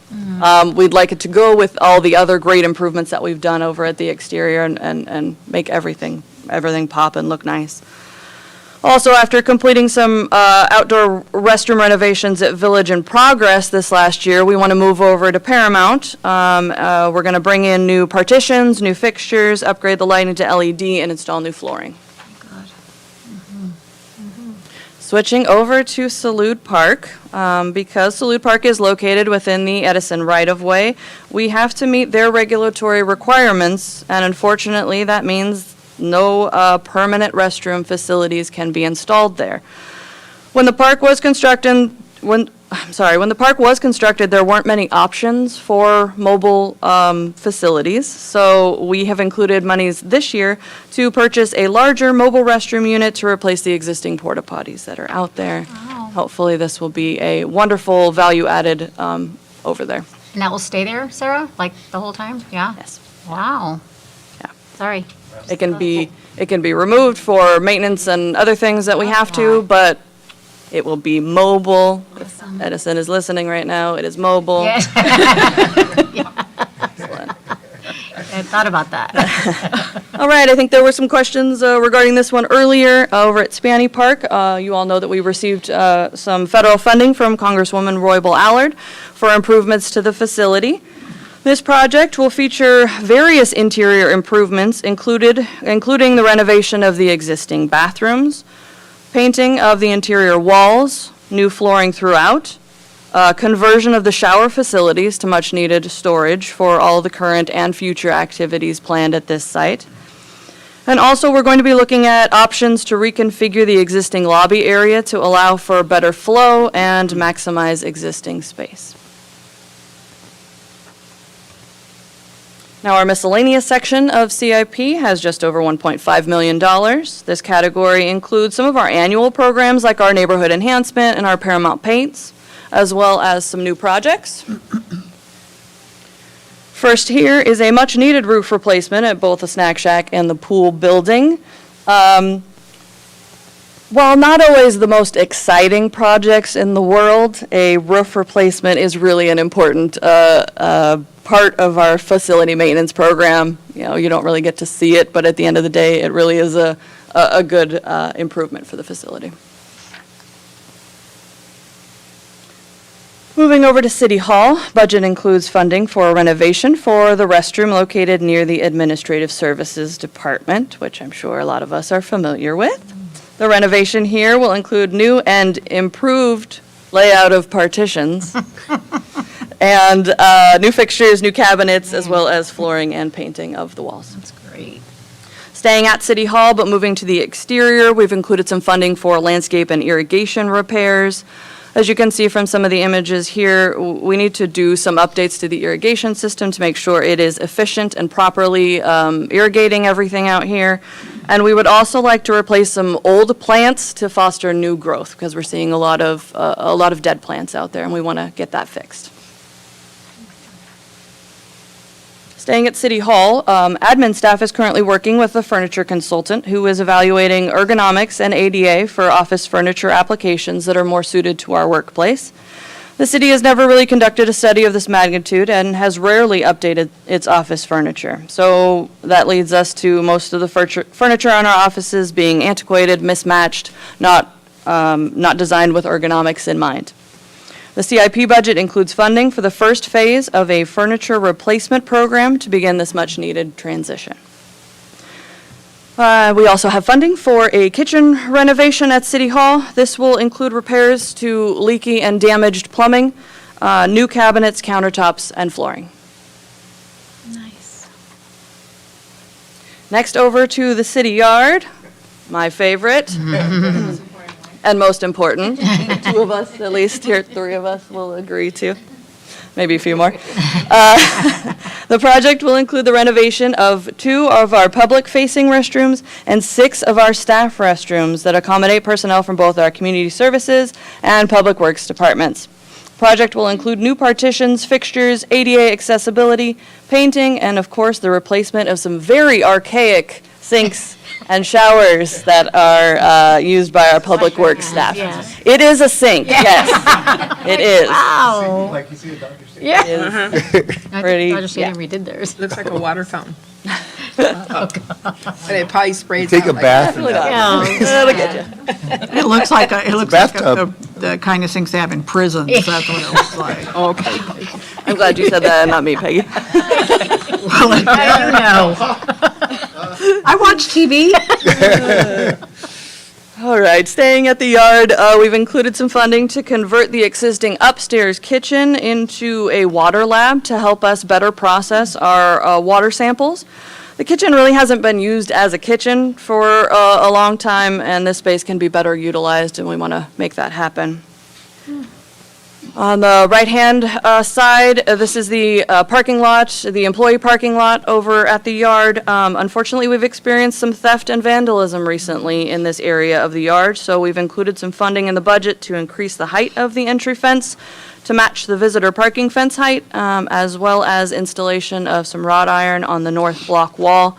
That will include shepherd hooks for added security. Sure, you've seen the white vinyl fencing that's throughout town. It was installed many years ago as part of an aesthetic enhancement for our community. We have done our best to keep up with these and repair them as they get broken, but the truth is they are just too old for repairs to be helpful anymore, and they need to be replaced. And so we've included funding on the CIP budget to replace these throughout town. As referenced earlier, we've got some audiovisual system replacements in the budget. We've got Community Center and Mariposa building here at Progress Park. This project will update the existing old systems with modern units. And if you'll notice in the image on the right, yes, that is a VHS player that we can play all those VHS tapes that we have. Modernization of this equipment is definitely needed. This will be a really great added asset to those that rent the facility, that they can utilize, other means to play their wedding videos or presentations, slideshows, things like that. Does it work, Sarah? I believe it does. Okay, still works, yeah. Does it? we- Wow. We should go over there and, You have any old VH tapes? I do. VHS I'm tapes? gonna yeah, if you got some borrow it. VHS tapes, bring them over, we can test them out. It'll be fun. All right, as we approach the final stages of the current bus shelter project and begin to see the new and improved bus benches that are part of that, we anticipate the need to also change out the other existing concrete-style benches that are out there to match with the new structures. We want to incorporate the new style trash cans that complement the mid-century modern theme that's found in our downtown. For our sustainability section of our CIP, we have a total of $303,000 in upgrades here. Starting with All-American, this project will include changing out of the old lighting fixtures to LED. This is for all of the lights located along the walking path area throughout the park and up on the top. We're not going to be replacing the poles, we'll just be replacing the heads and then painting the poles to match. If you look similar, the picture on the right is what we had installed as part of the Paramount Park LED upgrades. So we'll match those. Switching over to Progress Park here, when the park was originally constructed, some of the street lights remained in place and were never converted over to park lighting. These are the old high-pressure sodium lights. These were not upgraded as part of the LED upgrades of all the street lighting because they didn't determine these to be actual street lights. So at this point, we want to convert to LED. We want to actually replace out the poles entirely and design a whole new system out here that's going to match the picture on the right here, which shows the lights that are out in the parking lot. And moving over to solid waste and recycling, with the new organic waste requirements, we're anticipating having to purchase trash can recycling systems similar to something like this at all of our city facilities. And last, we have our water CIP projects at a total of $100,000. This just includes this year our annual programs to install any new services and hydrants, as well as our annual valve replacement program. With that, I am available if there are any questions about the capital improvement projects. Stuff. I have a couple, Madam Mayor. The first one is actually for Yesenia. When will you be booking Sarah for the next comedy show? She pays well. We're missing a real opportunity here, I think. I didn't see it as a new project or a carryover project for the Civic Plaza fountain and benches. That is a carryover. So We're still working on that one. Yeah, that's still in the plans. if you guys accomplish all of this, we're going to have a heck of a nice-looking city pretty soon. We are doing our best. Yeah. I was just going to add too, if you've noticed, a lot of those projects are stuff that we just had to defer because we didn't have the money. Now with the receipts coming in from the Measure Y fund, it truly has made a difference. As you saw, a lot of stuff, everything from playground equipment that is 22 years old, address painting, a number of roof replacements, things to really help. That's all from Measure Y, had it not been for that. So we promised the public that we would use the money for that, and we're keeping with our promise. Absolutely. And you're giving it to? Ooh, forgot the most important thing. Is that I'm supposed to hand it back over to Kim. Thank you so much. The final slides are painless. Just 3 more slides and we're good to go. And I just wanted to recap quickly what council will consider for adoption tonight. This table here was reviewed during the last meeting on June 8th, and it basically summarizes the revised revenues and expenditure budget for the general fund for the current year, fiscal year '22.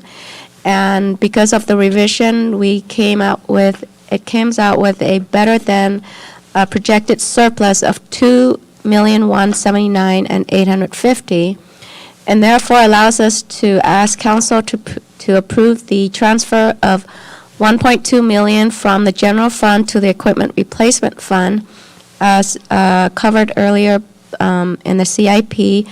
This is to cover the city hall and city facility replacement of furnitures. And also upcoming in probably another fiscal year, the replacement of the city's financial software system. And also the second item, $857,200, is to reserve in the general fund balance for the CIPs that were not completed in June, that will be carried over to next fiscal year. And that leaves us a revised, updated surplus of $122,650 for the year end June 30, 2022. This is a recap of all the changes, most of the changes that were covered earlier, that will be an additional budget request to what is being proposed in the budget book. The first one, $23,600 for city council conferences. The second, $38,500 for the city attorney contract. And the third one has not been covered, but will be covered in agenda item number 12, which is the city manager's contract. And next one is $75,000 additional budget for the deputy district attorney. And that totals, cannot see, $154,400 added to the total budget for general fund. And that still leaves us a budget surplus of $244,150. And under restricted fund, we added a project that we missed, which is the homeless prevention program of $97,300, and There is also a corresponding increase to revenue of the same amount, so there is no bottom line impact. The surplus is still $249,950, and there is no changes in the water fund.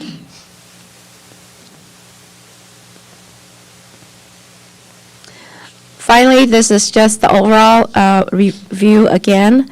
Overall, we will asking council to consider adopting $78,671,450 overall budget, plus the amended additional request of the items in the previous slides. And that, I just also want to note that of the 21,671,000, this one, 21,671,550 in CIP budget.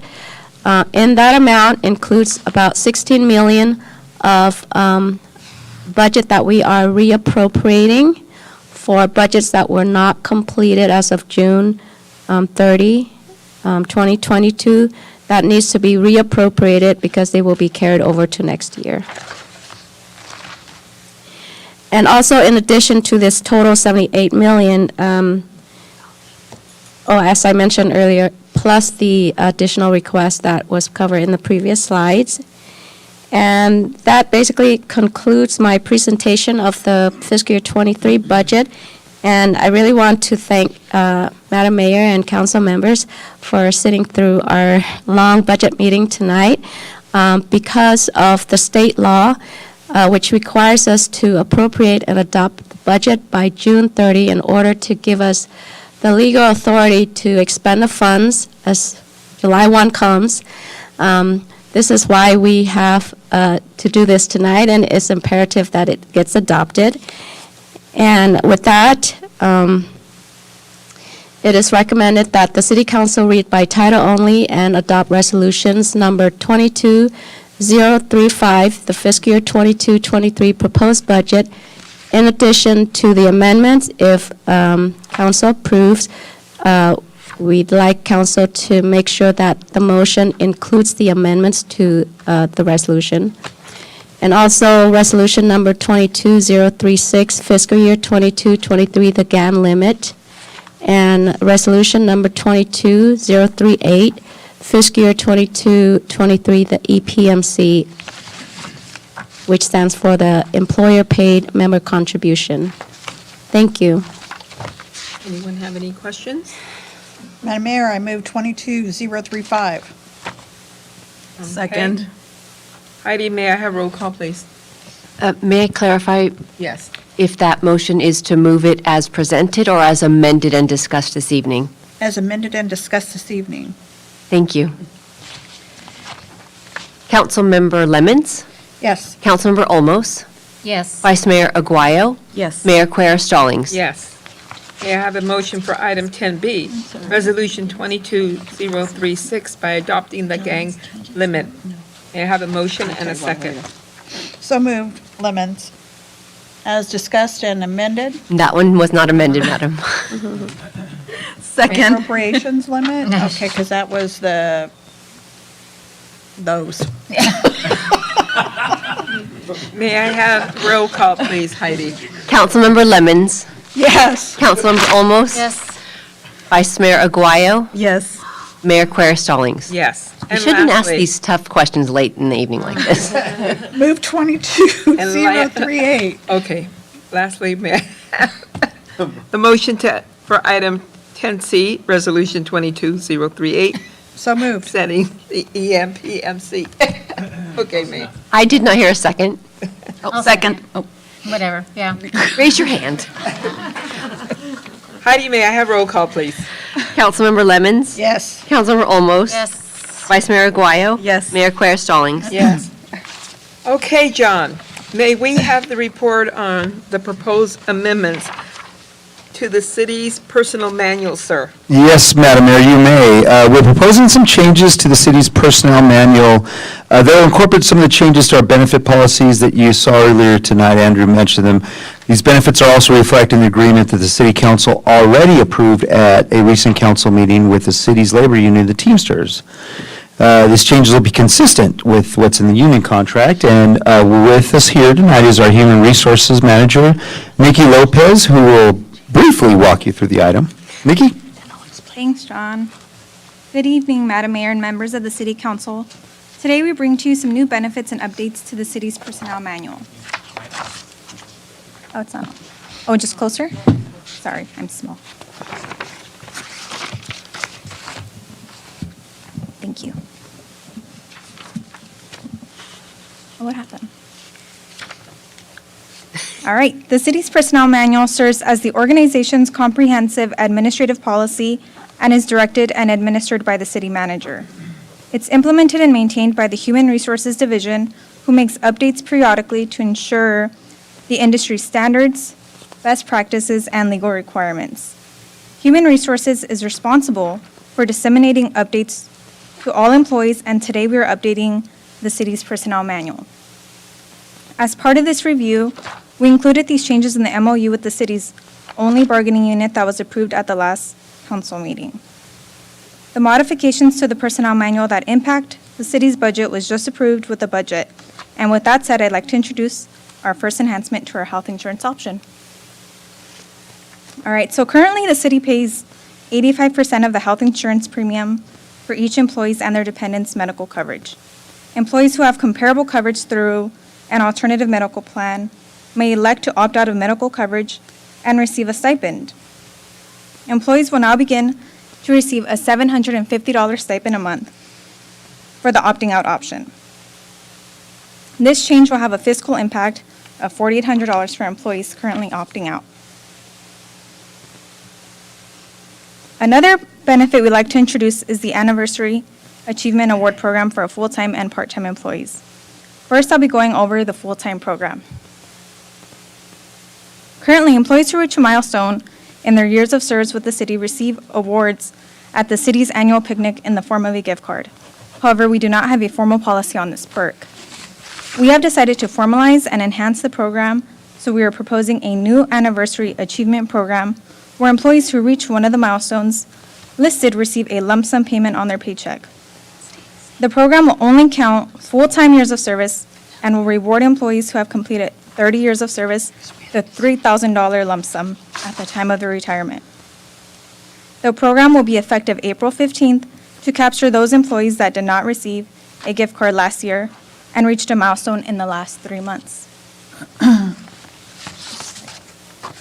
Next, our part-timers will essentially follow the previous practice we had in place for the full-timers. The part-timers that reach one of the milestones listed will receive a gift card on January 1st. Here, you can see the gift cards amounts with the respective years of service ranging from the 5 to 30 years.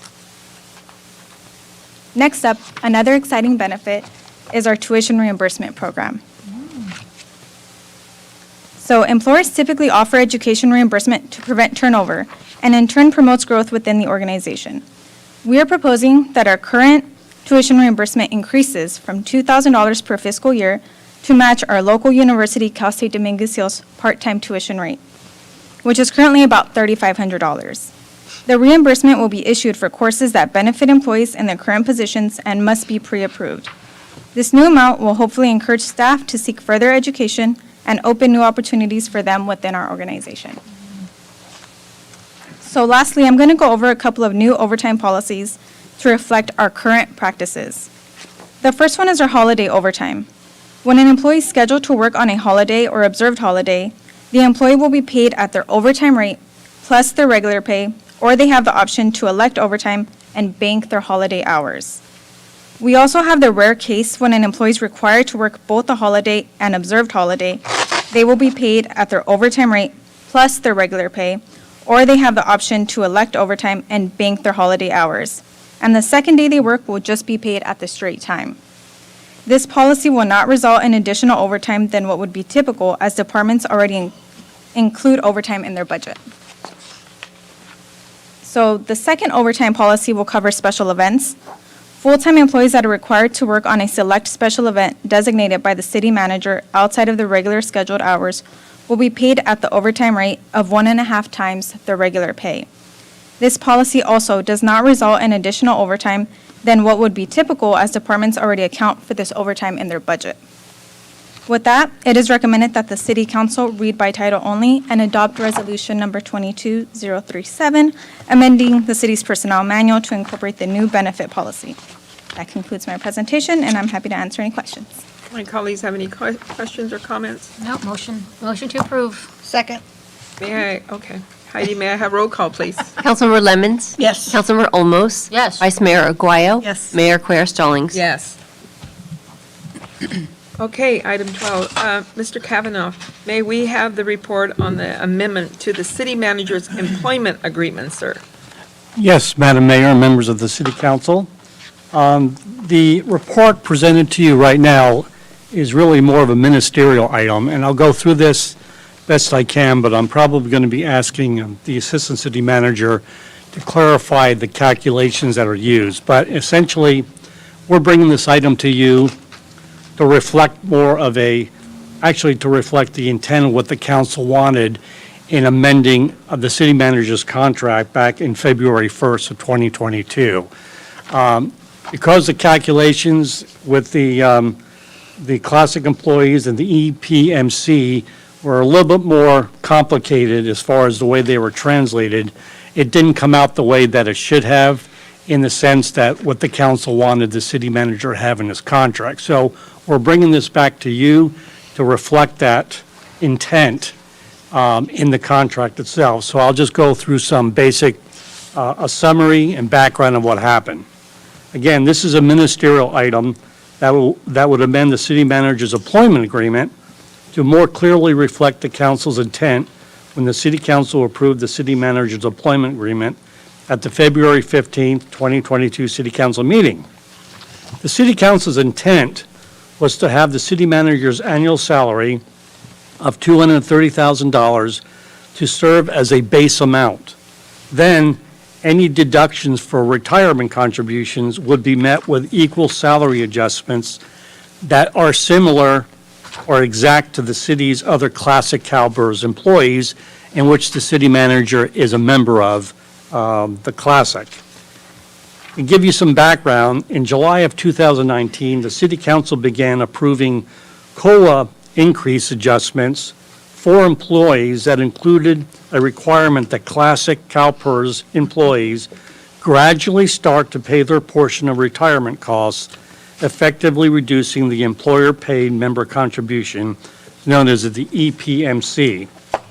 With the exception of the city manager, however, the classic CalPERS employees receive COLAs to offset the increased out-of-pocket costs for contributing more towards retirement. As a result of the city manager not getting those offsetted COLA increases, he was actually paying more toward retirement costs than the other classic employees because he didn't have a COLA offset to increase the out-of-pocket expenses. And in your agenda packet, there are some examples of the COLAs that were received by city employees along with the EPMC adjustments. For example, July of 2019, there was a COLA increase of 3%, but there was a corresponding EPMC decrease of 2%, which then calculated to be a 1% net COLA increase. In July of 2021, the council approved a 3% COLA, but there was an EPMC decrease that was 2%, resulting in a net COLA of 1%. Then finally, in January of 2022, the council approved a 4% COLA. There was no EPMC decrease, so there was a net COLA of 4%.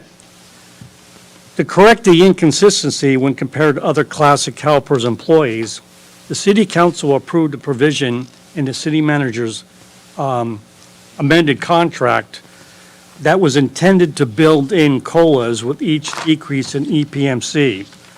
That provision was in section 4, paragraph D, which the council approved, and I'll read that section. The manager shall be covered and governed by the same retirement system and benefits as all other city employees. Currently, CalPERS 2.5% at 55 for classic CalPERS members. The city will pay the manager's member share in the same amount and manner as is done for all other city employees. So if you go back to 2019, that should have been applied to the city manager in the same fashion as other employees. Unfortunately, it was not, so the city manager was paying more toward retirement costs. Even though the city council provided to the city manager a 6.3% salary increase, that brought his annual base salary from $216 to $230. To fulfill the intention of Section 4 that the council approved in his contract, the 6.3% increase should have been accompanied by a 4% salary adjustment to cover the costs of the member share, that EPMC adjustment moving forward. The additional 4% raises the city manager salary adjustment to 10.3% and provides the city managers with a net salary increase of the 6.3%, which is consistent with all of the other classic CalPERS employees as shown on the table. Without this additional 4% adjustment, the net salary increase that took effect on February 1st, 2022 that the council approved would be just 2.3%. So in essence, the city manager was not getting a net 6.3%. He would be getting a net 2.3%.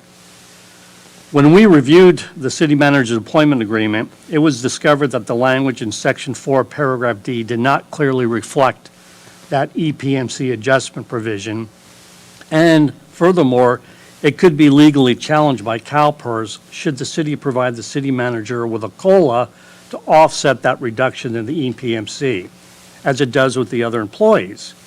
To bring clarity to this contract in regard to his retirement provision, our office have drafted additional language that could be included in the city manager's agreement.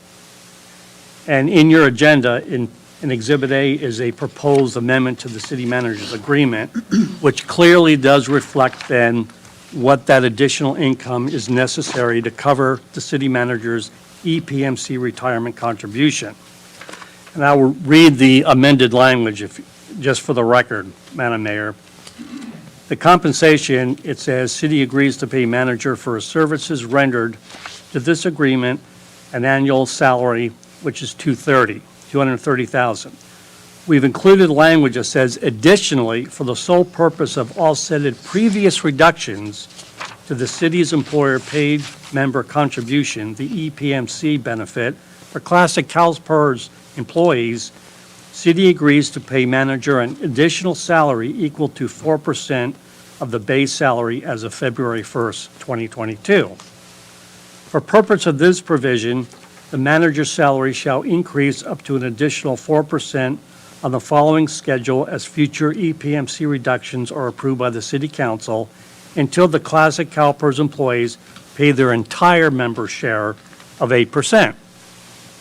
And as you will see in the budget here, there's salary increases of 1.5% effective on the first full pay period of fiscal year 2022-2023, salary increase of 1.5% effective on the first full pay period of fiscal year 2023-2024, and a salary increase of 1% effective on the first full pay period of fiscal year 2024-2025, in which case all employees would be paying 100% of the CalPERS 8% that is provided under the council's policy.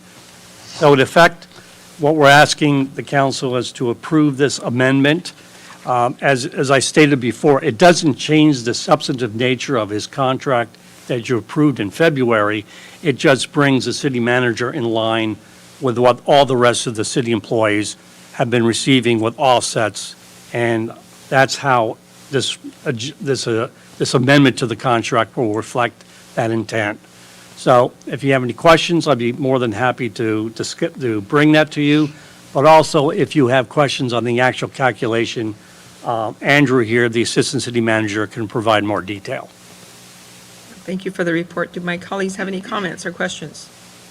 No? Okay, may I have a motion to approve this item? So moved, Lemons.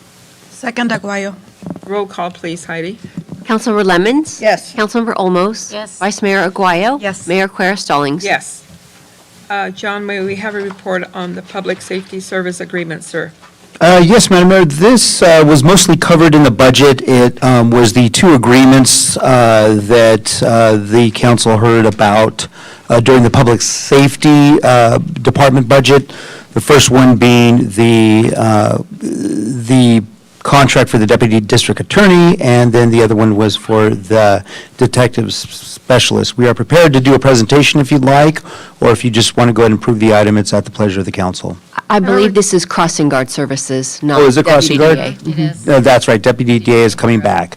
So crossing guard services and the detective, thank you, Heidi. Okay, does anyone have any questions or concerns? No, I read the item, so I'd approve it. Move approval. Okay, may I have a second, please? I want to hear the presentation. I'm just kidding. It was Danny. I was like, I'll second it. I read it too. Okay, Heidi, may we have roll call, please? Yes, and that'll be the motion to approve. We need to do them separately, so we'll Yes, do we'll do all them for- city traffic management first. First, and then. Councilmember Lemmons? He doesn't care.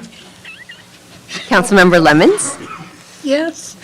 Councilmember Olmos? Good job, Danny. Vice Mayor Aguayo? Yes. Mayor Quer Stallings? Of course, yes. Okay, and may I have a motion to approve the agreement of the Detective Bureau of Consultations Services? May I have a motion and a second, please? So moved, Lemons. Second. May I have roll call, Heidi, please? Councilmember Lemmons? Yes. Councilmember Olmos? Yes. Vice Mayor Aguayo? Yes. Mayor Quer Stallings? Yes, thank you. Now we turn to the environmental sustainability portion of the agenda. John, may we have a report on item 14 regarding the Southern California Edison Charge Ready program, sir? Yes, Madam Mayor, as was said earlier, we saved the best for last. That's Sarah. The last item is an exciting agreement with Edison that, if approved, will allow for the installation of EV charging stations at two of our parks. Just to put it clearly, too, under the terms of the agreement, Edison pays for the installation. We pay for the maintenance for 10 years. So with that, I'll turn it over to Sarah Ho, our Assistant Public Works Director, who will show you where these EV charging stations are going to go and much more. Sarah? Ooh, for a second there, I thought I was going to get the Danny treatment. I've got some more information for you tonight. I will go through this one quickly for you guys. In July of 2021, Southern California Edison announced a new program called Charge Ready. They want to create a vehicle charging infrastructure program where over 38,000 new charging stations can be installed throughout the region. As the city continues to implement climate adaptation strategies outlined in the Climate Action Plan, we're always looking for projects like this to become a part of. We want to increase the number of electrical vehicle charging stations within the city. We currently have 2 charging stations available with a total of 4 ports, and they are for public use. We have several more in design for city vehicle use only, as we've been transitioning to zero emissions fleets in the last year, and are planning to do so in the upcoming years. The Charge Ready program allows for government agencies with public parking, businesses with commercial buildings, and owners of multifamily properties all to apply for participation in the program. SCE will provide all of the electrical infrastructure work and installation of the stations, while the participants only need to furnish the charging equipment units and then ongoing maintenance. Additionally, SCE is offering rebates of up to $2,900 per unit. Paramount has applied for 2 different locations for 10 charging ports at Paramount Park and 12 at Progress Park. The resolution here tonight for you guys is to identify the city manager as the authoritative figure to be able to sign on behalf of these programs. But we really wanted to bring these to you so that you can see what changes are going to be made in the parks. First, we'll go over Progress Park. The image on the lower is just kind of the overview, and then the picture on the right is your close-up. We're going to be installing 2 accessible parking stalls, and then an additional 10 regular EV charging stalls. The ADA are in the blue, and the regular are in the orange. And then over to Paramount Park. Again, we have to do 2 ADA accessible stalls here, and then in this location, we're only going to be doing an additional 8 regular stations, just to provide some more, some additional non-EV parking stalls as well there, so we're not capitalizing on all of that space. Both projects are going to significantly improve our electric vehicle infrastructure citywide and provide our residents with more clean transportation options into the future. With that, it is recommended that the City Council read by title only and adopt Resolution Number 22039. I'll So be moved, available for any Lemons. questions. Second, Aguayo. Thank you for that, Sarah. Sarah. We'll say all of our thank yous at the Yeah, end. yeah, I'm just saying. She didn't finish. Thank you, Sarah. Yes, she did. Heidi, may I have roll call, please? Councilmember Lemmons. Yes. Councilmember Olmos. I'm going to discuss it. I want to discuss it a little bit further. Go right ahead. I'm just kidding, yes. Vice Mayor Aguayo. Yes. Mayor Quer Stallings. Yes, thank you. Now's the time for city council members' reports. Oh, Lord. Okay, let me ask Councilmember Olmos. Yes, I have, really quick. Really quick. Really quickly, I just want to say thank you to Paramount High School staff. The mayor and I attended the graduation, and they just had everything laid out for us, and thank you so much for acknowledging and having us there. A couple of things, I do want to say thank you for having the ADU informational meeting. I did have a couple residents reach out and just say thank you. It was very informative to understand what the process was, so thank you for that. A couple things I wanted to bring up. We talked about some of the alleys. You guys are going to be repaving the alleys.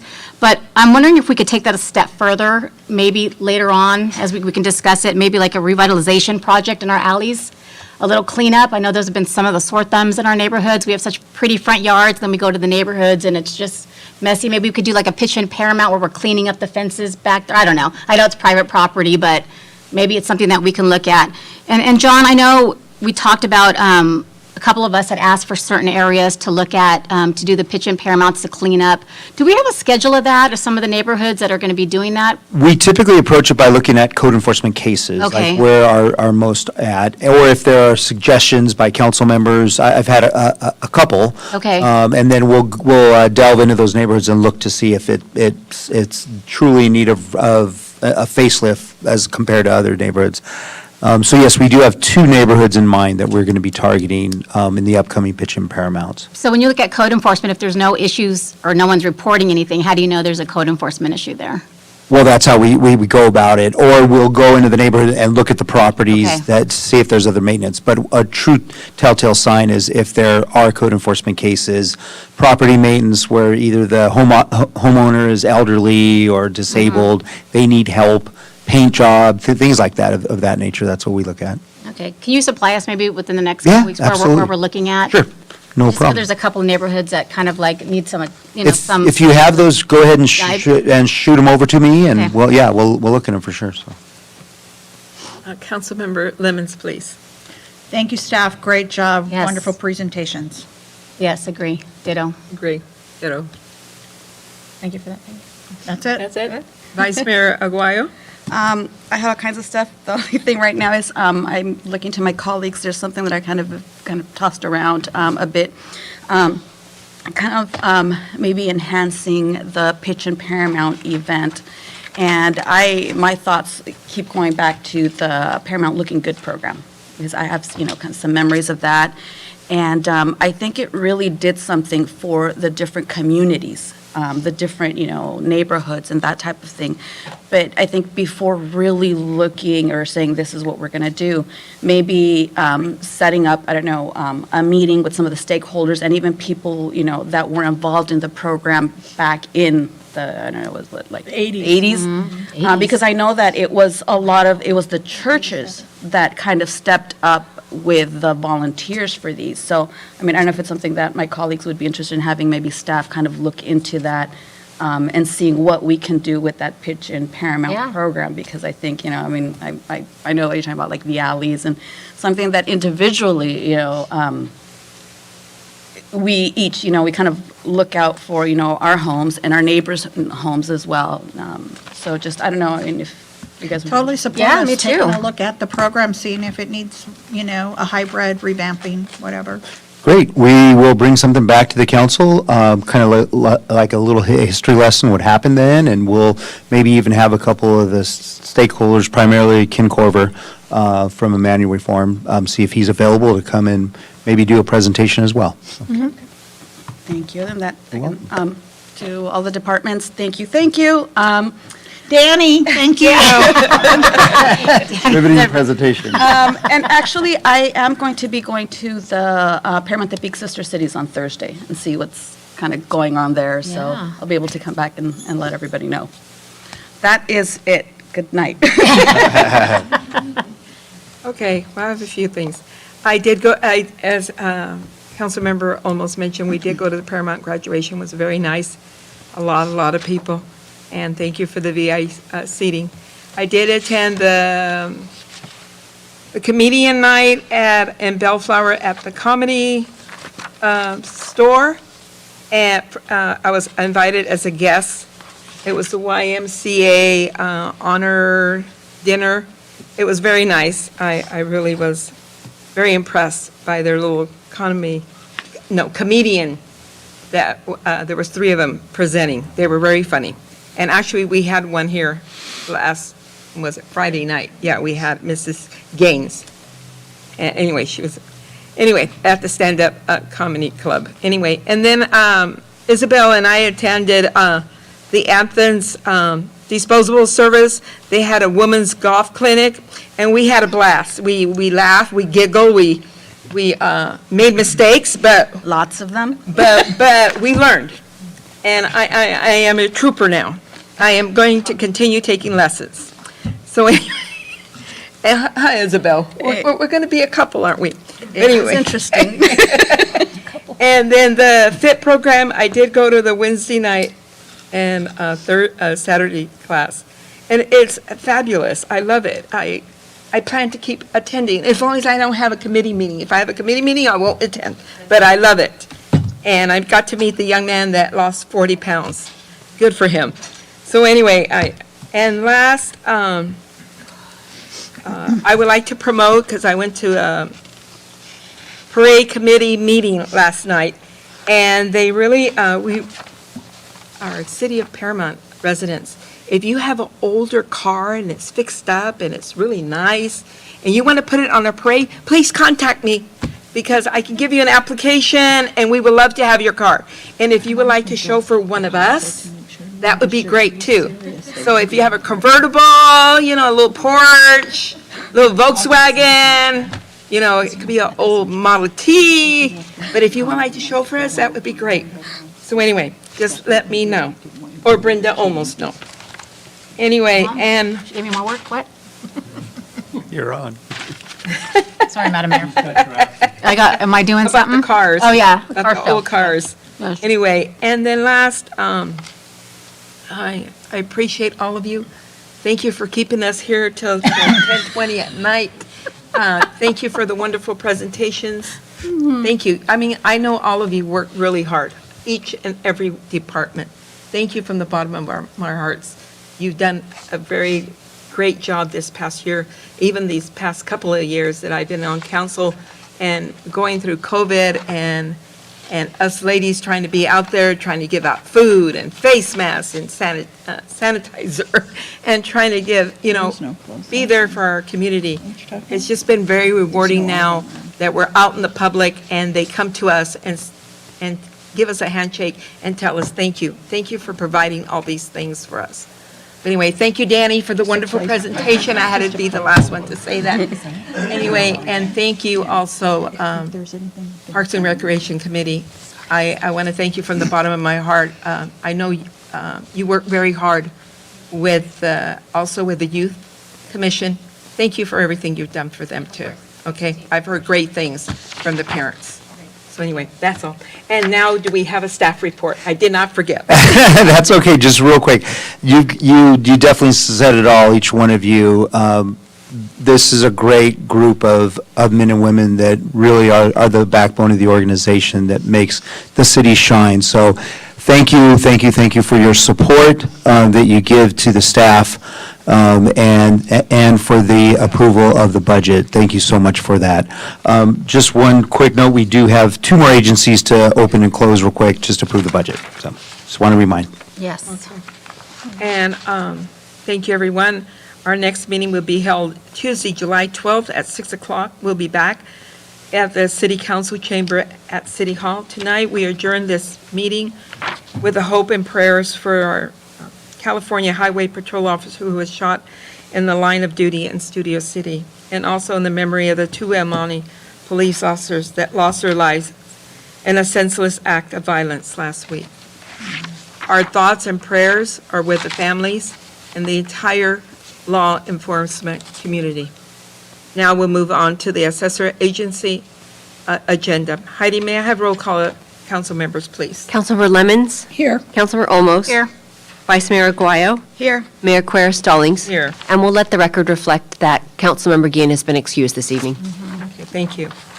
May I have a motion to approve the consent calendar, please? So moved. Second. Heidi, may I have roll call, please? Councilmember Lemmons? Yes. Councilmember Olmos? Yes. Vice Mayor Aguayo? Yes. Mayor Quer Stallings? Yes. Now we'll move on to the approval of the fiscal year 2022 to 2023 assessor agency budget, and we already heard the staff report from this item during our city council meeting. So I'll move May I the have a item. motion? Move it. I'll second. Roll call, please. Councilmember Lemmons? Yes. Councilmember Olmos? Yes. Vice Mayor Aguayo? Yes. Mayor Quer Stallings? Yes. Yes. Now I'll turn over the gavel over to Vice Mayor Aguayo to conduct the Housing Authority meeting. Okay, I call to order the Paramount Housing Authority. Can I get a roll call of commissioners, please? Commissioner Olmos? Here. Commissioner Quer Stallings? Yes. Vice Chair Lemmons? Here. Chair Aguayo? Here. And we'll let the record reflect that Commissioner Guillen is excused this evening. Can I get approval of the June 8th minutes, please? So moved. Second. Roll call, please. Commissioner Olmos? Yes. Commissioner Quer Stallings? Yes. Vice Chair Lemmons? Yes. Chair Aguayo? Yes. And I need a motion for the resolution HA 1-22. We already heard the report on the adoption of the fiscal year budget. Move approval, Lemons. Second. Roll call, please, Heidi. Commissioner Olmos? Yes. Commissioner Quer Stallings? Yes. Vice Chair Lemmons? Yes. Chair Aguayo? Yes. Yes. I now adjourn this meeting. Good night, everyone.